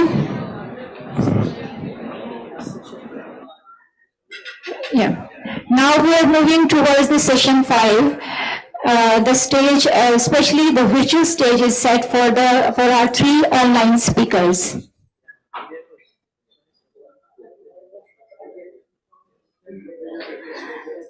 So let's moving further. Embracing the power of online connectivity, we are honored to have Dr. Suhaib beaming from UK, the Asher Center, Ibn Asher Center, on the topic of Tawheed versus last scripture, competing theologies of Quranic sufficiency. So we are welcome virtually Dr. Suhaib Said. Bismillah ar-Rahman ar-Rahim.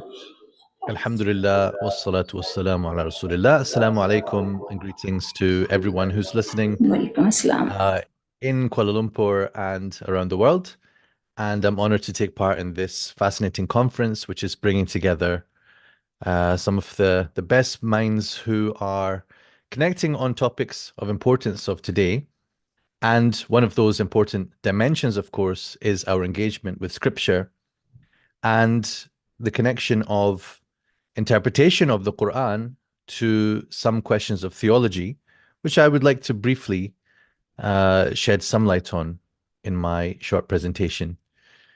So one of the areas where my own focus tends to go is on the field of exegesis or tafsir, and how this has flowered as a tradition, as an interpretive, discursive tradition, one of debate, one of growth, a cumulative approach to looking at the meanings and possible meanings of the Quranic text, of the revelation. And beneath that lies, of course, a level, or abstracted from that is the level of hermeneutics, or what is known within our tradition as usul al-tafsir. That is to say, the principles that underpin that interpretation, the methods also that underpin that interpretation. But those usul themselves depend upon a layer which is often not discussed in those books of usul al-tafsir, but in other genres, and that is where it starts to interface more directly with theology. So beyond the usul al-tafsir are what we might start by calling usul al-usul, usul of usul al-tafsir, and otherwise we can find an identity with the general usul ad-din, which is one of the terms, of course, for theology in an Islamic context. So the kind of questions that are important in this regard is, what is the Quran? Defining, understanding the Quran, perhaps making distinction between other things which might be comparable, such as other types of revelation. The key question of how divine speech manifests in human language, and what the fact of it being divine speech means for our attempt as humans to interpret it through language. What is it that makes it possible? What is the grounding for our ability to understand the Quran, to offer interpretations of the Quran? What is the status of the Quran? And that includes the relative status of the Quran and other sources of Islamic life and law. And what is our duty towards the Quran? These are questions which go deeper than what is discussed in usul al-tafsir itself. These are the deep usul. And among the things that contribute to that is what the Quran says about itself. Some of the attributes of the Quran. things which are sometimes stated in certain ayat or which are implied by other ayat. The attributes of clarity, that it is mubin. The attribute of consistency, that is to say, the absence of ikhtilaf, as in verse 82 of Surah An-Nisa. And also its sufficiency, which is to say its perfection, its lack of need for anything beyond it. The fact that it is the source, the very source for Islamic belief and law. So this leads to a certain branch within the activity of the exegetes, which is known as Tafsir al-Quran bil-Quran, explaining the Quran through the Quran. Some ayat of the Quran are explained with reference to other ayat of the Quran. And this, more broadly, was the area of my PhD research a few years ago, and my forthcoming book on explaining the Quran through the Quran. So one of the areas that became interesting then is to think about almost the extreme case of recognizing Quranic sufficiency and how that compares to the more broad-based and more mainstream, in real terms, approach to integrating our interpretation of the Quran within a broader system. So this is an illustration that I quickly put together some years ago on what I call the Quranic authority spectrum. So when it comes to tafsir al-Quran bil-Quran, looking to the Quran as an authority for its own interpretation, there is a range which starts with the idea that this approach is basically mandated. Simply the fact that one is expected to, one is allowed to at least, look at other parts of the Quran to explain each other. So this is the mainstream approach, that it is simply mandated. Then there is an approach which I've described here as Taymiyan, but we will modify that shortly, which states that explaining the Quran through the Quran is the best of methods. It is the best approach. And what we can find is that in more recent works, in Usul al-Tafsir, it has been very often stated, not only that this is a fact, but that it is a matter of consensus. Some have said, Ijma'ul khalafi was salaf, that everyone in all of time has agreed that explaining the Quran through the Quran is the best method. In my thesis, I certainly questioned this claim to consensus on this point. But then there is within Islamic thought, and especially amongst some of the modern thinkers on the Quran, a point of view which gives more primacy to this method, primacy to internal methods, self-referential methods, explaining the Quran through the Quran itself, such as the approach taken by Hamiduddin Farahi of India at the turn of the last century, but certainly not limited to the Farahian school. And importantly then, for our topic today, the very end of that spectrum is to say, only the Quran should be used as a resource for interpreting the Quran. And what they are mainly meaning is to not use any other source as scripture. And this therefore excludes the likes of the Hadith and the Sunnah corpus. So I hope I don't have to go too much into definitions of Quranism. This is a broad term for a number of different individuals and movements which are characterized by what I'm terming here a radical rejection, that is to say, of the role of Hadith and the need for something called the Sunnah to explain the Quran.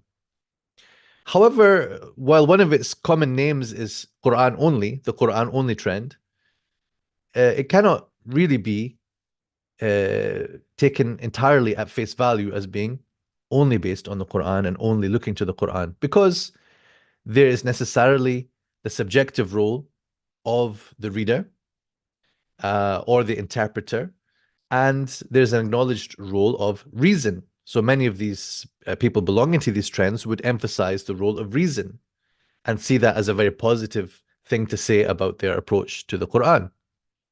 And necessarily they have to mediate their observations through language. And if they're looking to the original Arabic of the Quran, then all the resources that explain the language, and that includes the dictionaries that were compiled and the works of grammar that were compiled, all of them by human beings and by a tradition, broadly speaking. So let me just give a brief theological statement for each side of the argument here. A theological point for the quote-unquote Quranists, as is the term we will use for this trend, extra scripture is blasphemy. So to attribute a scriptural value to anything other than the Quran and put it alongside the Quran, this is something which goes against a key belief that has to be held in the Quran, its sufficiency, its centrality, and its ultimate and sole authority. So we're contrasting this with what I'm terming traditionalism. It is a term which is used by Quranists a lot of the time in contrast with their own selves. And this would include not just Sunnis, but Shia and many others, because in contrast to the Quran-only view, there are many ways to be a traditionalist in contrast with Quranism. So the Quran is the center and the pinnacle of a system of interpretation. There is a caricature which comes from the Quranist side that the tradition has taken all these other materials, such as the hadith, uncritically, whereas, of course, it is very easy to argue that a very critical method has been followed in determining what deserves to be part of the interpretive system and what must be put aside, what is of a higher epistemic value and what should be placed lower at a more speculative level. These are subtleties that have been addressed at length by Muslim scholars, at least in theory and a lot of times in practice. A theological statement which could represent this mainstream side, majority side, and the traditionalist side is that there is revelation and there is community, that there is the embeddedness of the revelation in the community, something which enables us to have access to the meanings of that text. So this is the hierarchy which is often found in books of Usul al-Tafsir. It goes back to the introduction of Ibn Kathir's tafsir. It is very often attributed to Ibn Taymiyyah because of a mistake which has only very recently been corrected in academic contexts, that has understood this to be part of Ibn Taymiyyah's Muqaddimah fi Usul al-Tafsir, as it has been titled in its published form in the 20th century. However, more correctly, this should be attributed to Ibn Kathir. So he says that if one should ask concerning the best methods of exegesis, then the answer is that the most correct is for the Quran to be explained using the Quran. And then some reasoning is given for this. What is left unclear in one place has been explained in another. What has been made brief in one place has been expanded in another. So this is looking to the Quran and seeing some of its features. It seems to invite this type of cross-referencing, this type of internal investigation. Then he says, if you do not find such, فَإِنْ أَعْيَاكَ ذَلِكَ فَعَلَيْكَ بِالسُّنَّةِ. If you do not find such, then make recourse to the Sunnah, for it explains and clarifies the Quran. And then he goes on to talk about how if you don't find it there, you would look to the statements of the companions of the Prophet, peace be upon him.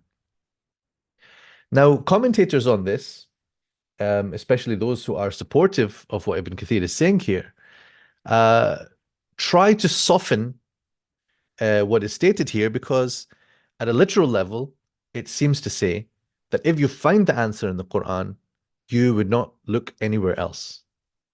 Whereas nobody from the traditionalist side really wants to say that. They would say, if an authentic hadith and a relevant hadith is present, then it should be taken account of. And they would not accept an approach that says, well, I find it clear enough. Without that hadith, I'm going to ignore it. Or that I have found an answer by cross-referencing within the Quran, so I'm going to ignore that very pertinent looking and authenticated hadith report. So people have attempted, modern Salafi commentators I'm referring to soften the implication of this scheme. But maybe it is really intended more as a notional, abstract indication of the hierarchy of authorities. Now, when it comes to the Quranist trend, there are some moments in history where this type of thinking has emerged. We can find in Aisha Musa's book a translation from Kitab al-Umm, in which Imam al-Shafi'i is engaging with and arguing against people who are arguing against the hadith. So he is arguing in defense of the hadith. And in this work, we have, and other works of Imam al-Shafi'i, we have the emergence of some categories which have become influential in Islamic theology. One of them is to talk about two types of revelation, the recited revelation and the unrecited revelation.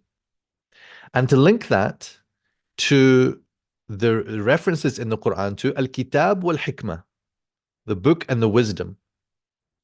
So the idea here is there is a second category beyond the Quran, beside the Quran, with the Quran, which is somehow like it, but not the same as it. That God has taught the Prophet the book and the wisdom, and he is teaching people the book and the wisdom.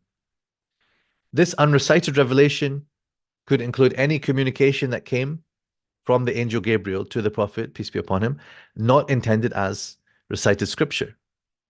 It is then the teachings that he is giving them in between the recitations of the Quran, including the clarifications and explanations of the Quran.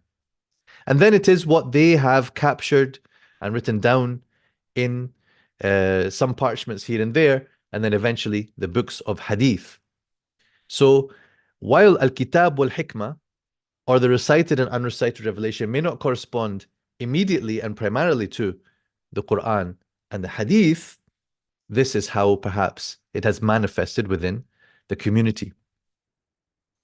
Down the line, we have a thinker who's an exegete, a doctor of medicine from Aleppo called Jamal ad-Din al-Safadi, who has written a book just in the century after Imam Fakhruddin al-Razi, which is a very unusual type of tafsir. So far, it is quite unique, but perhaps there is more to find in our tradition about people who have come along and had ideas which bear some resemblance to those earlier interlocutors of Imam Shafi'i, and also to those who have come along in the 20th century with Quranist ideas or Quran-only ideas. I will mention a quote from As-Safadi shortly, but we have also in the modern times the likes of Rashad Khalifa, Ghulam Ahmed Parwez, and many others who proliferate within sometimes groups, but oftentimes in quite an isolated form. And we also find tendencies like this in some of the academic work, for example, of feminists and others who advocate rereading of the scripture and unreadings of traditional views of scripture. One of the tools in their toolkit is to question the authority of hadith and sunnah altogether. So here's a quote from As-Safadi's book, Kashf al-Asrar, where he explains some of his method. And his book is quite remarkable in that, although it's been very recently published, it is an old book, but it reads like a modern book in many ways. As much of the thought process is like people who have come along much later.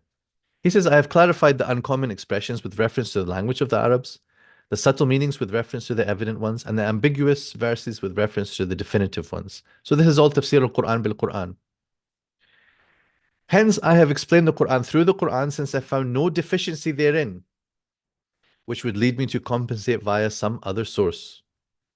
Nobody can object, and this is now a kind of claim to objectivity, a sort of protection of what he is doing from criticism. Nobody can object to one who has presented nothing from his own self, nor to the book of Almighty God. You can't object to me, because what you'd be doing is objecting to God's word, as every such objection would be overruled by it. Going back further into the past, there are statements which sometimes express the opposite of this idea of sufficiency. So from Al-Awza'i, there's a famous quote that the book is more in need of the sunnah than the sunnah is of the book. Al-kitabu ahwaju ila sunnah min as-sunnati ila al-kitab. right? So the book is more in need. So neediness is the term that we can derive from Al-Awza'i's statement. And this perhaps is something which is difficult to say out loud, because it is much easier to aggrandize the Quran when talking about its sufficiency and its perfection. But then there are others who used a term like needy. Maybe not the term deficient that we could have taken from As-Safadi's text. This famous report of Ali sending Ibn Abbas to debate the Khawarij, and he describes the Quran as ذو وجوه, or حمال ذو وجوه in another narration. And he said to him, خاصمهم بالسنن, which I've taken to be equivalent to say with the Sunnah. Argue with them using the Sunnah, because they will find no escape from it. So part of the difficulty of using the Quran is that it will not close the debate with the Kharijis, but you need something else that will be more decisive. So there are various ways that the debate between the Quranists and the mainstream play out in reality. I want to turn to a particular aspect of this, which is a practical question. Anyone who undertakes the practice of exegesis, who opens up the Quran and begins to try to provide an explanation, who tries to elaborate on its meanings, will encounter the need to look outside of the Quran. And as I pointed to before, people are doing that even as Quranists with books of language. And they are doing that with recourse to other things.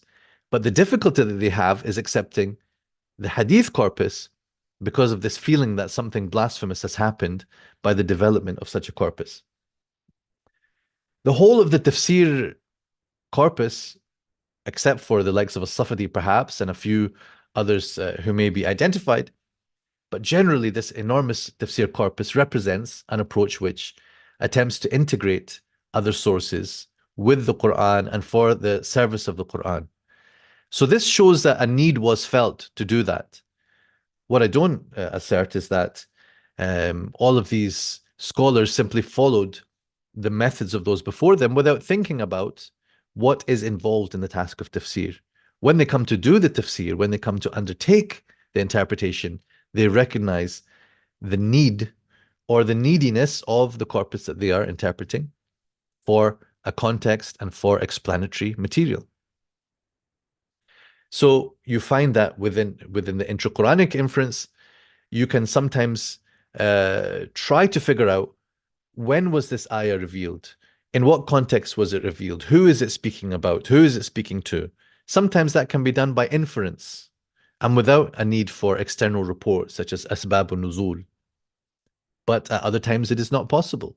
So there's a limit to this approach. And then there are sometimes apparent conflicts between different verses. What do we do about those? One of the ways to resolve them is to understand that there is an external history which has been recorded, which helps us to have a sense of the chronology, and abrogation is one of the tools within the general exegetical toolkit. So this term neediness, I have perhaps indicated by my earlier comments that it is a difficult word to express and say out loud because it seems to express something negative about the Quran or something deficient about the Quran. We can instead recast this neediness idea as embeddedness, or we might find some other framework in which to present it. So the term sunnah, or the term as-sunan, as we saw in the report before, is sometimes used in early sources in a broader sense than how we tend to take it if we hear that word today. The broader sense is the knowledge of religion as practiced by the community. That altogether is the sunnah. The sunnah, and perhaps this has some reflection in what term was chosen for Ahl Sunnah wal Jama'ah, the people of the Sunnah and collectivity. It is not necessarily the case that this is referring to the corpus that goes alongside the Quran, right? How is it that they are Ahl Sunnah? Because they have a way of practicing the religion that is somehow shared and in contradistinction to those which split off from this Ahl Sunnah wal Jama'ah. The Quran is more subject to biased reading when taken in isolation, rather than in conjunction with a shared understanding derived largely from prophetic teachings and actions. And it should be asserted that a completely objective reading is unrealistic. If you are not going to take the Sunnah, however we define it here, as the basis for that interpretation, then there will be another context that informs that interpretation. There is a need for introspection all around. On the one hand, the Quranists need to deal with the conundrum that they face, and which is often put to them, of the fact that they accept the integrity of the Quran and the preservation of the Quran, while being extremely suspicious of the same people who have conveyed that Quran to us when it comes to everything else that they did, especially in the way that they have preserved the Sunnah and proliferated and promoted the Sunnah. So how is it that you can take the Quran as a given while distrusting the community that carried it? There's also a lack of acknowledgement a lot of the times of the forces that actually shape the reasoning and reason itself. When you are brought up in a secular Western environment, does that make you a free thinker? Or is it the case that you are yourself embedded and therefore your reading of the Quran will be informed or deformed by these contextual forces?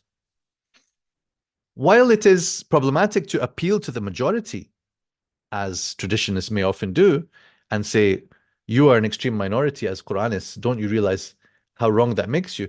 Well, on the flip side, one cannot argue that being a minority makes you right, just because the Quran sometimes dispraises majorities, right? It is also not a sign of correctness to be in a minority. But it is a point that one should reflect on. Why is it the case that if the Quran is so clear, as they continually insist, that there are so few people who seem to see what is so clear to them?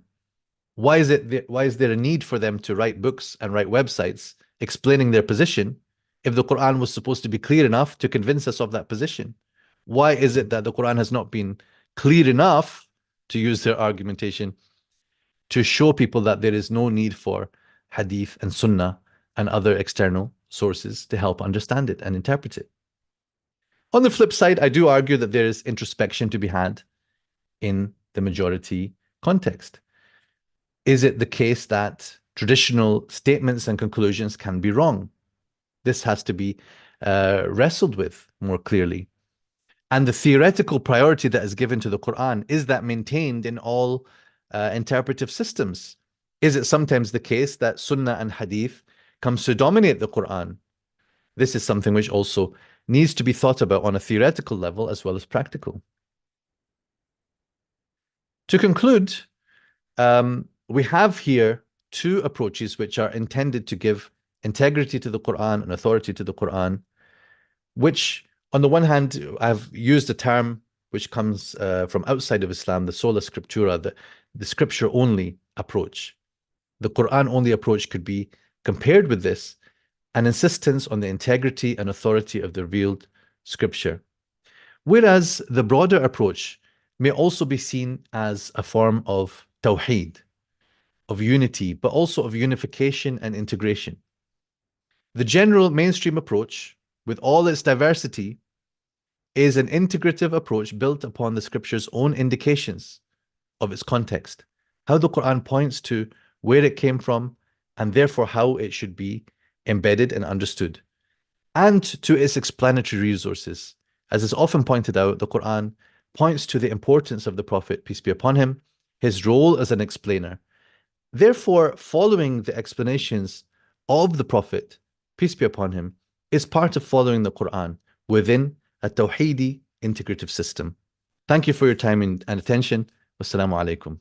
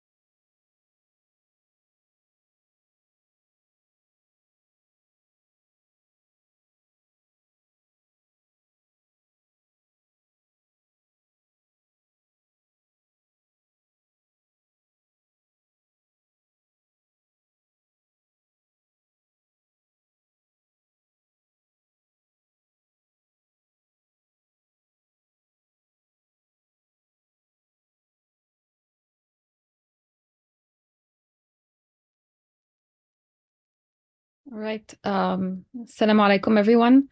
I will just be sharing screens right now. On Sayyid Muhammad Naqib al-Attas and the development of modern Tawheed epistemology. We are welcome Ms. Fazila Izzad. Yes, thank you. Can everyone hear me just fine? Yes. All right. Okay, I will just. Can you see my screen? Yeah. All right. Well, thank you very much. I'm very happy to be here today. And I thank Dr. Alexander Wayne, especially for extending an invitation. So as you can see, my topic is about Sayyid Muhammad Naqib al-Attas, who needs no introduction, of course, but especially in Malaysia, of course. But for the sake of those who may be following online and who are familiar with maybe more some of his more popular works, such as Islam and Secularism, I know a lot of people have are only familiar with that work, unfortunately, or have not, don't have a general a view of his other works. So I'm going to provide just a very brief description of who Sayyid Muhammad Naqib al-Attas is. He's a contemporary Malay scholar who was born in 1931. He's a Sufi, Hadrami, a Ba'alawi. He's a philosopher. And he's written on numerous topics, as you can see here.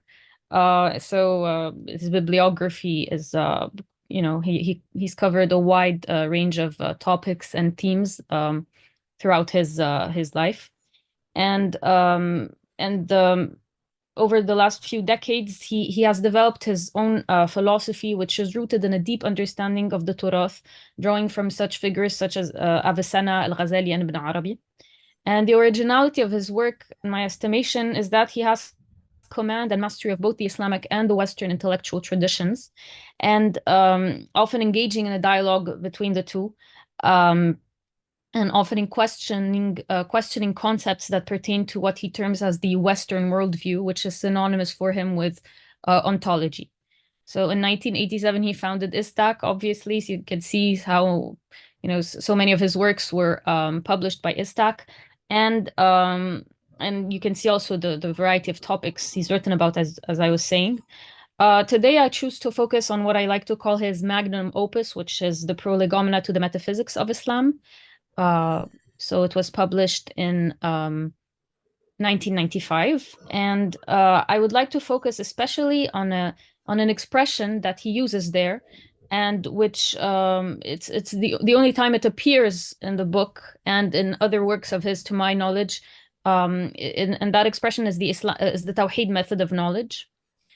Now, this is the full excerpt here. I'd like to focus on the second half, but I'll read all of it. So he says in the Prolegomena, there have not been in the history of the cultural, religious, and intellectual tradition of Islam distinct ages characterized by a preponderance of a system of thought based upon materialism or idealism, supported by attendant methodological approaches and positions, etc., etc.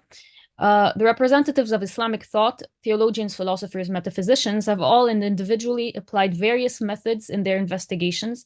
Without preponderating on one particular method, they combined in their investigations, and at the same time, in their persons, the empirical and the rational, the deductive and the inductive methods, and affirmed no dichotomy between the subjective and the objective, so that they all affected what I would call the Tawheed method of knowledge. So, of course, just to specify, by metaphysicians here, he's referring to the Akbarian school of Ibn Arabi, who've developed the most sophisticated ontological system in his estimation.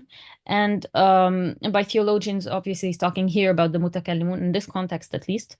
And in the first half of the paragraph, he's referring to the various schools of thought that have succeeded one another in the history of Western thought. Elsewhere in the Prolegomena, he's for instance directing his critique at the Hegelian dialectic, which according to him establishes change as an imperative.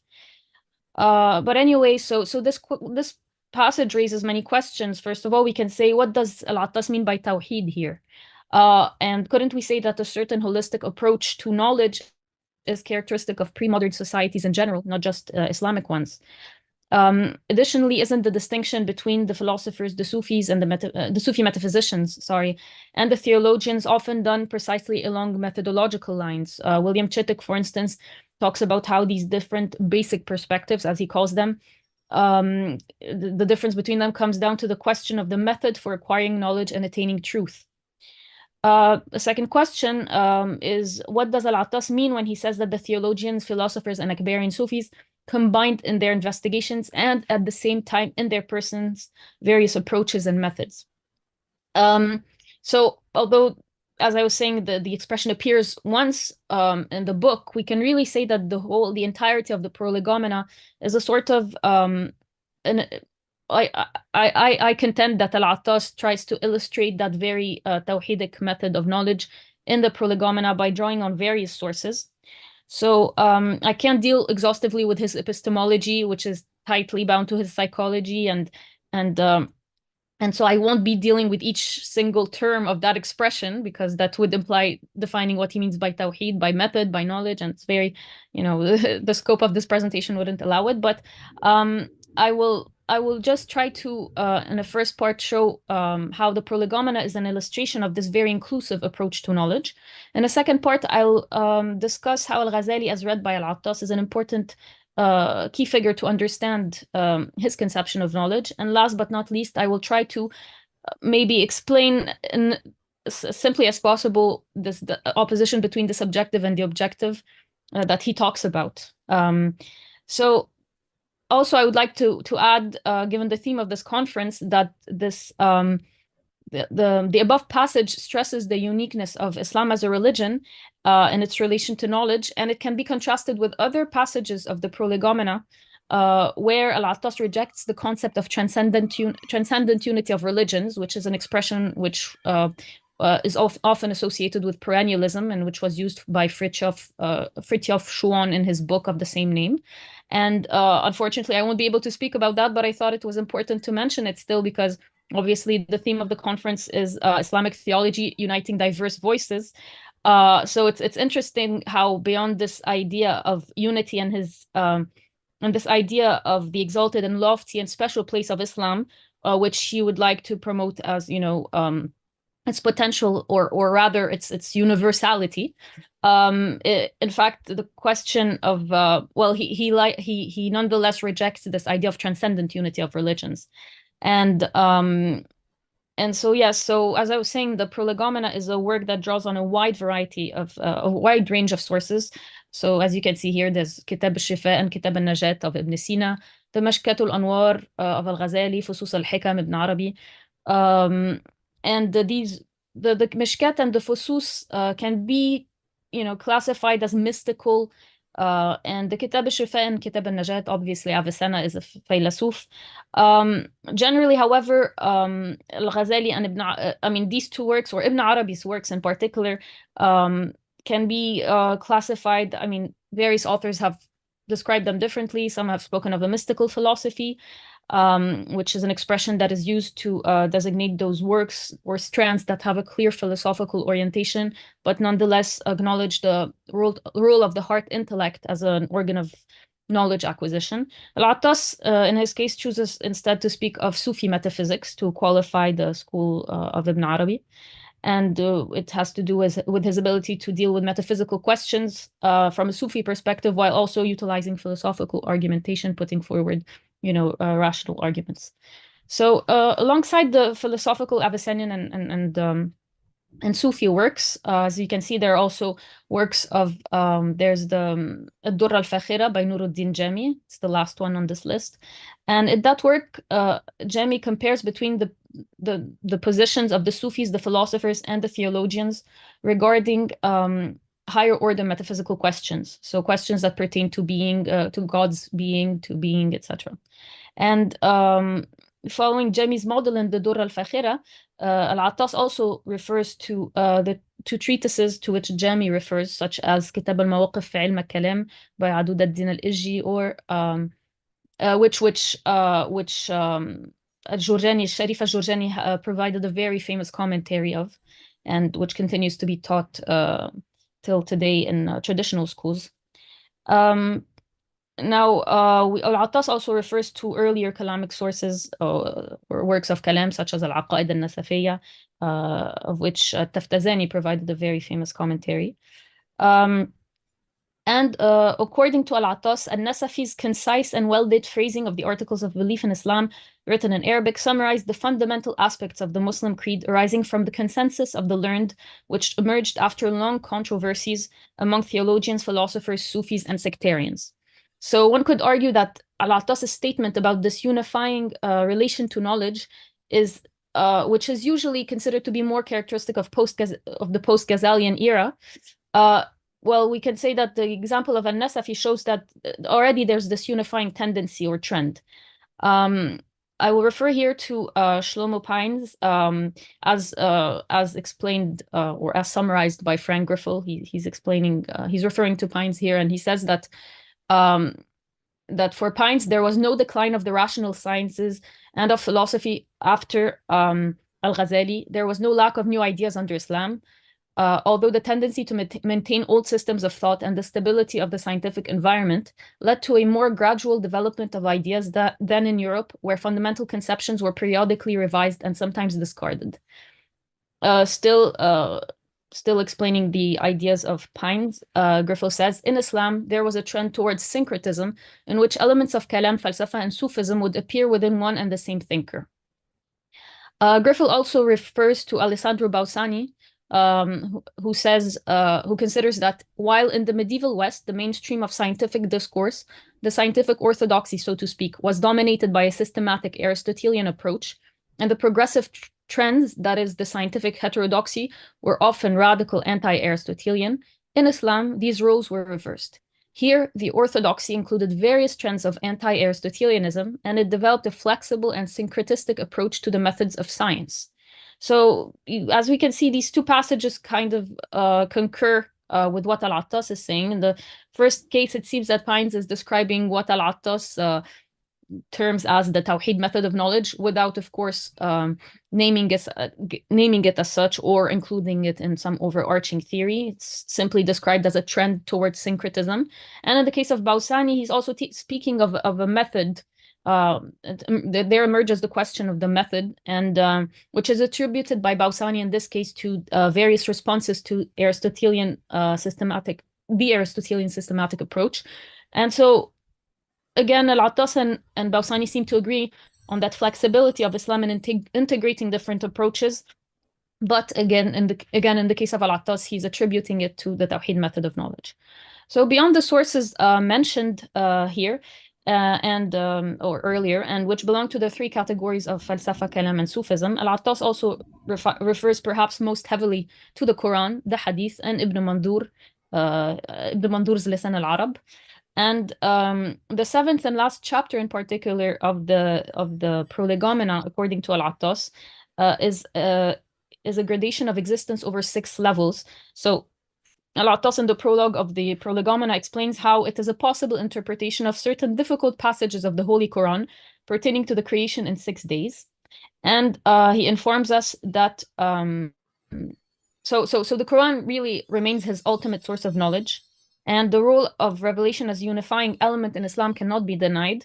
But perhaps then Al-Attas's remark is meant to be read more as a global assessment or of a certain spirit that characterizes Islamic thought. So it's not meant to apply strictly to every individual scholar of Islam or from within Islam, but this. So if we turn to Al-Ghazali and what Al-Attas has to say about Al-Ghazali, we can better understand how he views this distinction between these, or what he means when he classifies these 3 categories of the metaphysician, the Sufi, and the metaphysician, the mutakallim, or the theologian, and the Faylasuf.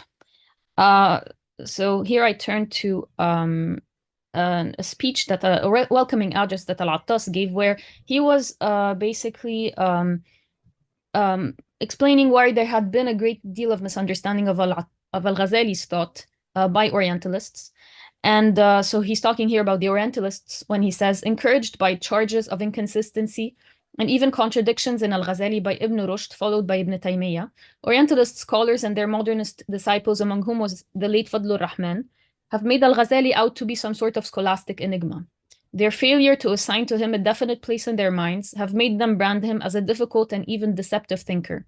Was he really a theologian masquerading as a philosopher? Was he Asharite and yet a Sufi at the same time? And so they insist on forcing their either-or attitude on one who defied such neat compartmentalization. Yet their unfair charges of inconsistency and contradictions have never been conclusively proven nor demonstrated to be true. Why should a man like Al-Ghazali not be philosopher, theologian, Asharite, and Sufi at the same time without being inconsistent or involved in contradictions? So this quote is important because it sets the tone for Al-Attas's own intellectual project and his own neo-Ghazalian approach.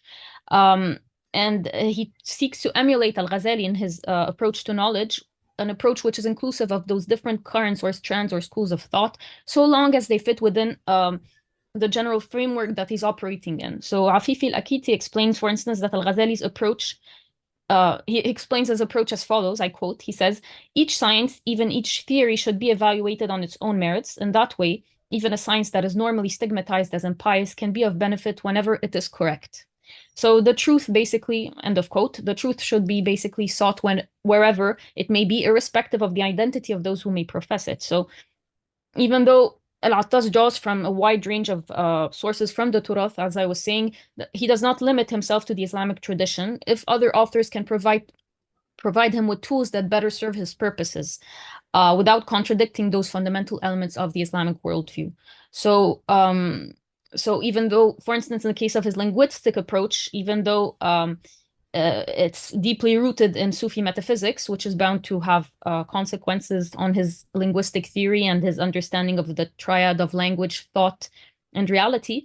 This doesn't stop him, for instance, in the mysticism of Hamza Fansuri, one of his earliest works, to draw on the methods and approaches of the modern linguistics in his analysis of the mystical poems of Hamza Fansuri. So he'll refer to Al-Ghazali, to Ibn Rushd, but also to Sapir, Worf, Wittgenstein, Izudzu, etc. The second element we should retain from Al-Attas's speech is that Sufism, Falsafa, and Kalam should not be interpreted as closed categories, as I was saying. So how one is to characterize the distinction between the three remains an elusive question. Alexander Triger, for instance, speaks of them as three methodologies. One could also consider them as three historical categories whose adherents oftentimes define themselves in opposition to each other, or as three firaq, or groups or sects, as that are seeking or seekers after the truth, as Al-Ghazali terms them in the Munqidh min al-Dalal, for instance. So in reality, the distinction between these three categories was sometimes blurred, especially in the post-classical period, as several scholars would subsume in their own investigations various strands of the Islamic intellectual tradition. We see that in particular, for instance, in later history. So this brings me to my third part, and I hope I have the time to finish. This opposition between the subjective and the objective, and this is both based on his understanding of Ibn Sina and Ibn Arabi. So I don't have, I can't obviously explain this both. I can't purport to explain Ibn Arabi's ideas in 5 minutes, nor Ibn Sina for that matter. But just I would like to stress on this idea of this of this non-opposition or no dichotomy between the subjective and the objective. And in his sorry,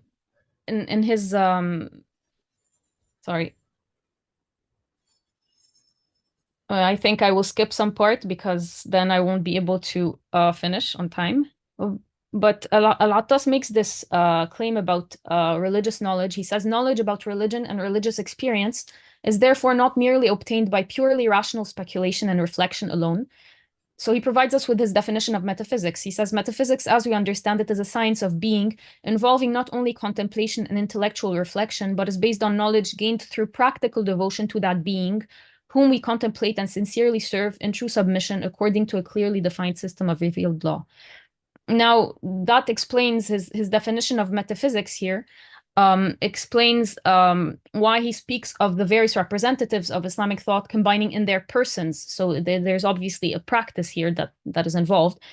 of course, when he talks about representatives of Islamic thought, not all of them are deemed legitimate. Not all of them are considered as legitimate representatives of the tradition. That's my interpretation, at least, of his writings.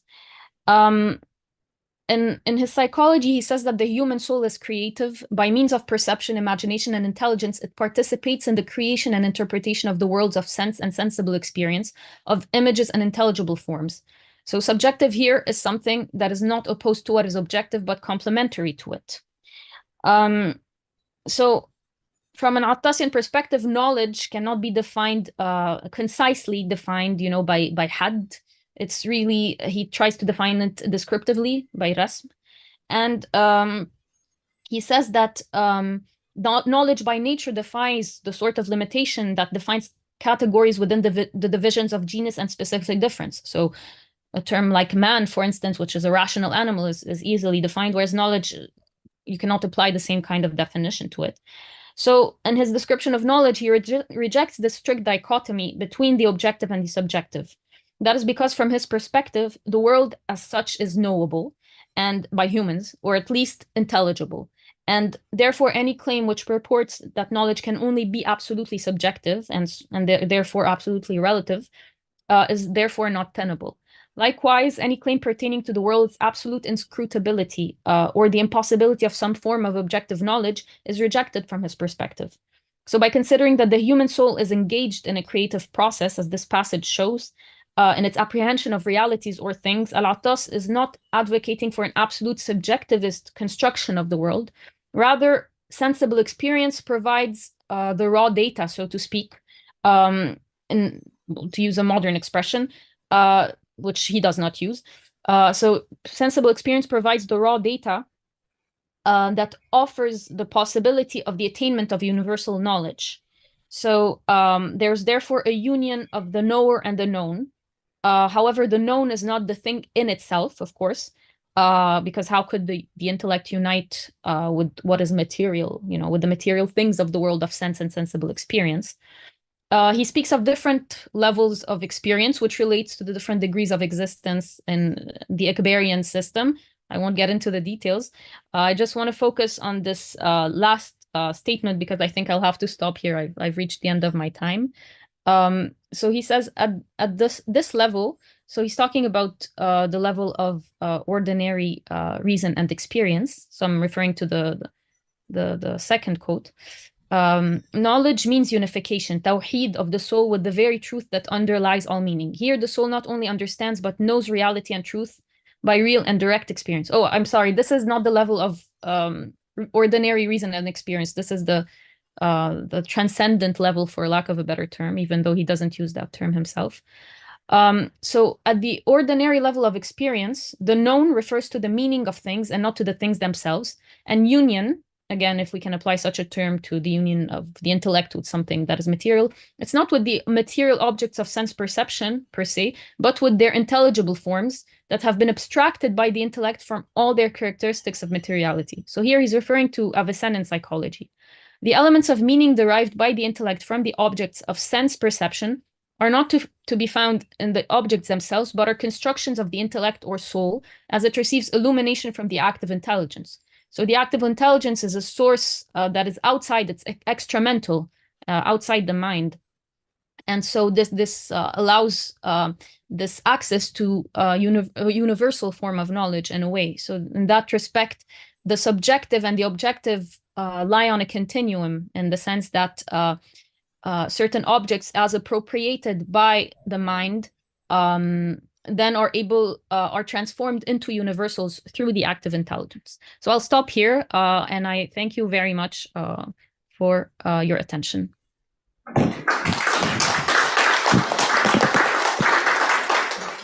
Thank you, Dr. Fazila.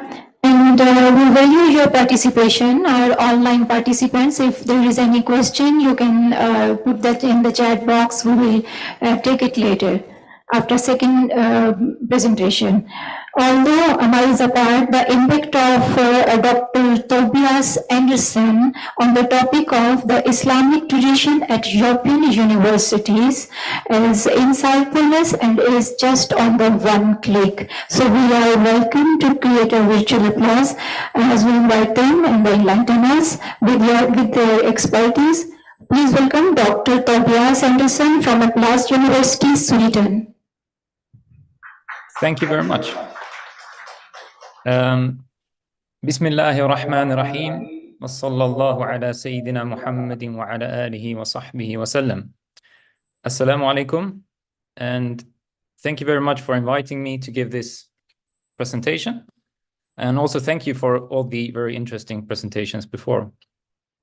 So the title of my presentation is Islamic Tradition at European Universities. Although perhaps a better title would have been Islamic Traditions at European Universities in the plural. But let's leave that for the moment. My paper on which this presentation is based reflects on the integration of Islamic theology into theological and philosophical disciplines at secular universities in the light of Alistair MacIntyre's theory, or his notion of tradition, as an historically extended, socially embodied argument. And I should also add that it's based on my experience working as a Muslim academic in the discipline of systematic theology in Sweden. And systematic theology here basically means the academic study of systems of beliefs. So theological and philosophical research with normative ambitions on Islam has become more common in European academia.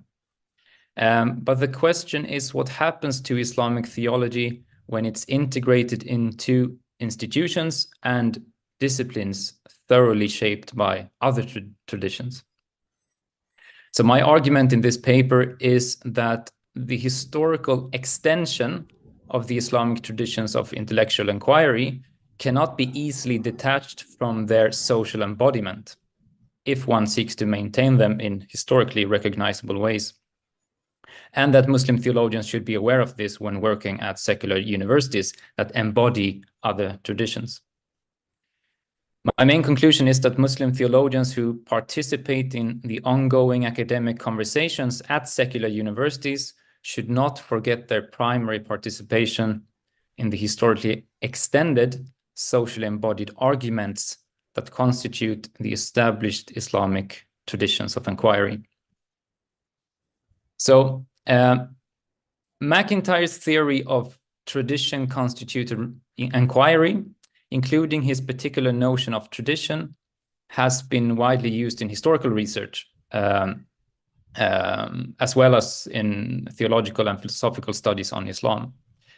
It has proven to be useful for analyzing and explaining the development of Islamic intellectual traditions throughout history. And his theory has also provided a theoretical framework for constructive Islamic theology and philosophy in contemporary academia. So Ramon Harvey, for example, he suggests that MacIntyre's understanding of tradition balances three key concerns for theologians and philosophers working within the Islamic tradition. First, the sanctity of scriptural sources, he says. And second, the relevance of a given intellectual tradition for reading and interpreting these sources. And then third, the continuous possibility of rereading and reinterpreting them in the light of new thought and experience. And I have also argued elsewhere that MacIntyre theory is relevant to contemporary discussions on theological renewal, as it explains the necessity of a particular tradition as the context and framework for renewal, and also the importance of continuous testing and verification, both within the tradition and against external rivals. So MacIntyre says basically that all systematic intellectual inquiry takes place within the framework of a particular tradition. And as I said, he sees tradition as an historically extended, socially embodied argument. And he says an argument precisely in part about the goods which constitute that tradition. So such a tradition has certain agreed upon first principles around which these interpretative debates revolve. And these principles, McIntyre says, are justified they're justified insofar as in the history of this tradition, they have, by surviving the process of dialectical questioning, vindicated themselves as superior to their historical predecessors. And this is one reason why a tradition always needs a continuous interpretative debate among its members, and also continuous testing and verification against rival traditions. And McIntyre also talks about the rationality of traditions in the sense that a tradition's beliefs and practices are rationally justified by their survival through the history, through the tradition's historically extended argument. So McIntyre maintains that there is no tradition-independent position from which traditions and their truth claims can be evaluated or determined.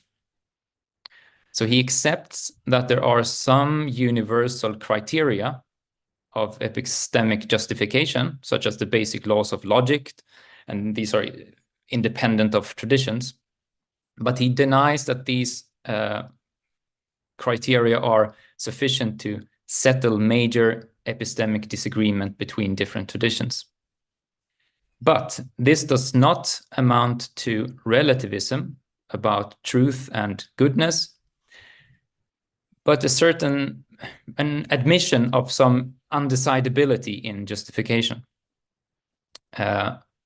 Because although there is no tradition-independent position from which to settle disagreements, a tradition can still defeat a rival tradition by demonstrating its superior rational resources, mainly by solving problems that cannot be solved from within that other rival tradition's perspective. And all of this that I've said about McIntyre's idea of tradition is, I think, useful for thinking about how Islamic traditions of inquiry may interact with other traditions at secular universities without being forced to comply with dominant philosophical paradigms there. But what I have said also pertains mainly to the historical extension of traditions rather than their social embodiment, mainly to the first part rather than the second part of McIntyre's definition of traditions. The historical extended arguments of any intellectual tradition cannot be entirely detached and disconnected from their social embodiment. To put it simply, how one lives will affect how one thinks. And that's why it matters where the intellectual inquiry takes place. So the study of Islamic theology at secular universities is mainly concerned with theological ideas, but what ideas are taught, studied, and researched, and why, as well as how and by whom are these ideas studied, taught, and researched, all of this may well reflect priorities that are foreign to Islamic traditions.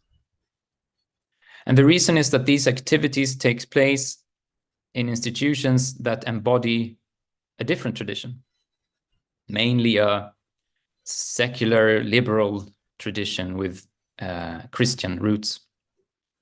So disciplines such as systematic theology and philosophy of religion at secular universities, they aim at being pluralistic in the sense of allowing different intellectual traditions to participate. But even if they succeed in that, the institutional contexts are largely limited to one specific tradition.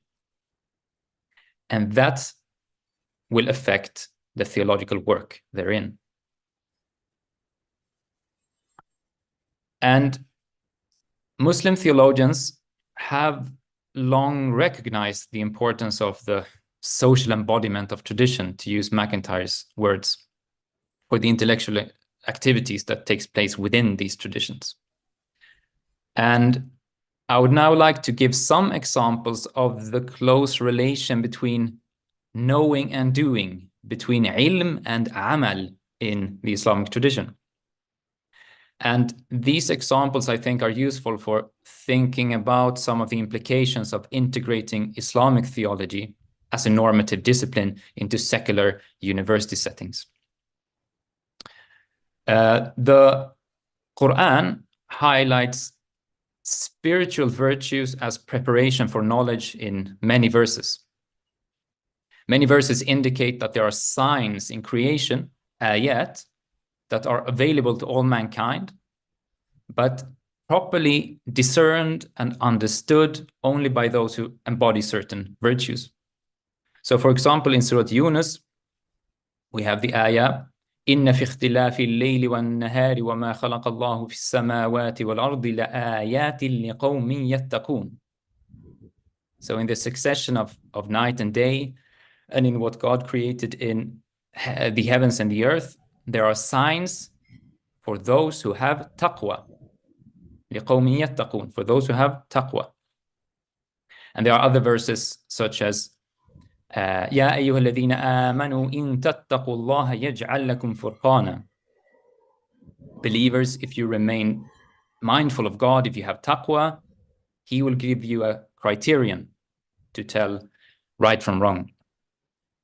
And also a verse that's often understood in this sense, وَالَّذِينَ جَاهَدُوا فِينَا لَنَهْدِيَنَّهُمْ سُبُلَنَا.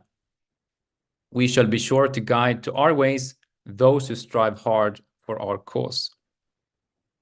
And the early Zahid, Abu Sulaiman ad-Darani, he explained this latter verse saying that it means we shall be sure to guide to our ways those who strive by acting on what they know to knowledge of what they do not know.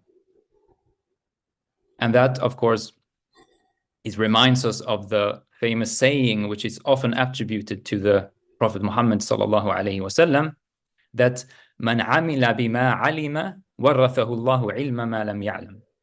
Whoever acts on what he knows, God will give him knowledge of that which he does not know. And Muslim scholars often emphasize that knowledge is a prerequisite for action, for doing what is good, but also that the latter, action, is a prerequisite for increasing and perfecting knowledge. There is, as Karim Laham puts it, an essential relation between thought and action, and consequently between intellection and morality, so that moral or immoral action has a direct effect upon the human powers of intellection and vice versa. And this is something that's often, or that's very much emphasized in the classical manuals of learning, where adab and akhlaq are put at the center of the learning process for both students and teachers. And another very clear example is Al-Ghazali's Ihya Ulum ad-Din, which begins with the book of knowledge and the book of the principles of beliefs. And then it continues with all these actions to perform and virtues to seek in order to perfect the basic knowledge that the work began with, and ultimately to experience the completion of all knowledge in the an-nadhar ila wajhillah. And these virtues that Al-Ghazali talks about and that are mentioned in the manuals of learning, they are mainly cultivated in a tradition. And In the full version of this paper, I also try to illustrate all of this by reference to Ibn Arabi's distinction between the receptive intellect, العقل من حيث هو قابل, and the discursive intellect, العقل من حيث هو مفكر, as explained by Hassan Spiker in his excellent monograph, Things as They Are. But I won't go into detail about that just now. So, if the Islamic tradition is based on divine revelation and prophetic inheritance, as all Muslims are convinced that it is, one must assume that participation in that tradition, in one of its sub-traditions, will facilitate one's subjective appreciation of what is objectively true and good. Dr. Tabian, sorry, for the just time limitations, please, should you conclude? Yes. In the short time? Thank you. Yes. A simple example would be a believer who practices the 5 pillars of Islam, individually and communally, will most likely experience reality differently from someone who does not. He will have a different receptiveness, to use Ibn Arabi's terms. And the same can be said about all practices in the prophetic tradition. They discipline the soul and makes it properly perceptive to higher realities, however they may be encountered, and also makes it realize its true purposes and priorities. And this does not mean that ethical and spiritual disciplining of the soul somehow protects one from epistemic mistakes, nor that theological claims can only be understood unless one has properly refined one's character, because theology is still an activity that takes place in the public sphere, where, as Sherman Jackson says, the only valid form of knowledge is objective knowledge, to which everyone has ostensibly equal access. But this means that at least one should take seriously the question of what might be lost when Islamic theology is integrated into theological disciplines at secular universities, and when it's thereby detached from the ethical and spiritual context that Muslim theologians of the past took for granted. I still think that there are good reasons for including Islamic theology in fields such as systematic theology and philosophy of religion at secular universities. Perhaps the main reason is that traditions benefit from this critical exchange with other traditions, which is well known from the history of Islam. And that university, the secular university, is one place, but not the only place where such exchanges can take place. But there are also some risks. As I said, the most obvious one is that Islamic theology is uncritically accommodated to dominant philosophical frameworks that are foreign to Islamic traditions. Another risk might be that sort of secondary external goods are given priority at the expense of the primary internal goods of the Islamic tradition. So the question is then, what should Muslim academics working in theological and philosophical disciplines at secular universities do? And the solution, I think, is not to depart from these institutions, but to make sure that one's work is rooted in the historically extended socially embodied argument of one or another of the intellectual traditions of Islam. And this means not only participating in the historically extended conversation with past and present theologians of that tradition to which one adheres, but also participating in the social embodiment of it. And I think seeing theology as a practice, a part of a way of living, and not just a way of thinking within a wider tradition. And I also suggest that it's important to keep insisting on advanced traditional studies in Islamic sciences before or after university studies in Islamic theology for students, and also for teachers to cooperate with Islamic institutions where such studies take place. And I also suggest that we should continue the conversation about the significance of our social embodied traditions for academic disciplines such as systematic theology or philosophy of religion or Islamic studies more generally. And I hope that this paper and presentation has provided some starting point for that conversation. Thank you.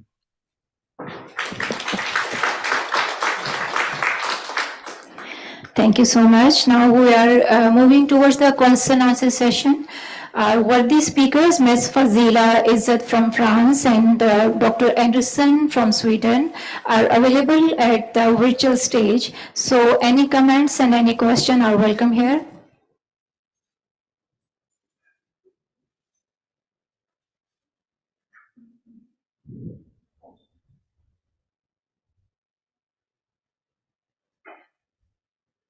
Yes, please. Assalamu alaikum. This question, I would like to pose it to the last speaker, Dr. Tobias. Yeah. Thank you for your discussion just now. If you could share with us your reading and also your own experience about the impact of the studies of the Islamic theology as they are experienced in European universities.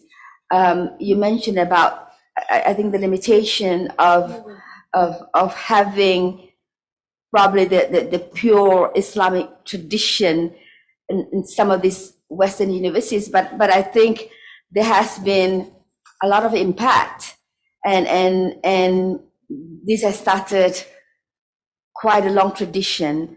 There were people from the Europe who have gone to Muslim countries and study Islam, and where there has been exchange. But I think in the past, 50, 100 years, there have also been a lot of Muslim scholars taking, say, PhDs in Muslim studies. I mean, we know there has been a lot from Malaysia, and so has it impacted in terms of the understanding of the Islamic theology, or whether there has been many benefits of that experience? Thank you. So excuse me. So the question is the impact of people who have gone to the Muslim world to study and then returned. I think the Muslim scholars who have gone to study or to do Islamic studies in the Western universities, and we know there has been many, and we know the examples of the Malaysian students doing PhD, and they did it in UK or Western universities. But what I specifically talk about here is these theological and normative disciplines, such as systematic theology and philosophy of religion and disciplines like that. And the study of Islam within these disciplines is very new. It's a recent phenomenon. And we still have to see what happens in the future. But there are many Muslims now involved who have also a background in traditional Islamic studies elsewhere. Yeah.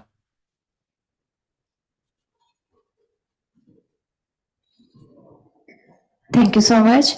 If there are any question or comment for our worthy speakers. Okay. Yes, sir. Yes, sir, please. Thank you. Just for Fadila Izzat and her synopsis of Ghazali's worldview and philosophical roots, I think you did a very good job in pointing us to the major sources that Ghazali Attas has relied on. The question about the subjective versus objective, which you emphasized, I think by subjective, he was simply trying to convey experiential. Maybe there's a little bit of confusion when you say subjective, it downgrades that as a form of knowledge, or detracts from it as a valid source of knowledge in modern discourse. But I don't think that he meant to give it any pejorative meaning. And I think you correctly divined that in the end. But I would like to commend you for your accurate assessment of his work. But perhaps you should have stressed also that he considered himself to be one of the great minds in that tradition. He was not a simple novice or student. He was dealing with those minds and hearts on an equal level. Thank you.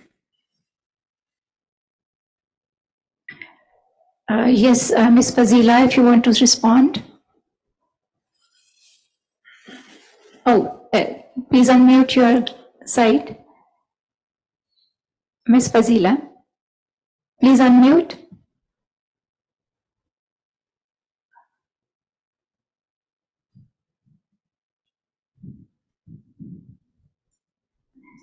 Ms. Fazila, we can't hear you. Unmute your side. Unmute your mic, please.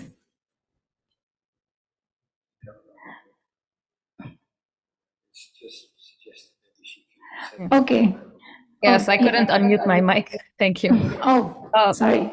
Yeah, it's okay. Thank you very much for your comments and your very helpful remarks. Indeed, this is part of my ongoing PhD, so there are many aspects that I'm still trying to understand. I should have indeed emphasized the experiential aspect of that. And I didn't intend by that he necessarily meant something subjective. I know I kind of spoke about it very fast at the end. I wasn't sure if I would have the time to include it in my presentation. Then I thought, it's interesting. It's a very interesting aspect of his thought. But yes, by the subjective, I meant more this idea of the soul's creative aspect. That's what I wish to emphasize. And of course, Al-Attas is not a mere interpreter of Al-Ghazali. He has, as I said in the beginning of my presentation, his own philosophy. And then we look at some Ghazalian principles to understand kind of what his ideas are rooted in. But of course, what he makes of Al-Ghazali and even of Ibn Sina's psychology, for instance, in the Prolegomena, he refers to Al-Ghazali's Ma'arij al-Quds fi Madarij Ma'rifat al-Nafs, which is a book whose authenticity as Ghazalian has been contested.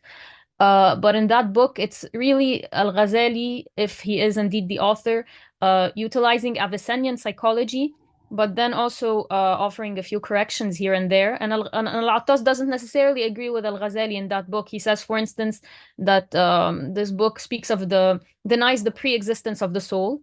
And so, so of course he interprets Al-Ghazali and makes his own synthesis and own philosophical system. But thank you very much. Thank you very much. Let's extend our gratitude to our worthy esteemed speakers also and the participants here, because we are moving further. And now I'm handing over the mic to next moderator for further proceeding. Thank you so much.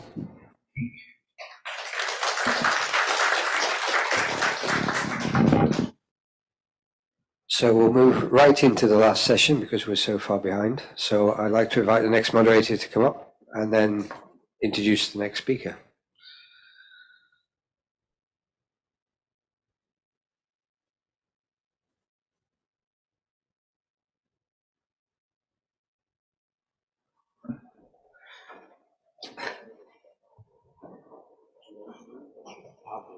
And each person has 20 minutes? I think give him 15.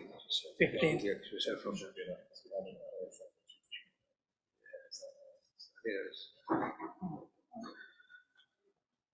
All right, so we're going to have our very last session.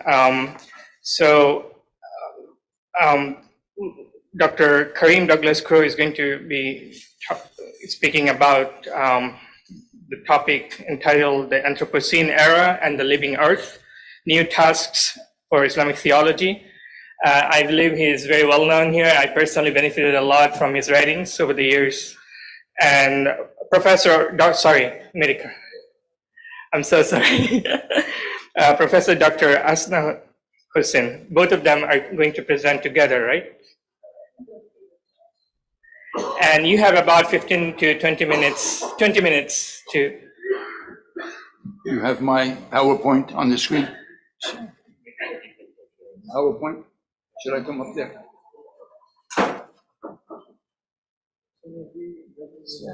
Yeah.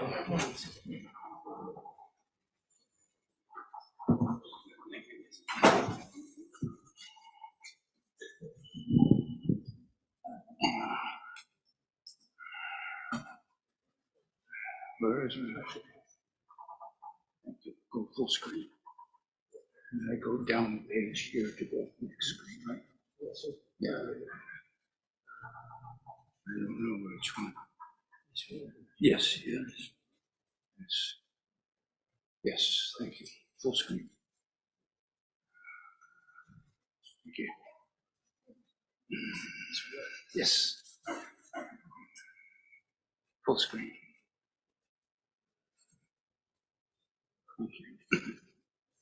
Okay. باسمه تبارك وتعالى رحم الله عبدا قال حقا فأصاب أو صمت فسلم ويخالط الناس ليعلم ويسأل ليفهم قال هو رسول الأكرم صلى الله عليه وسلم. Dr. Asna Hussein, my co-author, suggested due to time constraints that I should do the presentation. And the focus is the Anthropocene era and the living Earth. That is to say, Earth as a living entity or being, or even a living organism as an integrated whole. And this is an idea that modern science has reached rather recently, and which could be an important challenge or opportunity for Muslims to engage with modernity in some way, or with the other in another way.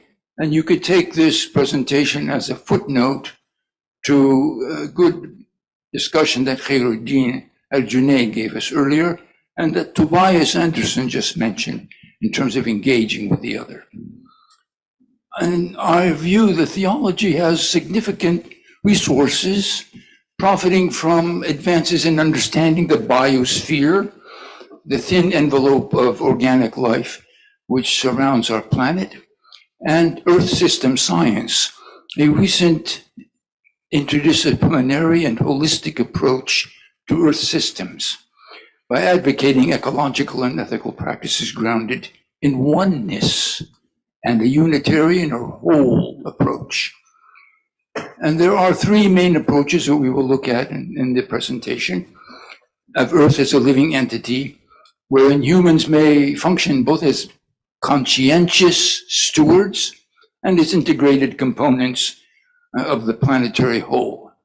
Muslim leaders and intelligentsia should offer more adequate guidance by actively contributing in global engagement and awakening a fresh engagement with our planet as a living sphere. Theology, yes, it's the science of God, as Professor Osman explained, but it's also something that confronts humans' problems in terms of their relationship to life and their creator and their individual and social life. The Mu'tazila, for example, the first school of theology that appeared in Islam as a consolidated group, were very receptive to cross-cultural currents, and they exploited theories of matter, physical theories, deriving from Hellenic and possibly Indian or Buddhist sources, and with expanding ethical and cosmological ideas and the reception of falsafa and other related sciences, more adequate notions of epistemology emerged into theology and were integrated. So one of the issues that we can stress is that Islam needs more adequate conceptualizations and narratives that fertilize Muslims to resuscitate their higher ethical, intellectual, and spiritual culture for the benefit of all humans, not just for the benefit of Muslims. Today, one central issue, of course, is planetary ecological survival, which is forcing everyone to confront these issues. Muslims may contribute specific insights drawn from their own civilizational traditions. I'd like to move now to the notion of the biosphere and the biota. Vladimir Verdansky, you can see his face on the screen, a great Ukrainian-Russian scientist who died in 1945. He was a biogeochemist. In fact, he was the first scientist to combine biological sciences and geological sciences to found this important new discipline of biogeochemistry. And he established our modern understanding of the biosphere, the thin envelope of life covering Earth, comprising the lithosphere, the stony crust of the planet, which goes down some distance, the hydrosphere, the water, ocean, rivers, lakes, and the atmosphere, gas envelopes, which includes all the way up to the stratosphere. The biota, or sum total of life on Earth, are encompassed in these spheres.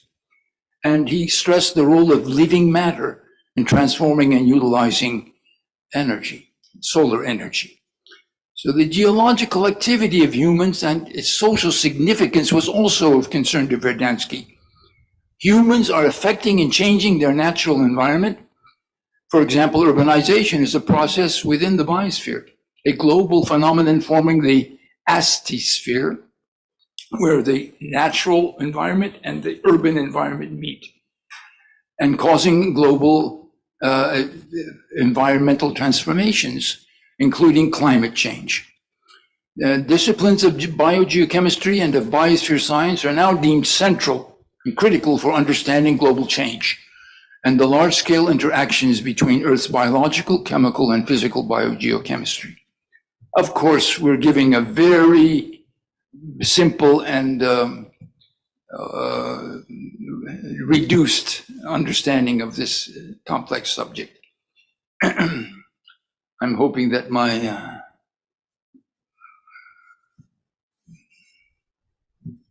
I don't know what's wrong with my screen, but okay. You want to go to the next slide? The next one. Okay, here we go. So Verdansky developed the idea of the noosphere. That is to say, the Greek word nous, mind, reason, consciousness, awareness, knowledge, and the sphere, the collective global consciousness or the planetary envelope of human thought, the sphere transformed by human cognition and activity. After all, humans are part of the biosphere. They're organic beings, and if they collectively affect the biosphere to the point where we can call this era the anthroposphere, the anthropic era, the era where human activity is the major determinant of events on the planet's surface. So this planetary envelope of human thought is the sphere transformed by human cognition and activity. It's an interesting concept. Verdansky actually developed it in collaboration with a mathematician in France and with the French Jesuit priest and paleontologist Pierre Teilhard de Chardin. In fact, unfortunately, I'm not going to spend time on de Chardin, but he has his own development of this concept of the noosphere in his famous book called The Phenomenon of Man. And from a Christian theological perspective, it's a very important contribution that he made. Verdansky foresaw that inadvertent human interference in global geochemistry would gradually be succeeded by intentional human shaping of global change and evolution from the biosphere to the noosphere. Therefore, humans could assume an expanding role in consciously managing global change, not unconsciously or intentionally inducing it. This is an important notion that we can help our planet rather than destroy it. I come to another of the three scientific advances which I think are important for Muslims to take note of, the Gaia principle. Gaia is the ancient Greek goddess in myth of the earth, in the sense the personification of earth as a being. And the iconoclastic inventor and scientist James Lovelock in the United Kingdom examined Earth's remarkable atmosphere after he had developed the system of analyzing planetary atmospheres through spectrographic radioanalysis. And he saw that the mixture of highly reactive gases that sustain life on the planet Earth are unique and most unusual.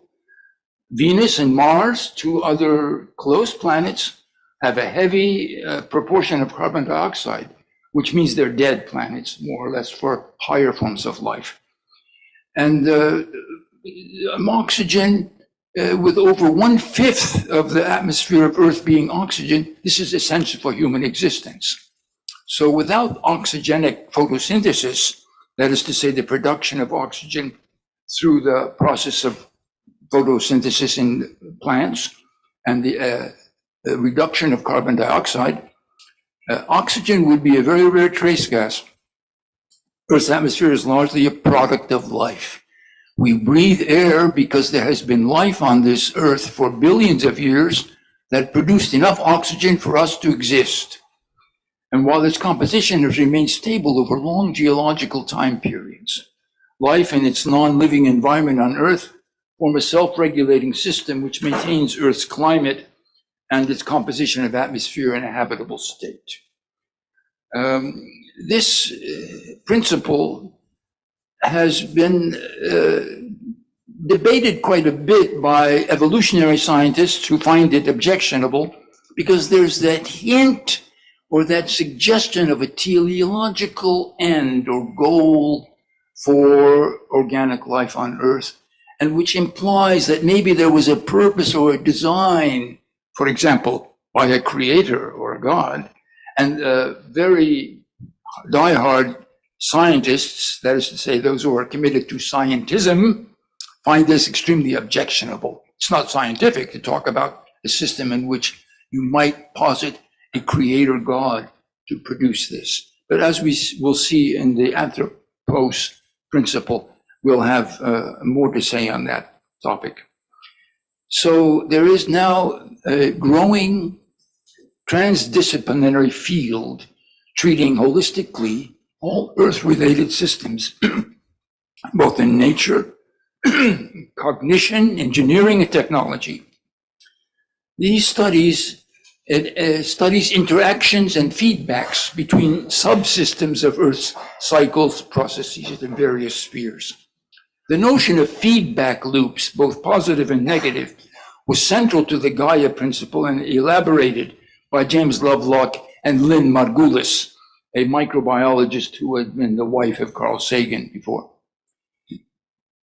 In fact, remarkable scientific progress in the last 25 or 30 years in development of Earth as a system, understanding our planet as a coupled to the evolution of life, that is to say, the emergence of life from 3.8 billion years ago, when the Earth finally achieved a large amount of water on its surface, throughout all the transitions in marine environments, through to terrestrial environments with the emergence of plants and animal forms, down to the mammal and reptilian forms, through to the hominids, and finally to, and this is the evolutionary sphere, of course, to the Homo sapiens, which is our species. This science, Earth system, treats Earth as an integrated system, a whole, a one. This is, in fact, a kind of tawhidic, if you will, trend in modern science, especially the impact of human societies on all its various spheres, from the stratosphere and toposphere down to below the lithosphere. The evolution of life has shaped our planet, while changes in the planetary environment have transformed life and combined together, they form one process. This is a very remarkable new scientific understanding of our planet, our Mother Earth, and nature, if you will. And it has a unitary implication. I'll go back to this famous diagram, the Bretherton diagram, which I'll keep on the screen for a few minutes. It is a kind of one attempt to combine all the main ideas in the Earth system science projects. It was begun in the 1980s by the NASA Earth System program. There are a number of major university departments or where they teach Earth system science, and they do extensive research on it. There's also government-supported research into Earth system science, which is very important. And there's also, how should I say it, some intelligence and military applications and interest in this same system of sciences. And you can see that the human activities on the right is a kind of bridge between climate change and between the atmosphere down to the tropospheric chemistry, that is to say the level of air that we breathe on the surface, all through the different subsystems, including soil and ocean and marine and terrestrial and weather and other things. And we know now they have a number of subcycles, the carbon cycle, the oxygen cycle, the phosphorus cycle, etc., which all interact. And they increasingly recognize the significance of the combination of all these systems together to keep Earth as a habitable planet with enough clean air to breathe and water to drink for us humans. And we are definitely the dominant species at the moment. Now I come to the final, so to speak, scientific idea, which I think has a bearing on the notion of Tawheed in Muslim thought, the anthropic cosmological principle. The universe must be structured, thank you. The universe must be structured in order for life to emerge at some point. Now, this is a simple idea that you might say is obvious. But in 1988, a book was published called The Anthropic Cosmological Principle. One was a physicist, one of the authors, the other was a biologist. And it's a huge, thick book. I found a copy in a used bookshop, which got me interested in this whole idea. And they argue very strongly that there's a weak form of this argument, which means that it's possible that there could have been some aim or goal to produce an intelligent life form as an observer who can reason and then think and see and ponder and make conclusions about their environment, the Earth.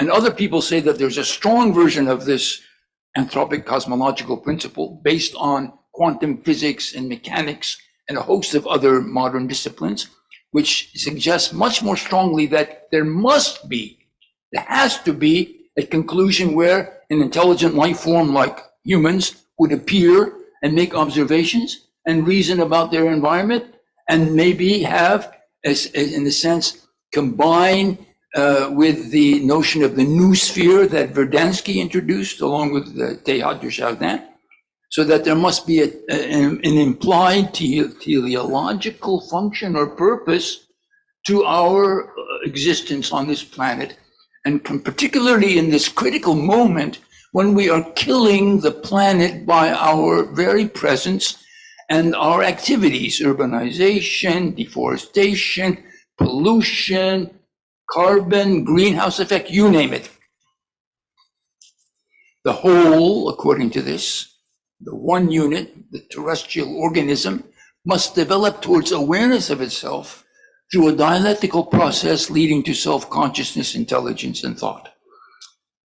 Teilhard de Chardin developed this in a particularly Christian way, but it's possible to take a parallel path in a non-religious sense, strictly scientific, or other ways.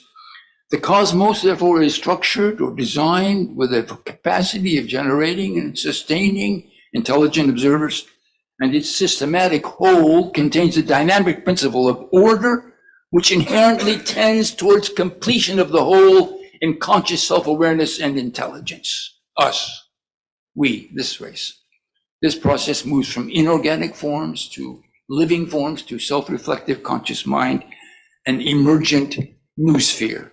Verdansky would have said, for example, that the recognition that there is a hole in the ozone layer and the attempts to rectify it, which have succeeded in large part, are an example of the new sphere emerging. People thinking and saying, let's change the environment to protect ourselves from this baneful hole in the ozone layer, which is letting in bad rays which affect life. So I would suggest that this is a task for thinkers, Christian, Muslim, Jewish, secular, you name it, for a theological approach, if you will. Anthropic principle evokes us to explore a fresh and even radical approachment of theology, science, metaphysics, social and political and ethical issues. As Verdansky pointed out, the ultimate completion of the new sphere depends on the emergence of societies, human institutions and organizations and activities, and that's part of the new sphere in his understanding. And therefore we have to pursue this in the implications it has for our social and ethical domains. And therefore I hope that Muslims might acquire the impetus and the skills to exploit the full breadth of their intellectual, ethical, and spiritual resources in order to properly benefit from opportunities brought by irreversible global processes of world, digital, financial, and market integration. Thank you.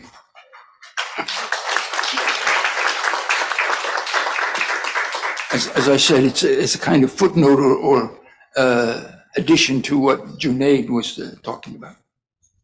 Thank you, Dr. Crow. So I suppose we have a Q&A once we're done with the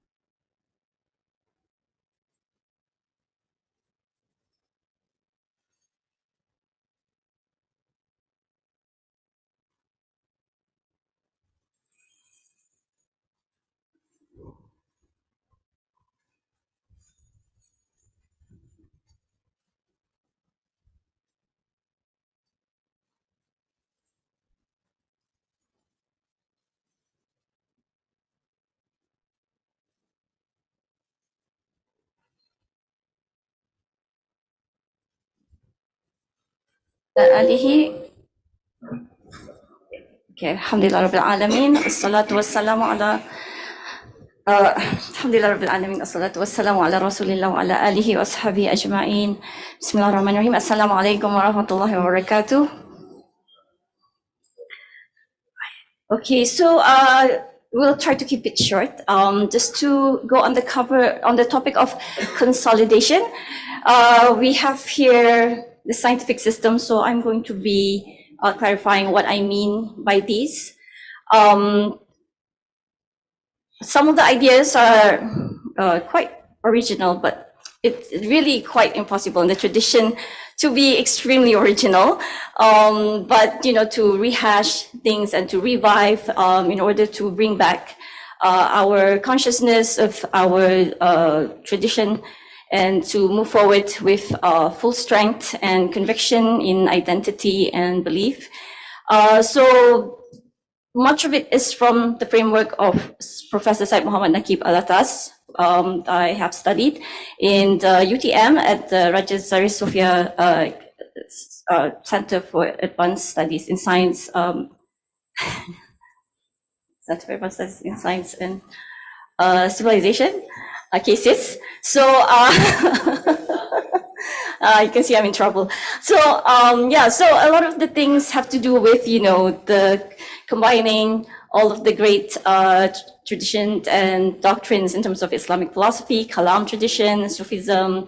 And what we have to deal with is the different terminology that confront us as we convene as scholars in a place. Usually we would throw out different terminology and there is no sort of explaining the background in terms of the history, in terms of the interlocutors, and these kind of things might be important in order to be established first. And so we go into the analytical aspect and later on in order to consolidate the philosophical aspect. And this would be subsumed under the epistemological uniformity of unicity that I call the Tawhid, that Professor Alatas called the Tawhid method. So this has to do a bit with science. As we can see from Surah Al-Fusilat, it says we will show them our signs in the horizon and inside their own selves until it becomes clear to them that it is the truth. Is it not enough to know that your Lord is a witness over all things? And it's how the creation and the human being, him or herself, is the strongest proof for the existence of God. So do we interpret science through theology, or do we verify theology through science? Normally you have to define what science is, what systems is, what scientific is. But because we are now going back to the tradition in order to confront modernity or postmodernity, then what is meant by science is not necessarily what is typically what science is. But in brief, science could be a number of things. It could be a body of knowledge that deals with science, could be a method of science as in scientific method, and it could be just the situation of having structure and having scientific mind that develops everything based on logic, based on mathematics. So in a way, it's quite similar. But what do we mean by science has to do with what Prof. Alatas calls scientific. So scientific is the state of mind that has regularity and dependability that can be given by the Arabic language. And with this, why is language being brought forth into a discussion of science epistemology, is because language is what's delivering our reason. Therefore, what we have is the language that shapes our mind is a language that can deliver things concisely and can conceptualize effectively and accurately in the sense of explaining a new phenomenon or phenomenon that is newly discovered or able to be explained or explicated. Thus, what is scientific has a lot to do with Arabic from the perspective of the framework of the worldview of Islam. And that includes also Islamic languages, as they have been evolved. They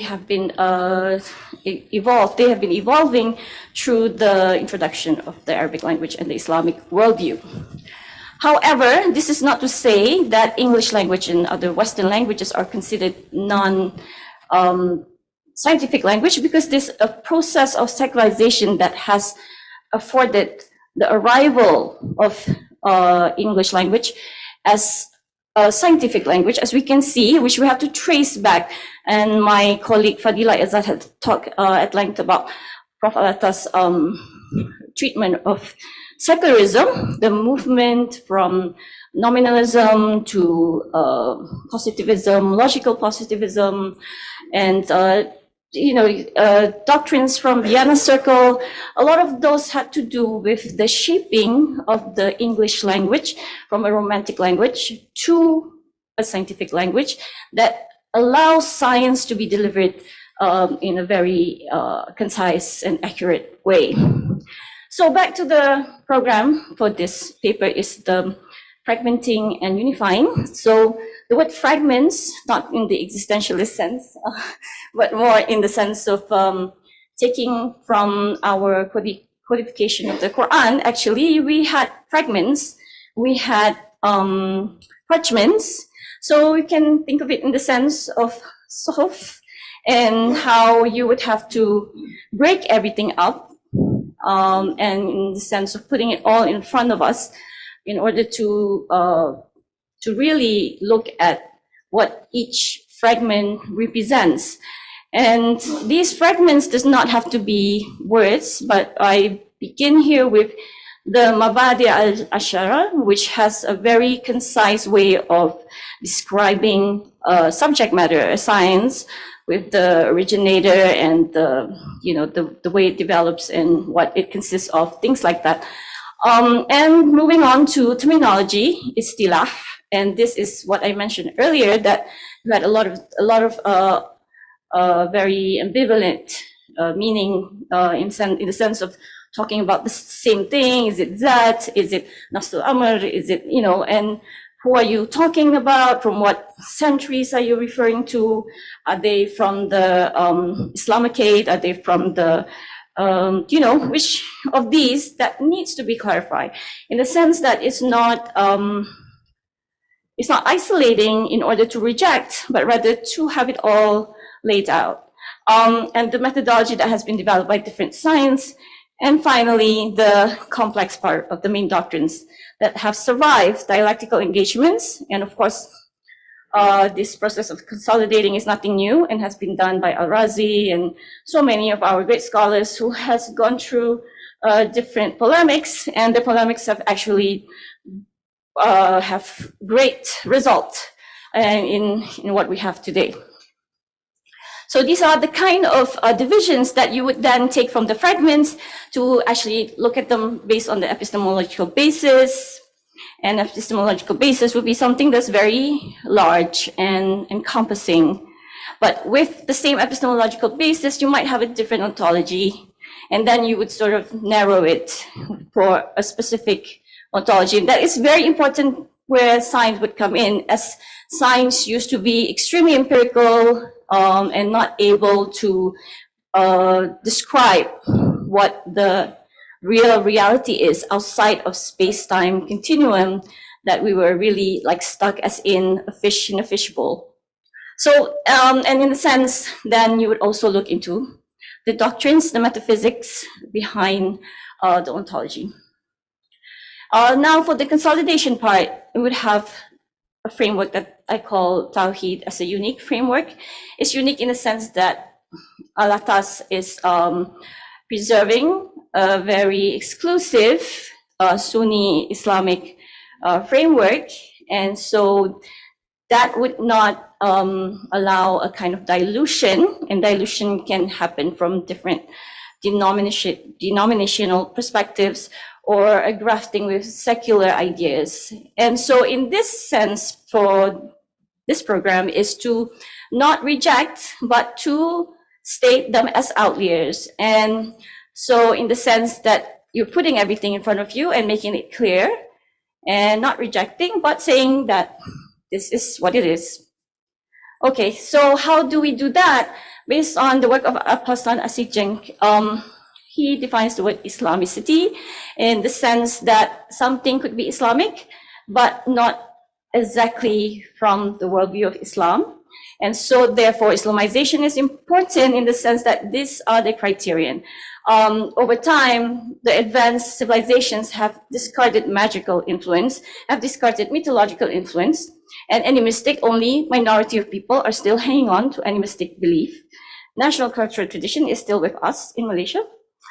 But secular control over reason and language, that is something that we are dealing with and not realizing how much of that secular control has overtaken ourselves, our institution, our family, our country, and where that would lead us. So this aspect is what would determine if the program is completed or is Islamic instead of the worldview of Islam being conformed to.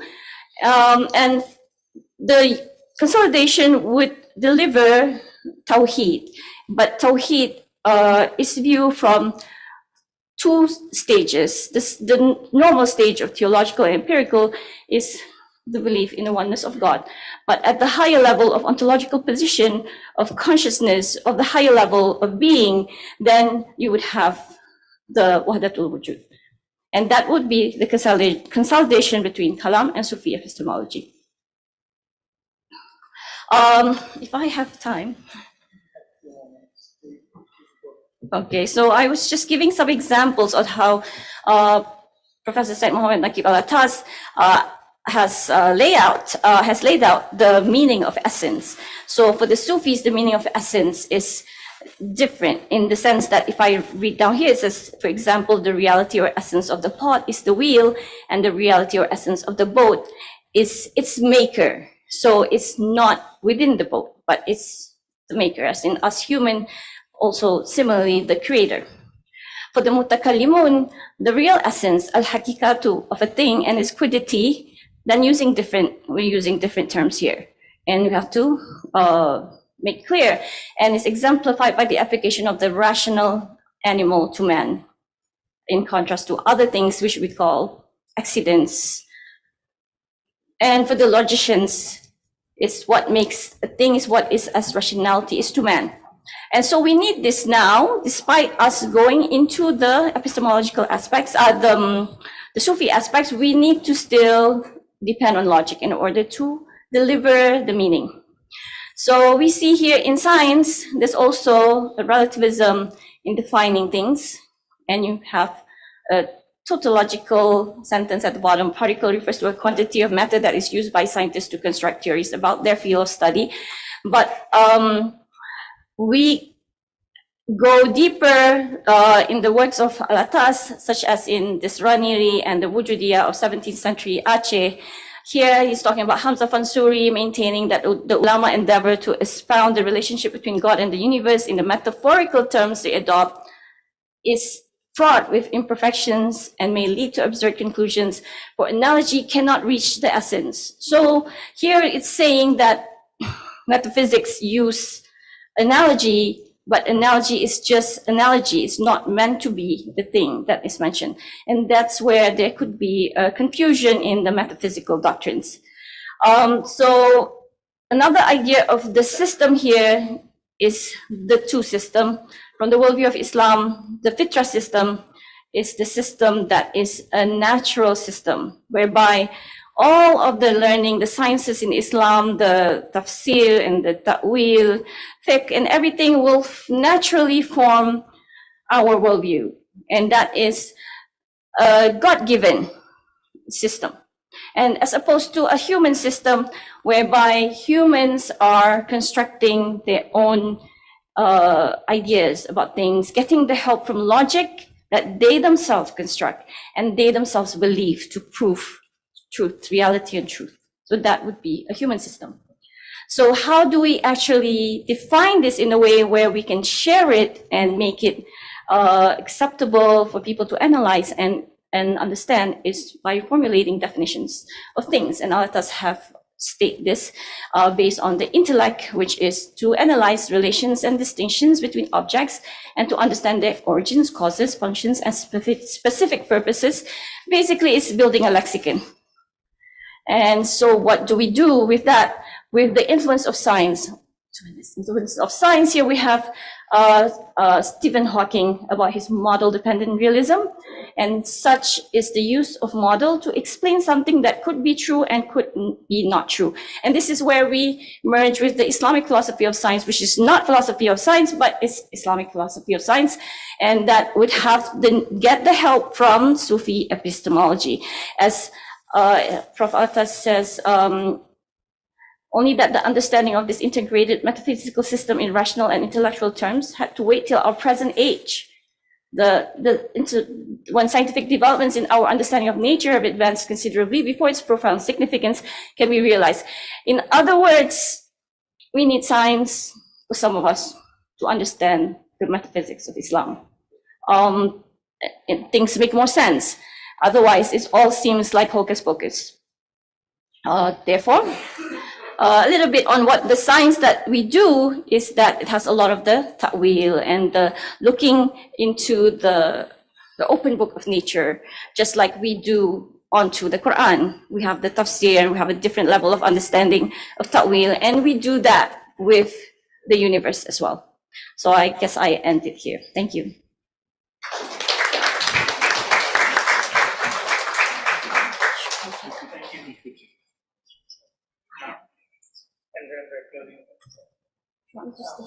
So we now have about 10 minutes for Q&A.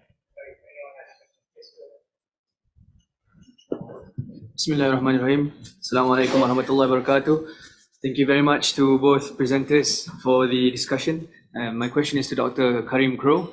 I was thinking about the ayah of vicegerency, Al-Baqarah, verse 30, and about how the human being is a vicegerent here on earth. And the question is with regards to our duty and responsibility to the earth. Given that we are the microcosm of the universe, would you then say, based on what you've mentioned earlier, that any form of disrespect to the self can manifest itself as a disrespect to nature as well, as we can see in the modern world? Would you say that this is an extension of maybe perhaps a lack of tazkiyat an-nafs? I think so. If we are part of a larger whole, then we are a component of it. We're part of it, and our correct functioning will then affect the functioning of the whole. And when humans are out of balance and incorrectly functioning, the whole has now become incorrectly functioning to the point where it could seriously jeopardize the whole completely.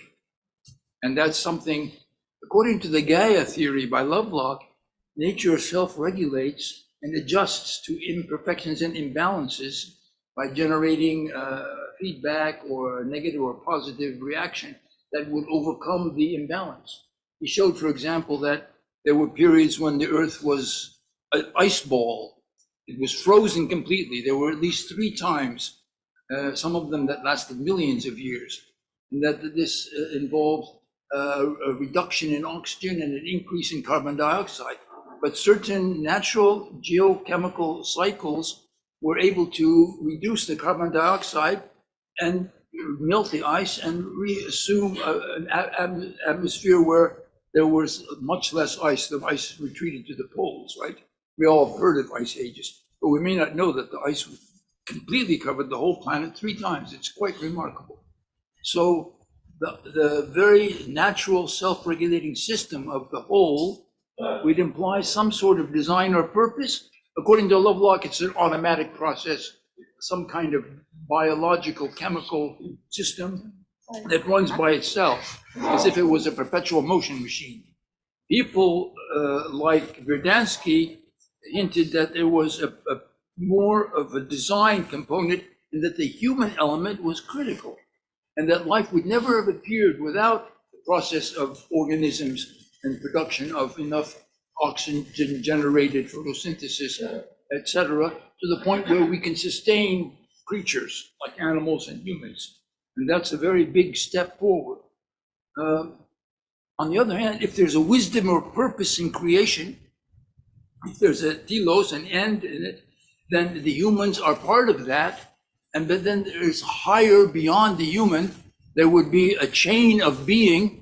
And this, you go back to ancient theories like Aristotle and the Neoplatonic systems, and you get to Farabi, and then you get to the sages and the Ishraqi school and the Irfani school, and you see they had all understood this.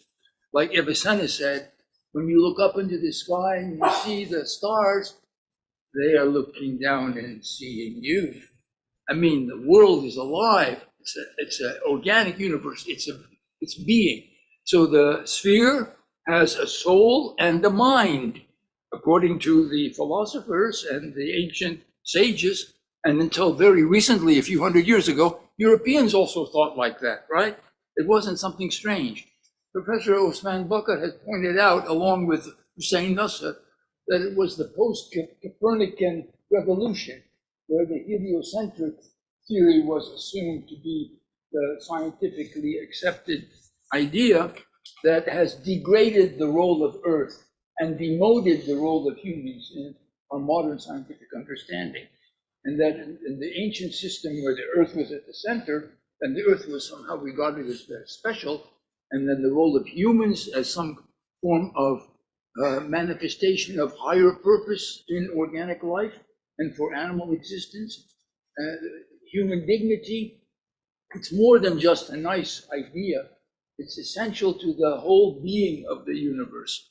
And so there was this notion of a chain of being, and that beyond man, there are other forms of higher beings, angels, call them what you will, and that the very fact that the earth is a conscious, alive organism, and it depends on us and our own progress and advancement to ameliorate and improve itself. And so let's be kind to our earth because we're part of it. And what we do to ourselves, we're doing to the earth. And so we have to love our environment, and we have to be a good steward. Actually, what's more than a steward, it's like being a servant. We are trying to help our bigger being, right? So these ideas, it's strange that modern science has come to see that themselves, not by any input from religion, but by simple scientific observations. It's quite remarkable. And this is why I think that faith-based religious thinkers can say, we can make a common cause, and we can help you understand more about the metaphysical and ethical implications of your thinking beyond just the mere chemistry of it, physics. This is a very important moment. So there, I hope I answered that.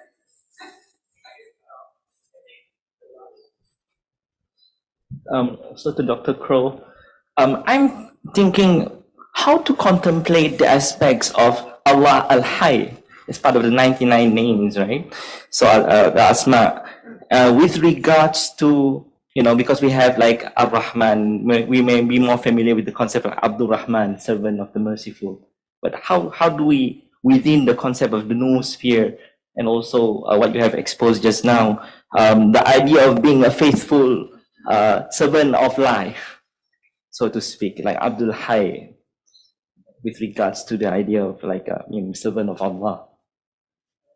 Well, I'm not sure whether I can answer that question. Al-Hayy is one of the sifat of that, the most essential 3 or 4 qualities that we would ascribe to the Creator. And therefore, we can see it as fundamental. You can't have the other qualities without life. So knowing and seeing and hearing, and then life has to be there first. And so this is something that's shared by other forms of life, but preeminently that life is provided for us by the source of all life and all being, right? So it's that whole process of theology, which is a relationship between us and our Creator, if you will. It's a theological fact that we have to accept and also benefit from. Without it, we're not here. Without the Creator, there are no creatures. That language, by the way, is something scientists always avoid. You never say Creator and creature, but actually it's an adequate way of expressing the relationship. And Muslims shouldn't be shy about using traditional terms like that if they can explain it and understand it in consonance with modern ideas that scientists have reached. Scientists need our help in understanding the results that they have come to in their science. And I think Professor Osman would probably be able to answer that question better than me, but I think scientists are hoping that people will help them understand their own ideas a little bit, but maybe I'm wrong.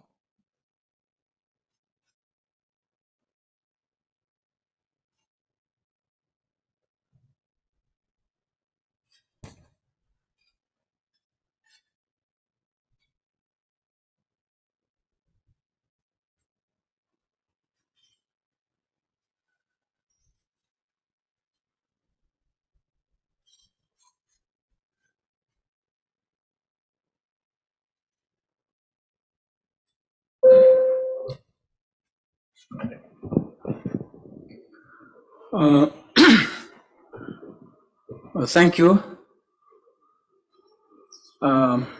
everything has to come to an end. So today, now we are at the closing session of our 2-day conference, very, very important conference. I must have considered this as one of the best international conference on theology in particular. And on behalf of the ISTAC, the Dean, who is not here, but on his behalf, his staff, and particularly on behalf of the Al-Ghazali Chair, I would like to thank everyone, particularly St. Andrews University and the, as now we are getting more and more familiar with the Encyclopedia of Theology at the university, which I hope we will be accessing this, what's being written. I would like to thank for this opportunity given to us to co-organize this this conference. I'm sure this collaboration will lead to further contacts, further interactions. I certainly appreciate, first of all the fellow keynote speakers, the people who presented their papers. I think they're all, I consider these are papers that we normally encounter at international conferences, and we hope that we will be able to come up with a post-conference publication, inshallah. And well, I just want to take the time. I think I want to let the my colleague from the St. Andrews University to make the remarks. So once again, the only thing I could say that I'm sorry for the shortcomings, all the shortcomings that we have been to the conference, especially. No, this is my open disappointment. I'm sharing disappointment because more than 200 people registered to attend physically. That's why we booked that big hall, not here. And plus 100 more, plus 100 and 100 plus online. Yeah, I would be surprised if more people saw online than people coming here. It could be. Yeah, but we have benefited. I hope. I hope you know you all have enjoyed it despite those shortcomings. But for the shortcomings, once again, I like to apologize to the organizer, co-convener, as well as you all. But I am very, very appreciative of the quality of the discussion. Not as much time as we hope for, but the presentation is very good indeed. So thank you once again, and I hope our colleagues from St. Andrews. I don't know how long we're going to stay here. Please stay as long as you wish. In Malaysia, and make sure that before you leave for St. Andrews, at least you eat the durian. Keep food here, because durian is one fruit which you will love at first sight without knowing what exactly it is. So it is possible to have true love without knowledge. Okay, thank you.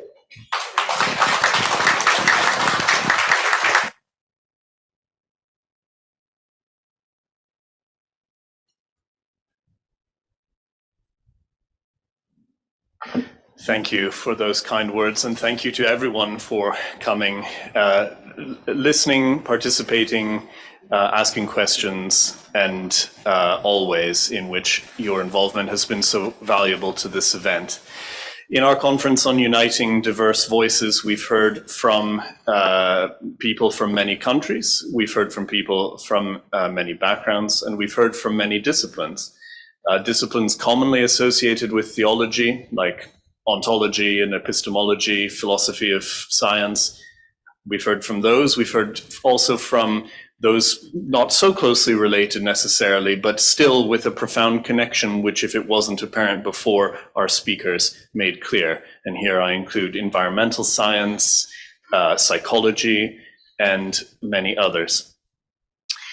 All of these forms of knowledge have come into contact. They have come into contact with theology. They have flowed into it, providing more information and strength. And they've also flowed out of it again, strengthened and themselves better informed.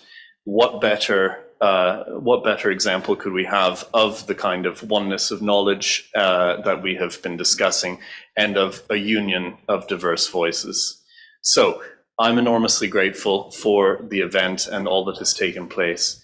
I'm sure that we will manage a post-conference publication. In fact, a major publisher has already expressed interest based upon the list of speakers. So I imagine my colleague, Dr. Alex Wayne, will be in touch with the speakers about how they might contribute to that volume.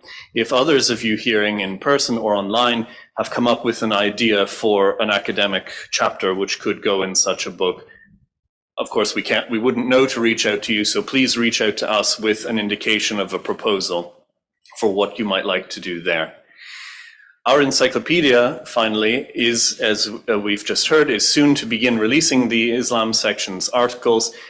We have commissioned many and we have a plan, but there's always many more. And again, if you have an idea for an encyclopedia article, which would, in the way I described earlier, represent a building block of Islamic theology, please be in touch with me or with Dr. Alex about your idea, and we'll let you know how it can be communicated, whether that's something you would like to write yourself or which you just think is integral to the type of work that we're producing. So on those notes, my sincere thanks to someone who is effectively a theme of this conference. We could not have done this without the cooperation of the Al-Ghazali Chair and Professor Osman himself, whose name kept appearing so many times as an influence upon the work that had been done and which was described here. So it has been an honor to have him with us, and I thank him, I thank everyone from ISTAC, and all of you once again. Thank you.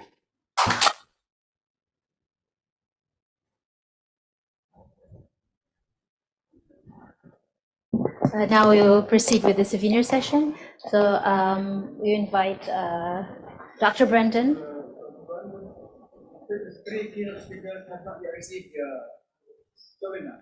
Yeah. So yeah, Dr. Brendan, proceed. I mean, you can stand up. We now call upon Professor Khairuddin Al-Junaid to receive his.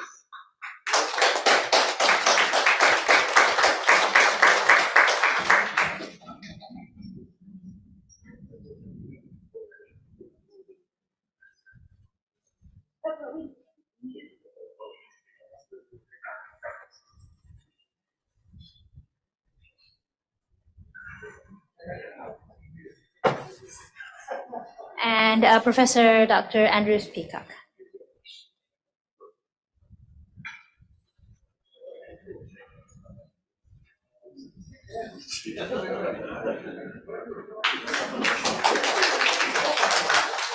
And we call upon Professor Osman Bakar to give one to Dr. Brendan.